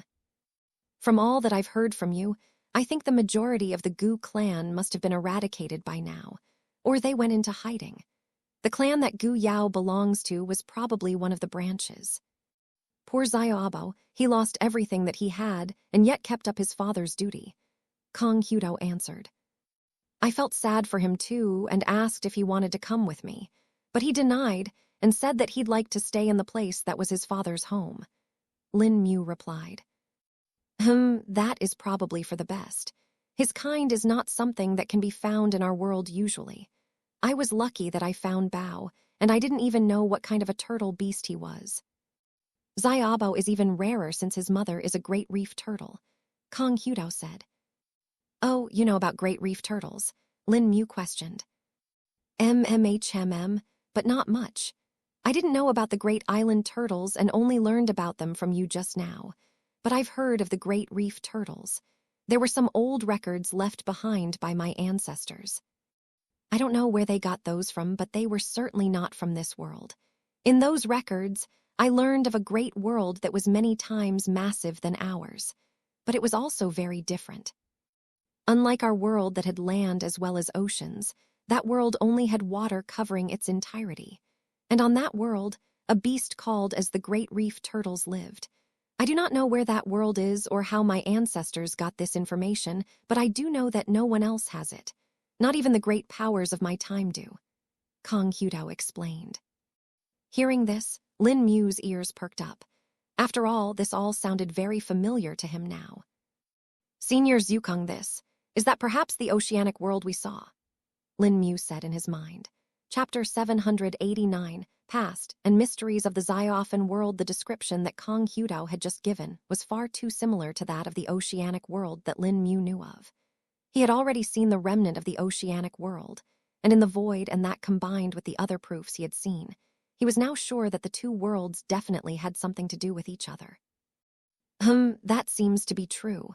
Perhaps there may have been a passage between the two worlds once upon a time. It could have been a natural one too.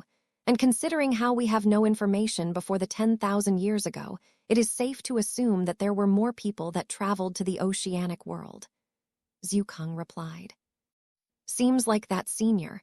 Perhaps I can get to know more about the history before the unification of the continents, Lin Mu said and looked at Kong Hudao. And what did these records tell more about the great reef turtles? Lin Mu questioned. According to those records, the great reef turtles are massive beasts of great power. They live below the oceans and are the home of several aquatic beasts due to the corals that grow on their shells. They can cause tsunamis that can wipe out entire countries if they are enraged as well. Their cultivation base is said to be very great, and they can grow even more. They are perhaps one of the strongest beasts I know of, Kong Hudao answered. I see, Lin Mu replied, finding the information to be pretty similar to what he had. The characteristics of the great island turtle and the great reef turtle are pretty similar. No wonder Bao chose one as his mate. Though I wonder how that great reef turtle made its way to the sinkhole. Though its cultivation base might not have been that high considering how she died back then. If it really was that strong, the cultivators would have all died. Lin Mu thought to himself. Do you know the history before the invasion, Senior Kong? Lin Mu questioned. Unfortunately, I don't, or rather this portrait does not. There was only a limited amount of information I could add to it back then as my death was rather close, and I still had a lot of things to set up. I was lucky that our clan had a blank portrait like this. If not for this, I don't think I would have been able to set everything up, Kong Hudao answered. A blank portrait. This spirit painting was not made for you by a spirit painter, Lin Mu questioned. No, it was one of the ancestral treasures that we've had for a long time. As for a spirit painter, what's that? Kong Hudao replied. Hearing this, Lin Mu was now confused. From what he had heard, a spirit painter needed to custom make the painting for the person. But it seemed to be far different from that in this case. Senior Zukong, what is this? Can there be a blank painting like that? Lin Mu questioned. That's hard to tell. I've heard of bloodline-linked paintings in which every patriarch would leave a wisp of their soul. But this seemed to be a bit different than that. The process of making a spirit painting is said to be complex, and for it to work with just anyone is even more difficult. I don't know how this all happened, but it's likely that there is more to the Xiaofan world than we know. The history before 10,000 years is pretty much a mystery, Zukong answered. Lin Mu nodded his head and knew that it was better to just learn about it later since it was not possible now. He knew that one day he would be able to unravel the secrets of the Xiaofan world. Lin Mu and Kong Hudao, talked for a while more, and figured out some things. Now that you have the key, you can begin the process of inheriting the entire sacred ground. Kong Hudao spoke. All right, Senior, what should I do now? Lin Mu asked. Kong Hudao then went on to explain the steps that were needed for the process to be done. Lin Mu was basically supposed to take the key to the formation nexus and insert it into a specific place. After that, he just needed to bind it with his spirit sense and blood before the process would be done. I'll get to it then, Lin Mu said and left to do it. He reached the formation nexus and quickly found the place where he was supposed to insert the key into. No wonder I did not see it before. There are simply too many of them, Lin Mu said. There were pillars here in the hall where the formation nexus was located, and on those pillars there were hundreds of indents. This was where Lin Mu was supposed to insert the key. But the problem was that there were too many of them, and they all looked the same. If someone else found the key and came here, they wouldn't even know where to start with.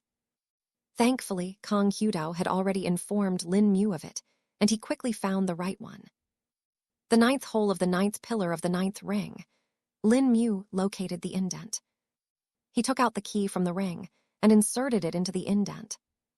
The moment he did so, a wave of spirit chi spread in the area, and the entire formation nexus felt like it had just come alive. Lin Mu could see several runes appearing all over the place, and they were all operating in different ways. Shing tilde. The pillars started to move, and most of them sank into the ground. Even the one with the key inserted into it did the same. Tilde rumble tilde. The floor started to shake and move before a circular platform started to rise from the center of the hall. Chapter 790. A problem of logistics and space. Lin Mu looked at the platform and the fine runes that were directly carved into it. They seemed a bit familiar to him, and after a few seconds, he realized them to be spatial runes that dealt with the spatial linking of the minor plane. So the binding involves not only the control of the formation nexus, but also the plane's access coordinates as well, Lin Mu spoke. This is a rather different way of doing a binding. Usually one would just link directly to the source of the minor plane, but in this case, since Kong Hudao had to prematurely deploy the minor plane, I guess the source was merged with the Xia world as well. Zhu Kong replied. More runes started to appear from the platform and arranged themselves into a formation that was different from the others. But this process was also far slower than the one before, and it looked like each rune was being made with great precision. This gave Lin Mu the time to think more about the minor plane and what it would entail. He already had several ideas of how to make use of it. The biggest advantage was that he could use the resources stored in here for the fight against Gu Yao and the invader. But the only problem was that the access point was limited to one location, and if they wanted to procure the resources, they would all have to go to the Hong Lin Kingdom. While this was fine on the surface, Lin Mu was sure that it would be quite alarming for the sects and other kingdoms if a lot of cultivators suddenly started to visit the Hong Lin Kingdom. These were already troubled times, and everyone was getting suspicious about the actions of other powers. The alliances and opposition between the top sects had also split the lower sects into their respective camps. The two alliances, the Long Cloud Alliance and the Zither Wind Alliance, were currently growing with wanton speed, and it did not look like it would stop anytime soon. The top three sects seemed to be busy among themselves, and it looked a bit strange as they weren't really acting either. The only one among the three that seemed to be doing anything at all was the Rainbow Pill sect, but even that was just taking advantage of the Emperor right now. It was now no secret that they were looking to create an alliance of their own. There were already rumors that the son of the Empress Consort was willing to marry one of the core disciples of the Rainbow Pill sect. The said disciple was actually the daughter of one of the supreme elders of the Rainbow Pill sect, as well, thus her status was no less than that of the prince either. In fact, her cultivation base was far higher than the prince right now. She was said to be at the peak of the core condensation realm, though the only difference was that she was far older than the crown prince, being over 50 years old right now. Of course, in the case of the cultivator's age, didn't really matter as much since they could maintain their youthful appearance for hundreds of years. Thus, even if there was about 25 years of difference between the crown prince and the daughter of the supreme elder, it was easily acceptable. All these thoughts went through Lin Mu's mind as he formulated a solution that might help him and his own alliance the best. He knew that the current members were not enough, and they would soon be expanding. Hopefully, the Long Cloud Alliance joins up with us. But even if they do, fully trusting them might not be the best thing. The resource distributional will probably get skewed if they are the ones providing it. Rather than that, I'll need to find a personal balance on a different front. Perhaps for the smaller but more trustable powers such as King Hong, the Mu clan, the Fei clan, and the High Core, I can depend on the minor plane for it. But even then, the distance between all of them will be far too vast to efficiently take care of the logistics, Lin Mu thought. More time passed as the formation kept on progressing little by little. This process was sensitive and needed to be done without any disturbance, or the problems that arose would be quite devastating to the entire formation nexus. As always, anything that dealt with the space and void was something that needed to be very carefully controlled. Any lapse of focus could lead to devastating effects, and they would not be something that Lin Mu would like to bear. If only there was a way to allow multiple access points to this minor plane, Lin Mu muttered to himself. Tilde. The ring on Lin Mu's right hand hummed slightly, bringing his attention to it. Oh, you want to tell me something? Lin Mu asked lightly. He closed his eyes and appeared in the internal space of the ring. The area around him was mostly bare except for the ethereal altar a short distance from him and the gray egg that rested on a soft cushion near the barrier of the altar. Lin Mu lightly gazed at the egg for a few seconds before heading towards the altar. What is it that you want to tell me? Lin Mu whispered. He knew the ring was sentient and that it was always listening. It had often given him hints and helped him. He didn't know what the conditions for it to do that were, but it didn't hurt to think more about them. Lin Mu came to stand beside the avatar and placed his hand on the altar. He expected there to be something that would happen, some information that he would get, but nothing like that happened. That's weird, then why was I called here? Lin Mu questioned as he looked at the altar. Chapter 791, modifying the formation nexus every time the ring called him into the space. There was a reason for it. Either it was a new skill that Lin Mu received or a technique, but now it was nothing like that. This left him confused. This was, of course, until he looked at the runes that faintly glowed on the altar. These runes would change every so often and looked to be random at first, but the more Lin Mu looked at them, the more he found them to be understandable. Wait a minute, aren't these similar to the ones used in the formation nexus? Lin Mu recognized.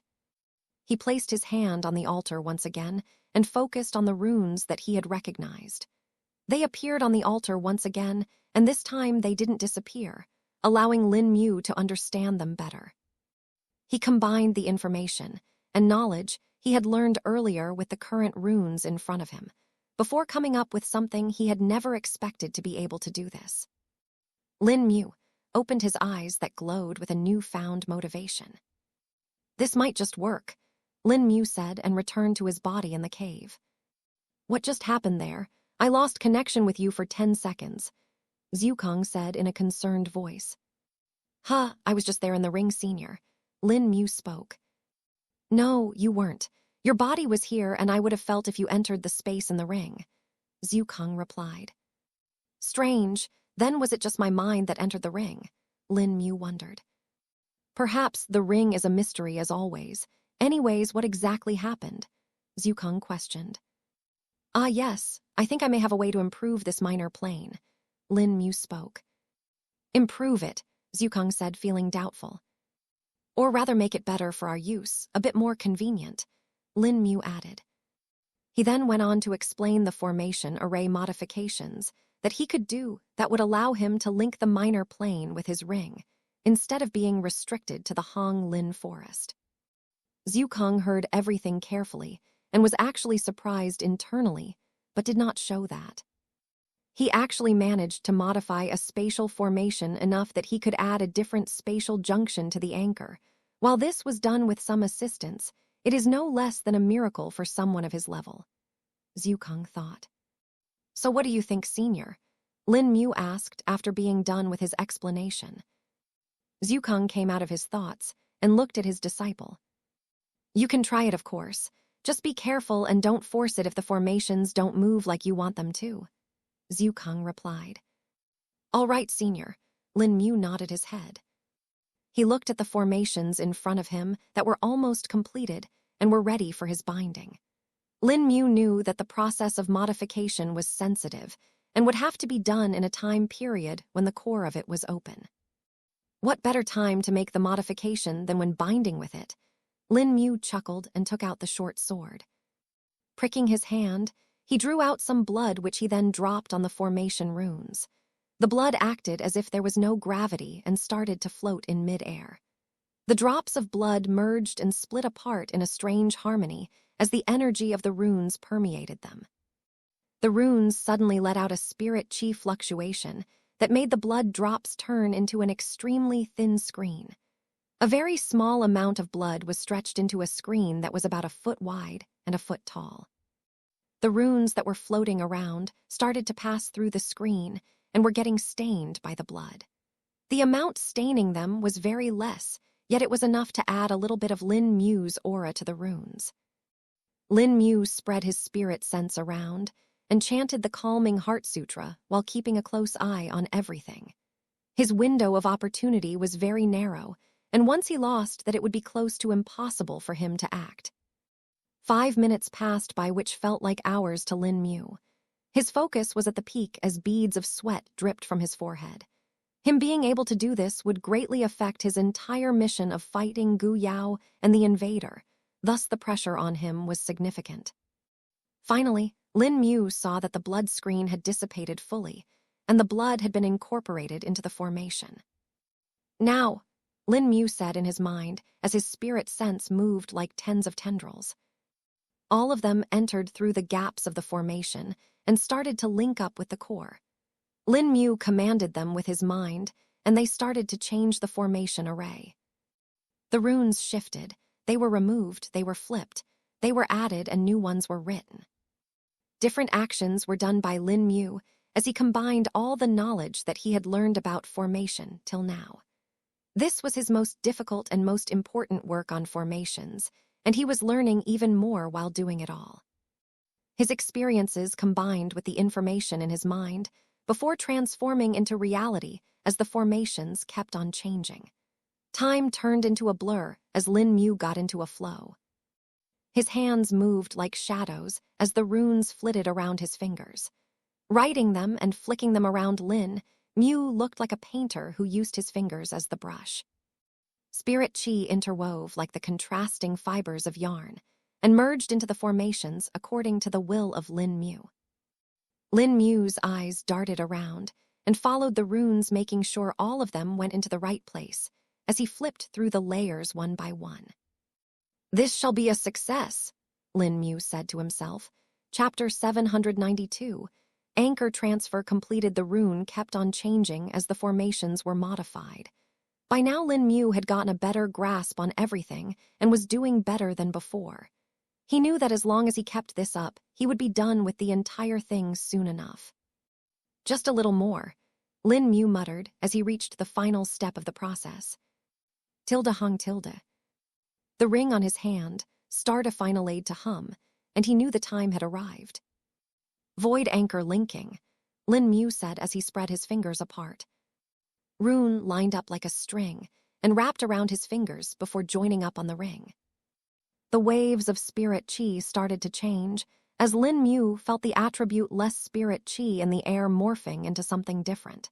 His eyes flickered, and he used spatial perception for a few seconds. It's working, Lin Mu thought before stopping his usage of spatial perception. He had not yet rested his eyes enough to be able to use it for long enough and just wanted to check it for now. He didn't know how this would all go, and with the involvement of space, one couldn't be too careless. Lin Mu had sensed several small openings in the space when he used spatial perception, and had seen the runes entering the space as well. For a few seconds, he had even seen the void beyond the world and the spatial attribute spirit chi that wandered there. The runes would link up with the outer formation arrays that covered the outside of the minor plane and kept it safe from the void's forces. What Lin Mu was currently doing was basically changing the anchor of the wandering sinkhole from the Hong Lin kingdom to himself. The anchor reality was stuck in a very obscure location of the Hong Lin forest, and the sinkhole could wander around like a boat in the sea. Even if a boat was anchored, depending on the length of the rope, it could still bob and move around a bit. That was exactly what made the wandering sinkhole wander. But now once the anchor was transferred to Lin Mu, he would be able to move around freely, and so would the minor world. The rune changes needed for this were very different, and no one would be able to come up on their own easily in this world. If it were not for him noticing them on the altar in the ring, he probably would not have been able to do this. Even if he got the ownership of the entire place, he would still have to come back to the Hong Lin kingdom to enter the minor plane. Watching all this, Lin Mu was reminded of his own sleepscape. In a way, it was airmail to this minor plane and was linked to him, though with the sleepscape there was a fundamental difference. It could allow the mental world to affect the physical and yet keep things the same in the real world. There were many restrictions on the sleepscape, as well as Lin Mu couldn't really affect it much other than the tree and the spirit stone source vein that he had introduced. Other than him, only Senior Zukong and the gray egg could even appear there. But with this minor plane, Lin Mu knew that he would be able to overcome those problems, though there was still the issue of it being attached to him at all times.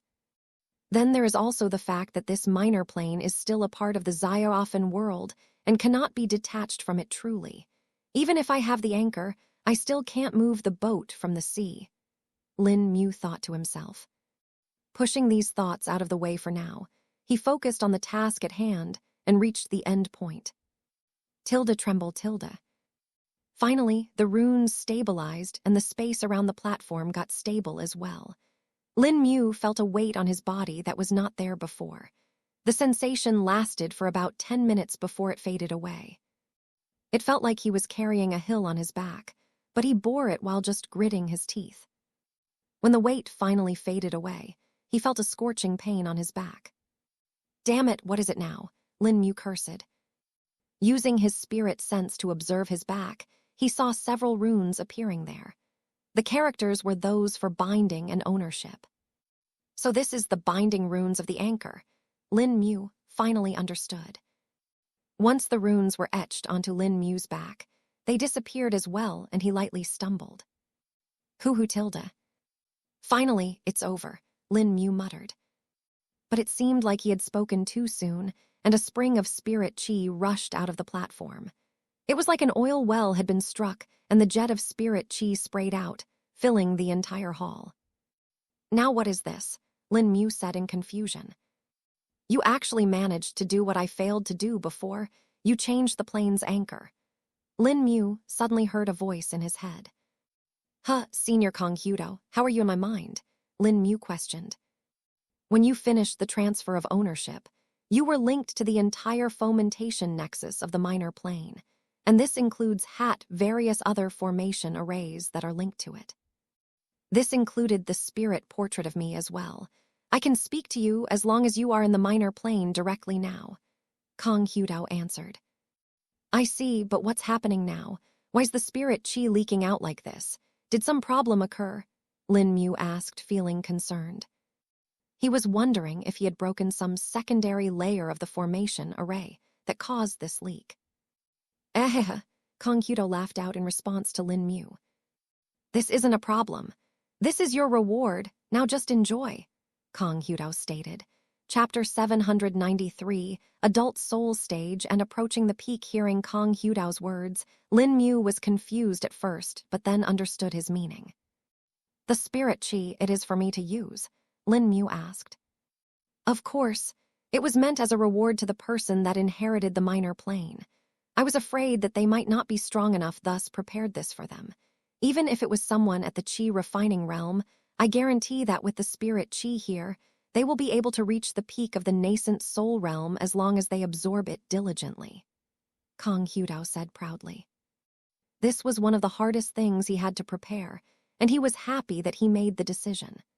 The formations set up to gather the spirit Qi were also modified in such a way that a certain amount of spirit Qi would be stockpiled every year. This was in addition to the base amount that Kang Hudao had set up. It has been thousands of years since I set this place up. The spirit Qi that has been stockpiled should still be plenty. In fact, it should already be more than double the principal amount, Kang Hudao added. Lin Mu was even more surprised after hearing this. I'm already close to the adult soul stage of the nascent soul realm. Just how far would I be able to reach with this? Lin Mu couldn't help but wonder. It was now that Zukong's voice rang in his mind. Just focus on absorbing it now. Once you reach the Dao Shell realm, I have some things that I need to teach you, Zukong stated. Oh, if you say so, senior, I'll absorb it for now, Lin Mu said before sitting down cross-legged in the center of the platform. This was the place from where all the spirit Qi was rising out of, and now it was directly being absorbed by Lin Mu. Tilde hu tilde. With a single breath, it was as if Lin Mu inhaled a river of spirit Qi. The spirit Qi directly started to condense in the air and turned into dense vapor. This vapor was breathed in by Lin Mu and quickly absorbed by his lungs and the rest of his body. It spread through his meridians while nourishing them and finally reached the Danshan. Tilde drip drip drip tilde. Unlike the usual process that Lin Mu needed to follow to refine spirit Qi wisps into liquid spirit Qi, the vapor directly turned into clouds in his Danshan and raised down the liquid spirit Qi. If someone were to see this, they would be astounded. This was the same as letting the spirit Qi spoon feed itself to Lin Mu, with him having no need to put in any effort. The rain kept on falling as Lin Mu's nascent soul directly absorbed it as well. Half of his nascent soul was above the sea of spirit Qi, while the other half was submerged into the liquid spirit Qi. The bottom half bathed in the liquid spirit Qi that nourished the nascent soul and faintly glowed. The more Lin Mu focused on it, the faster the speed of the nascent soul's absorption. Lin Mu continued to cultivate and was soon lost in the process. Little Shrubby, who was a short distance from him, also sat down and absorbed the extra spirit Qi that went a little too far from Lin Mu. He too was benefiting from it. Little Shrubby was already at the adult soul stage of the nascent soul realm and would need a while to reach the very peak. But now this would help speed up the process. Time passed and a week had elapsed. Lin Mu had already broken through to the adult soul stage of the nascent soul realm, and his nascent soul looked just like him. No longer was it the teenage form of Lin Mu. This also meant that Lin Mu's appearance would be largely stationary from now on. He would not age, and the only changes that would happen in his body would be due to external factors, such as damage or internal factors like growth. The fountain of spirit Qi had not stopped yet and was still going at the same pace as before. But now Lin Mu had reached the bottleneck and was at the very peak of the nascent soul realm. In fact, it wouldn't be wrong to say that he was already at the pseudo-Dao Shell realm. The bottleneck between the nascent soul realm and the Dao Shell realm was actually rather faint and could be overcome as long as one had enough spirit Qi to support it. The main problem that the cultivators actually had was to reach that point. It was said that the amount of spirit Qi needed to go from the adult soul stage to the very peak of the adult soul stage was multiples of the spirit Qi needed to go from the infant soul stage to the adult stage. Most of the time, the cultivators failed in doing so because they either ran out of longevity, became injured and weak, were crippled, were killed by someone else, or were simply too lazy to cultivate. Of course, if someone wanted to cultivate steadily, without the support of external resources, they could still do it, but the time needed for that would be very long. Many people were still unable to do so with resources, thus it was understandable that they could not without them. And this was if they did not encounter any personal bottleneck. Depending on the talent of a body, someone may end up with a bottleneck that would restrain their progress. For such people, they would have to depend on some luck to overcome it or need recourses. Fortunately for Lin Mu, he didn't have a major bottleneck during the nascent soul realm and only felt the common one between two major realms. But with the support of spirit qi, he was steadily chipping away at the bottleneck, and it wouldn't be long before he got rid of it entirely. Chapter 794, Breakthrough to the Tao Shell Realm. Lin Mu had been in the state of cultivation for 2 more days now, and he was at the very cusp of a breakthrough. The bottleneck had already loosened, and he would be overcoming it any moment now. In his danshan, the spirit qi was filled to the brim, and his nascent soul was completely submerged into the liquid spirit qi. The scene was a bit strange as ever so often, the level of the spirit qi would fall. But this wasn't because it was depleted, but rather because the size of Lin Mu's danshan would increase. The pressure exerted by the spirit qi would steadily expand his danshan, and right now it had already reached a size that was twice as big as before. Lin Mu's nascent soul had stopped absorbing spirit qi a while ago, since it had already reached a saturation point. Lin Wu was now focusing on reaching the Tao Shell Realm, but was unable to. He was simply a bit lost and was looking for a solution on his own. This was nothing but the bottleneck that was now loosened. After a certain amount of time, Lin Wu's nascent soul suddenly opened its eyes. A powerful gaze was let out by it, and it waved its hands. Lin Mu wasn't in control of it right now, and the nascent soul was acting on its own. Lin Mu had reached a state of hyperfocus, such that he was mostly unaware of everything other than his own body. The nascent soul worked on its own and manipulated the spirit qi around him. His fingers and hands formed obscure gestures and controlled the spirit qi as if it was his own part like a limb. The spirit qi in the danshan started to move like a cyclone and spun at a great pace. Soon, the entire danshan started to shake and move with the momentum of the cyclone. The spirit qi started to gather at one point, and it looked like it was condensing further. At the bottom of the cyclone, one could see that the spirit qi had turned into something like yarn. This yarn turned into a flat circle and then started to expand in 3 dimensions. From a flat circle, it soon turned into a hollow sphere instead. By the time Lin Mu actually awakened, he realized that the process was already complete. What happened? Lin Mu questioned. He looked within his danshan and saw the spherical outline floating below his nascent soul. His nascent soul had returned to its normal meditative state and had its eyes closed. Lin Mu looked closer at the outline and knew that he had succeeded. It's done, I broke through, Lin Mu exclaimed. Tilde hung tilde. His aura erupted like a tsunami and washed over the entire hall before spilling out of it. The moment was rather strong, and it was a testament to just how stronger Lin Mu had gotten. Congratulations on breaking through, Lin Mu, Zukong spoke. This was a bit unexpected though, senior. I thought there would be a far different effect when it formed. I don't feel particularly strong either, Lin Mu stated. Well, that is due to several factors. The first being that you have only formed the outline of your Tao shell, and you are in the shell initiation stage. Only when you reach the shell genesis stage will the power of your Tao shell reflect on you. But you have another reason why this seems so underwhelming. Your body is not weak either. You have completed 2 treasured organs, and thus it was already strong. Due to the power difference being so little, the impact of power you felt was less. Right now, other than your control over spirit qi improving, there shouldn't be as many changes, Zukong explained. Lin Mu heard everything clearly and realized that it was all true. He clenched his fist and could feel a slight increase in power. He could also feel the spirit qi within his body respond to him far faster than before. Thinking of the spirit qi made him look around him.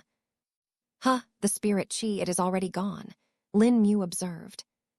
Of course it would be gone. The amount you took was rather massive. Plus, with your every expanding danshan, the spirit qi simply continued being absorbed into your body without any limitations. Even if you see no spirit qi here, it's still there in your danshan, and you can use it. The spirit qi you have left over is still enough to help you progress quite a bit into the next stage of the Tao shell realm. Zhukang replied. I see, and what was it that you wanted to speak to me about? You told before that you would explain after I broke through. Lin Mu asked. Yes, the thing that I wanted to tell you was to ignore the shell expansion stage of the Tao shell realm and reach the Tao treading realm directly. Zhukang replied. What? Why? But didn't you say that it decides the future potential of a cultivator? If I ignore it, won't I have problems in the future? Lin Mu questioned, feeling shocked and confused. Indeed, that would be true for most cultivators, but you are a special case. You see, you are focused on the spatial element, and a lot of your skills are based on it. Thus, if you want the best potential, you would have to form a Tao embryo related to the spatial Tao, and then comprehend it from there on. But the problem we have is that this world will not be able to support something like that, Zhukang stated. Then what do I do? Lin Mu asked. He already knew that he would like to focus on the spatial Tao, as it was the one he had come into contact with, the very first time, and was related to most of his skills. It was something that he definitely did not want to give up on. Chapter 795. Shape of the Tao shell. What Zhukang had told Lin Mu went against his very own knowledge that he had taught to Lin Mu. The solution to this problem cannot be found in this world. If you want to form a Tao embryo related to the Tao of space, you would have to find a higher world. This world cannot handle a Tao embryo that relates to the three primordial elements. This is one of the restrictions that are there on lower-leveled worlds. Only when they promote to a higher-leveled world can they allow them. In fact, even the formation of the Tao embryos of the four heavenly elements would be difficult for most cultivators in this world. Zhukang explained. Then, what do I do? Which Tao embryo do I form, and what will I do about the spatial Tao? Lin Mu questioned. He knew that the shell initiation stage was important since it would determine the shape of the Tao shell. It was only in this stage that its shape could be modified. The outline that was formed was a default spherical one that everyone formed. If a cultivator knew what he wanted to pursue later on in the future, they would modify the shape of the outline in this stage. And only after the outline was modified would they start to solidify it and enter the shell genesis stage. Thus, Lin Mu needed to know what Tao to pursue from now. I think your best bet would be to try for the Earth Tao for now. Later on, when you leave this world, you will be able to form more Tao shells and Tao embryos. Many people in lower worlds either don't know or think that this is possible too. One doesn't need to restrict themselves to a single Tao embryo. Most don't attempt this due to how much time this takes, but for you, this is easier. It's not like you have a lack of time either.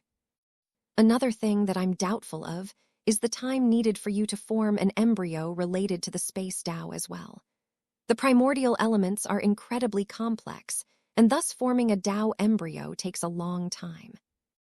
That is time that you possibly don't have now, since you need to get strong as quickly as possible.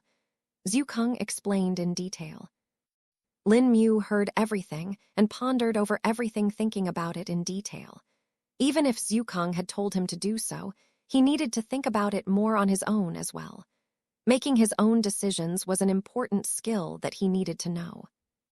Lin Mu spent a few minutes like this and finally made his decision. I'll do as you suggested, Senior. I do have an affinity with the Earth Tao and can go ahead with it, Lin Mu stated. But you don't have to restrain yourself to just the Earth Tao either. If you feel like it, you can pursue others as well. You have the Fire Tao, the Sword Tao, and even the Spear Tao that you can pursue, Zhukang replied. Oh, yes, I do have that option too. Lin Mu was now given more to think about. Soon, ideas started to form in his mind, and he knew what he wanted to do. I've decided. I know what the shape of my Tao shell would be, Lin Mu said out loud. Good, now you can proceed whenever you want, Zhukang replied. Lin Mu nodded his head and stood up. He was not going to change the shape of it right now, as he still needed to think more about the details of the Tao shell. Cultivators spend decades to centuries in the shell initiation stage of the Tao shell realm so as to find the shape that would be perfect for them. It wouldn't be hurtful if Lin Mu decided to take it a bit slower. Plus, the idea that he had in his mind was different than the norm, and he needed to do a few more experiments before he was able to attempt that.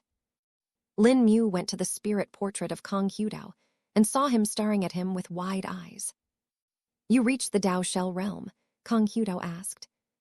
"I did indeed," Lin Mu acknowledged. Good, good. Kong Hudao was very happy to hear this. The stronger the inheritor was, the better the chances of his wishes being fulfilled. Though, was the spirit chi lacking? Why are you only at the shell initiation stage? Kong Hudao asked after seeing a bit further. That I need time to think of what my Dao shell will be. As for the spirit chi, no, it was not lacking. It is simply that I absorbed it all into my danshan for use in the future, Lin Mu answered. Hearing this, the eyes of the portrait went wide, but a few seconds later he started to laugh. Excellent. If such an outstanding person is the heir, then I have less to worry about, Kong Hudao said, not even asking how Lin Mu accomplished something like that. Lin Mu rubbed his head in slight awkwardness and didn't know what to say. Kong Hudao stopped on his own in a bit as well and looked at Lin Mu. Now that you are done with binding and taking your first reward, it is time for the others, Kong Hudao said. Lin Mu's expression turned serious, and he nodded his head. You have already seen the vault and the items contained in it. They are all yours to use as you deem fit. The entire minor plane is also yours, of course, and you can control its formations as well, Kong Hudao stated. Thank you, Senior, Lin Mu said, feeling grateful. A few seconds later, another thought came to his mind. What about the beasts? Are they mine too? Lin Mu questioned. Of course they are. Well, if they agree to that. They aren't really under the control of the formations and have their own free will to act, though the beasts shouldn't be able to trouble you much now. Kong Hudao answered, much to Lin Mu's joy. Chapter 796. The pseudo-immortal beast that sank the Western continent. Hearing the words of Kong Hudao, Lin Mu was happy. That was exactly what he wanted, as he had another idea in his mind. The beasts in the plain were isolated and were far stronger than most beasts in the Great Zhou continent. It wasn't that there weren't any strong beasts, it was just that they were scattered across the world. But in the minor plane, they were all confined to the same place and would not be able to move. I might be able to make use of them later. The beasts should certainly respond as long as sufficient rewards are provided, and even if they don't and push comes to shove, I can just force them out onto the battlefield, Lin Mu thought to himself. With this in mind, Lin Mu made up a temporary plan for now and decided to go ahead with the current situation. The beasts are an untapped power that barely anyone in this world uses. They only use them for resources, and only a few turn them into tamed beasts. Little Shrubby is just one of them, who is the best example of their power. The gray egg is still dormant, and I don't know how long it'll take to hatch. Perhaps I can use some other beasts in the forest for this, Lin Mu thought to himself. You might not be able to make the same level of connection you made with Little Shrubby. That is a deeper connection that is far harder to form. Only beasts that are raised from the start, or those that stay with you for a long time, can form connections at that level. Even if you tame the other beasts, they might only obey you as long as you give them sufficient rewards or satisfy their condition. Though if you consider reward, you do have an advantage that many other beast tamers would kill for, Zhukong replied. Of course, the beast chi will be indispensable. That will be my key to convincing the beasts. I don't think they will deny me once I give them beast chi in exchange, Lin Mu said. Most beasts will probably comply, but there are always some beasts that are either too smart or crazy to do it. That demon beast you fought is one of them, Zhukong replied. Ah yes, that troll beast. It really was something else, though it was quite strong as well, Lin Mu said as he remembered the beast. A few seconds later, another thought came to his mind. Senior Kong Hudao, the pseudo-immortal beast that attacked the Western continent, just what beast was it? Lin Mu questioned suddenly. Oh, that beast. It was actually an unknown beast that we don't know of, though it certainly was different from most other beasts we've seen. It had a tall stature, being over 100 meters tall. Its skin was rocky and rough, while tusks jutted out of his mouth. Kong Hyudao went on to explain the entire appearance of the beast in detail as well as its powers to Lin Mu. But the more Lin Mu heard of it, the more he was shocked. He wasn't shocked because of the beast's power or strength, but rather because it was familiar to him. "Senior Kong Hyudao, this beast you're talking about, is it perhaps this?" Lin Mu asked as he withdrew the corpse of the troll beast from his ring. The heavy body of the troll beast fell on the ground with a loud thud, shaking it slightly. Kong Hyudao's eye went wide the moment he saw the corpse. That's the beast. That's the pseudo-immortal beast that attacked us," Kong Hyudao exclaimed. "Are you sure? This one is far smaller," Lin Mu reminded. Kong Hyudao suppressed his shock and the bad memories that came with seeing the troll beast. Even though he was panting, he still took a deep breath and closed his eyes for a few seconds. By the time he opened them, the familiar calmness had returned to them. Kong Hyudao looked at the corpse and realized that the beast was indeed smaller than the one that he had fought in the past. "This seems to be the beast of the same kind, but this one is smaller," Kong Hyudao said. "And weaker," Lin Mu added. "When I fought this beast, it was at the shell genesis stage of the Dao shell realm." Kong Hyudao's brows furrowed as he thought of something. Did the beast manage to leave behind some offspring back then? Its bloodline has passed on, Kong Hyudao muttered. Indeed, this was originally a normal beast, but it managed to awaken its mixed troll bloodline. It is actually not a normal spirit beast, but rather a demon beast, Lin Mu explained.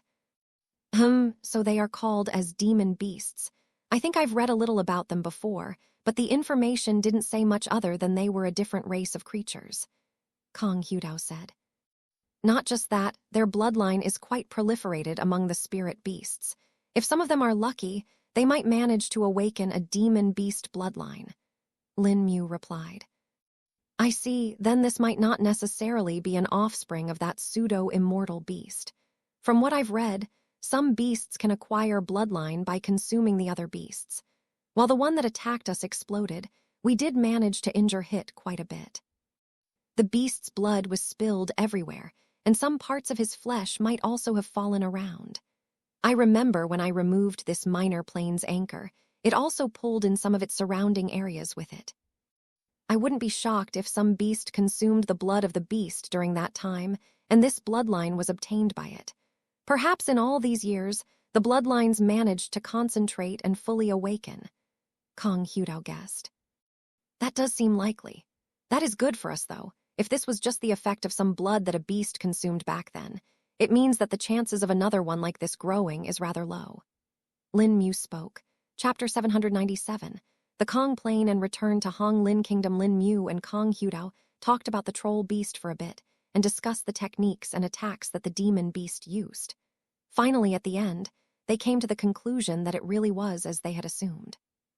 The chances of a new beast like this being formed were less, and if it had taken so many years for just one of them to awaken, it was probably not going to happen for a long time from now.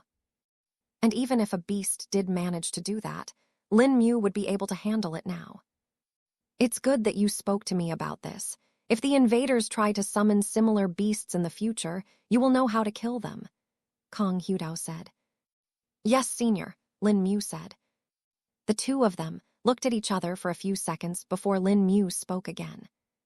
It is time for me to leave now. It has been a long time and a lot of people are waiting for my return, Lin Mu spoke. Go back.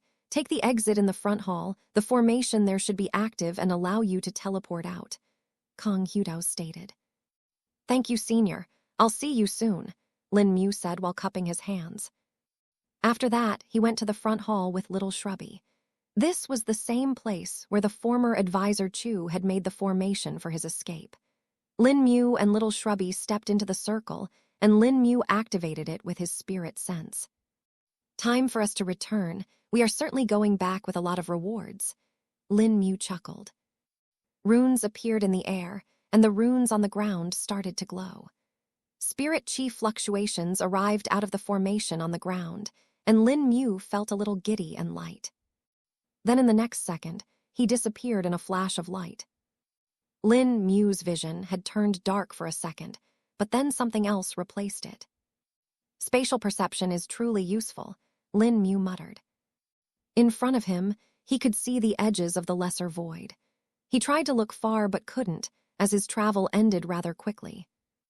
In a location inside the Honglin forest, a strong wave of spirit qi appeared out of thin air before they turned into runes, which then formed into a formation. This was the receiving end of the teleportation formations, and Lin Mu's body materialized within it. Lin Mu opened his eyes and looked around. "Little Shrubby," he called out. "Where did he go?" Lin Mu questioned and spread his spirit sense around. About 500 meters from where Lin Mu had appeared, another teleportation formation appeared, and Little Shrubby materialized. "Ah, there he is. Must have delayed a bit on the teleportation," Lin Mu said. "Once you get a bit more proficient with them, you should have better control over it," Zukong said. Lin Mu nodded his head and went to meet Little Shrubby. Originally, he was going to use the ring to make a portal to leave the minor plane, but now there was no use for it, and he himself was the anchor of the minor plane. "Should we go?" Little Shrubby asked. "MMHMM, it's just 4 days before the deadline, we should hurry," Lin Mu said after checking the date. Little Shrubby withdrew the harness, and Lin Mu strapped in before the two of them ran away at blinding speed. Taking this free time to think, Lin Mu tried to see if he could find a solution to the problem of the minor plane. He wanted the plane to have other entrances than just him, so that his allies might be able to use it as well. If you and Jiang Luo work on it, you might be able to expand its ability to have more entrances. It will take time, though, unless you use something else as a stopgap for the time being. Zukong spoke. "Indeed, though what do you suggest, Senior? I know that we might not have the necessary time to set it all up," Lin Mu replied. "Basically, what you need is a second junction between this world and the minor plane. Since you are the anchor, you can directly enter and exit it while also carrying others. But due to the limitations of the formation right now, it cannot allow other entrances. This problem in reality is due to the distance between the minor plane and the Zayaafen world.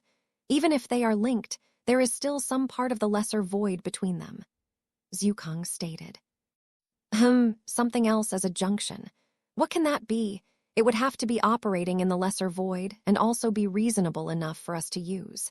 Can't have it being too expensive or complex to make either, Lin Mu muttered to himself.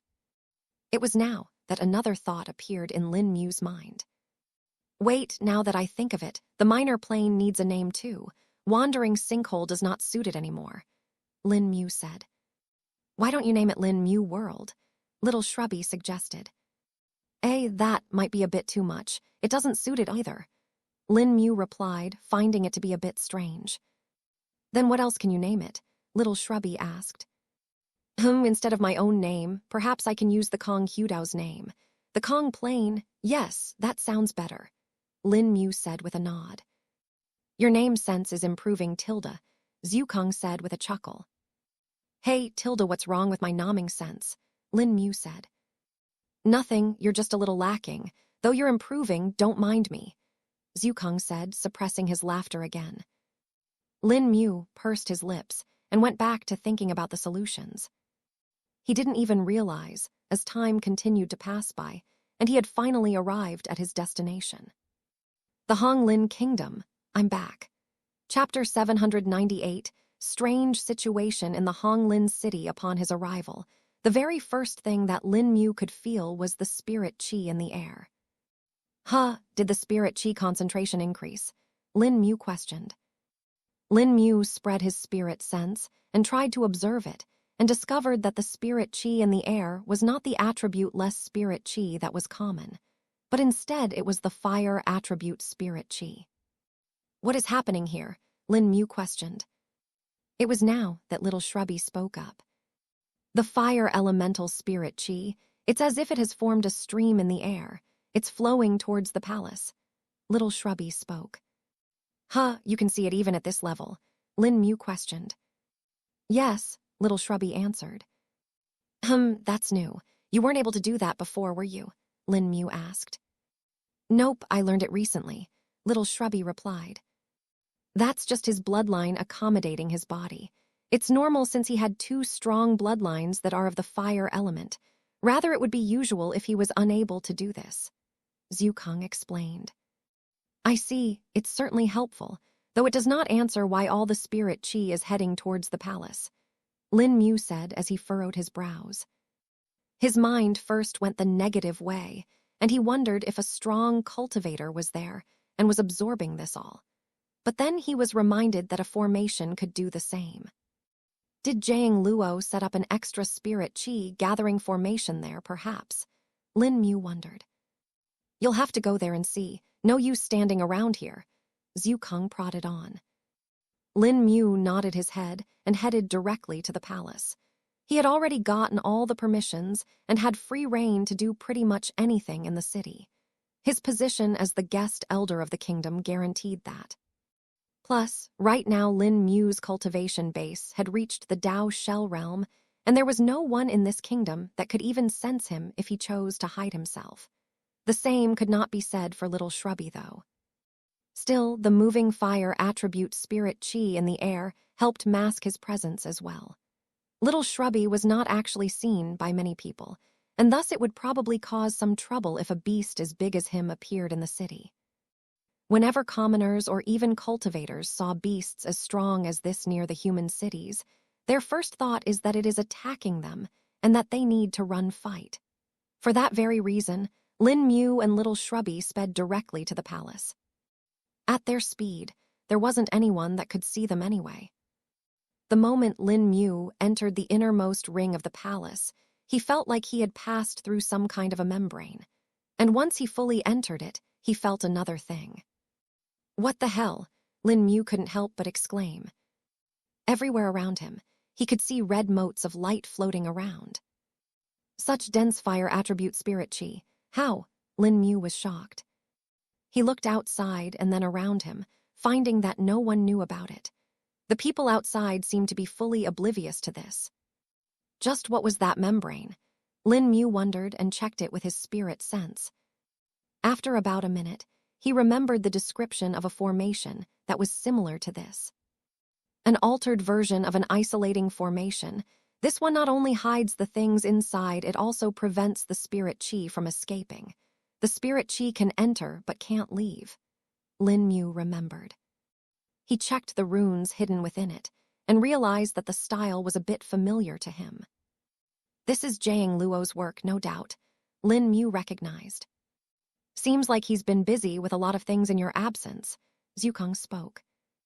He should have finished his work with the large formation array set around the entire Hong Lin kingdom.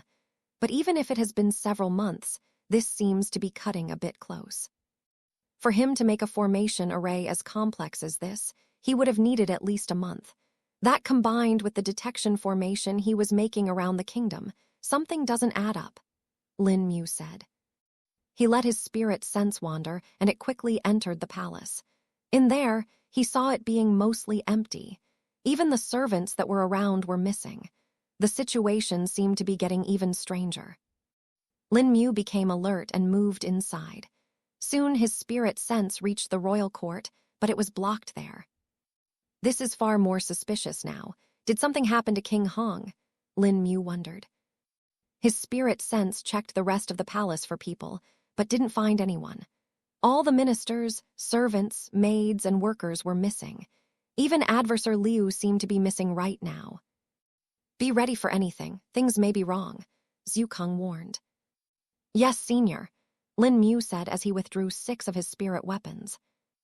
All of them hovered behind him, ready to attack, while Lin Mu's spirit sense split into multiple tendrils covering a spherical radius around him.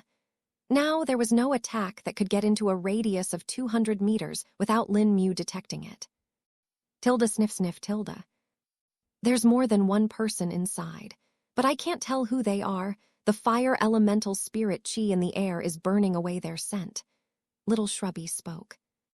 Lin Mu narrowed his eyes and thought of all the potential scenarios that could happen.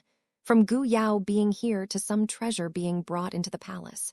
He also thought if the others were being held hostage inside or something. The likelihood of it happening was low since he had received no message on his jade slips, but he wanted to be ready just in case. His lips started to move as faint chants came out of his mouth. Severing Heart Sutra, Chapter 799, A Barbecue Party. Lin Mu prepared as much as he could and was ready to face whatever that was behind the two doors of the royal court.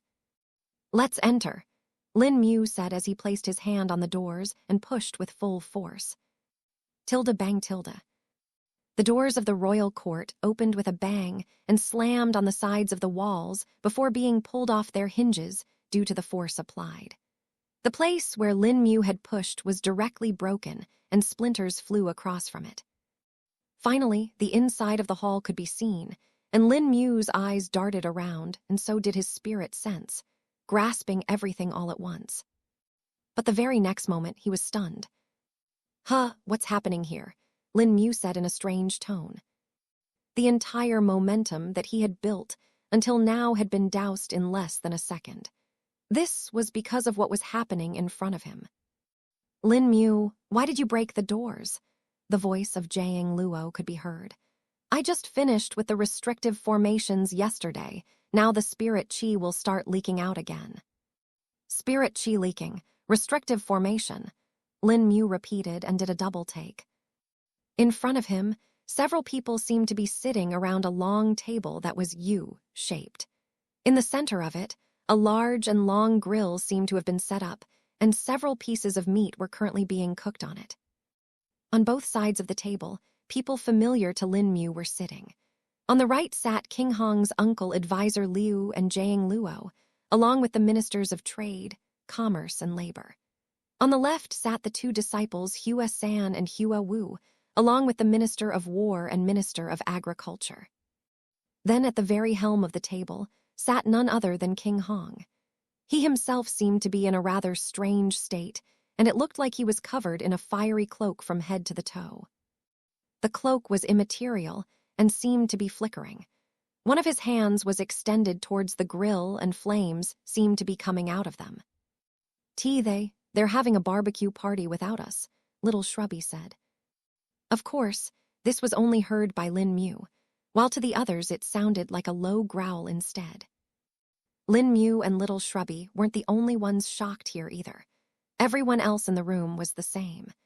Jiang Luo, who had shouted initially, was also a bit taken aback at seeing Lin Mu and Little Shrubby. Lin Mu seemed to be battle-ready and had a sharp gaze while the spirit weapons floated behind him, ready to attack. His aura was also turbulent and was exerting a silent pressure in the area. But the thing that shocked him the most was the fact that he could not sense Lin Mu's cultivation base anymore. The spirit chi fluctuations coming from his body were far too suppressed for him to feel anything accurately. Though when he looked at Little Shrubby, he could tell that the beast had a breakthrough and was almost at the peak of the adult stage of the nascent soul realm. The changes in Lin Mu and Little Shrubby were far too surprising for him, so it could be understood just how shocked the others were. Unlike Jiang Luo, Advisor Liu, and King Hong, the others in the room weren't all nascent soul realm cultivators. Thus the pressure exerting from Lin Mu was like a bounder kept on their heads. They had to hold on to the large table and exert some power on their legs in order to keep on sitting. If they didn't do that, they feared that they may end up bashing their heads into the table or the ground itself. "What exactly is going on here?" Lin Mu asked. He was ready for a lot of things, but a party like this was completely out of his expectations. It also seemed to be a bit unusual since they were in a very sensitive time, with the supreme elder of the Noon Grass sect being close to death and the situation with Gu Yao. Jiang Luo sighed to himself and knew that this was going to be a long explanation. "Come sit, I'll tell you all that happened," Jiang Luo said. "All right," Lin Mu replied and reeled in his aura along with the weapons, which were sent back into the ring with a wave. Lin Mu took a seat at the table, and Jiang Luo started to explain all that had happened in the past 3 months. After Lin Mu was gone, Jiang Luo spent the time in setting up the detection formations around the kingdom. During this, he was also learning the new knowledge that Lin Mu had passed on to him. It gave him a few epiphanies, and he was able to increase his pace of work. The work that was going to take him nearly 3 months was finished in less than a month that way. And just as he had finished his work, he was called by Advisor Liu urgently to the capital. It was due to none other than King Hong, who seemed to be undergoing an uncontrollable process. All the fire attribute spirit qi in the area around the city seemed to be getting attracted towards him as if he was a magnet for it. This led to several scares in the city, with the commoners thinking some great power had attacked them. It took several excuses to assuage their fears and assure them that everything was fine. Jiang Luo was called for this very thing. They needed to restrain the fire attribute spirit from causing the chaos. Jiang Luo set all the new formations and formation array that Lin Mu saw on his way here up, and they were all for safety. Now I understand, Lin Mu said after having heard everything. But then his brows furrowed. But why are you having a barbecue here? Chapter 800, Changes in the past 3 months. This is done by King Hong, Jiang Luo answered. Huh, why? Lin Mu asked, looking towards the king who was awkwardly looking at him. I guess I should explain it then. Basically what happened is that a few days after you left, and I stabilized my cultivation base, and realized that my body was pulling in all the spirit qi of the area towards me. It was mostly fire elemental spirit qi, and it ended up causing a little chaos. Once the fire elemental spirit qi reached a certain level, it started causing random fires around the city. It didn't take me long to figure out that the reason was none other than my physique. Even if I had stabilized my cultivation base, I had yet to gain control over my physique. The Dauntless Ember physique is just as its name, and will continue to pull fire elemental spirit qi no matter what. I hurriedly asked Uncle Liu to call Senior Jiang Luo to help out, as I thought only someone more experienced could help me with this. While he came here, I tried to suppress the fire elemental spirit qi and gain better control over it. When Jiang Luo finally arrived, he set up the restrictive and isolating formations that prevented the spirit qi from leaving the confines of the palace. It could enter, but now leave. This led to another problem, and that was it became a little too concentrated around the place, and made it uninhabitable for others that were below nascent soul realm and the commoners. I had to send away all the servants and workers so that no harm was brought to them. It was then that Jiang Luo suggested me some controlling exercises, and I've been doing them since then, King Hong explained. I see, but cooking is an exercise, Lin Mu asked. Well, the exercise I taught him was related to forging. We have to finally control the flames and the temperature during forging, and that is what helped him. But in his case, he could not just randomly forge anything. We did try that, and went through more things that would utilize fire before finally settling on this, cooking, Jiang Luo replied. Lin Mu nodded his head and could relate how the two things could work, though it was still a bit strange. He then looked at the immaterial cloak that was floating around King Hong and wondered what that was. And what's up with the cloak, King Hong? Lin Wu questioned. This is one of the techniques I have managed to grasp on my own. I call it the Ember Cloak, and it helps me in additionally controlling the fire elemental spirit qi. This in combination with the cooking is what's keeping it in control right now, King Hong answered. I understand now, Lin Mu stated. He observed King Hong a bit more deeply and discovered something surprising. Oh, you broke though already, Lin Mu said in a surprised tone. I did indeed. With the large amount of spirit qi approaching me, cultivating was easier, and it seemed like my physique was pushing me as well. I broke through to the child soul stage of the nascent soul realm last month, King Hong replied. Lin Mu raised his brows in approval and found it good that the man was getting stronger quickly. The stronger his allies were, the better it would be when the battle against Gu Yao and the northern tribes finally breaks out. Lin Mu even wondered if there was a way to boost this process and let King Hong progress even faster. You can probably do that now. You do have access to the Kong plane now. With the dauntless ember physique, as long as it's in an area rich in fire attribute spirit chi, cultivating will be a breeze. At least at the current level, Zukong suddenly spoke. Hearing this, Lin Mu's eyes lit up, and he knew what to do later. And while he was thinking this, Jiang Luo was thinking something else too. Lin Mu, did you break through as well? I can't sense your cultivation base, Jiang Luo said. Senior Lin Mu broke though, Hua Wu said in surprise.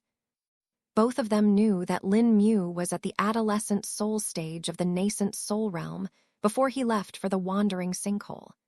Even if he broke through to the next stage, it was unlikely that they would be unable to sense it. The only reason this would be possible if he broke through an entire realm. But that would mean he's at the Dao Shell realm now, heavens. A Dao Shell realm cultivator younger than 500 years. Hua San calculated in his mind. Even a talented Dao Shell realm cultivator in this world took at least 5 years to break through to that realm. The ones that had accomplished were considered the cream of the crop and were all top disciples of the sects or were now elders. Anyone that managed to do something like this was a great surprise. It wasn't the same as someone younger than 100 years or 50 years reaching the nascent soul realm. There were still plenty of examples in the world about people who had done that before. Reaching the nascent soul realm was easier, as one only needed the spirit chi for it, and resources could help in this factor. It was surviving the heavenly tribulation that killed most of the cultivators. But once one entered the nascent soul realm, doing the same was very difficult. Only non-stop use of resources could help someone doing that, but it was something even the top sects did not do. For the disciples that were considered talented, if they rushed ahead, they were told to slow down instead, as it would lead to their foundation becoming unstable. Even Jiang Luo was over 80 years old right now and was at the adolescent soul stage of the nascent soul realm. Hearing the inquiry of Jiang Luo, Lin Mu nodded his head.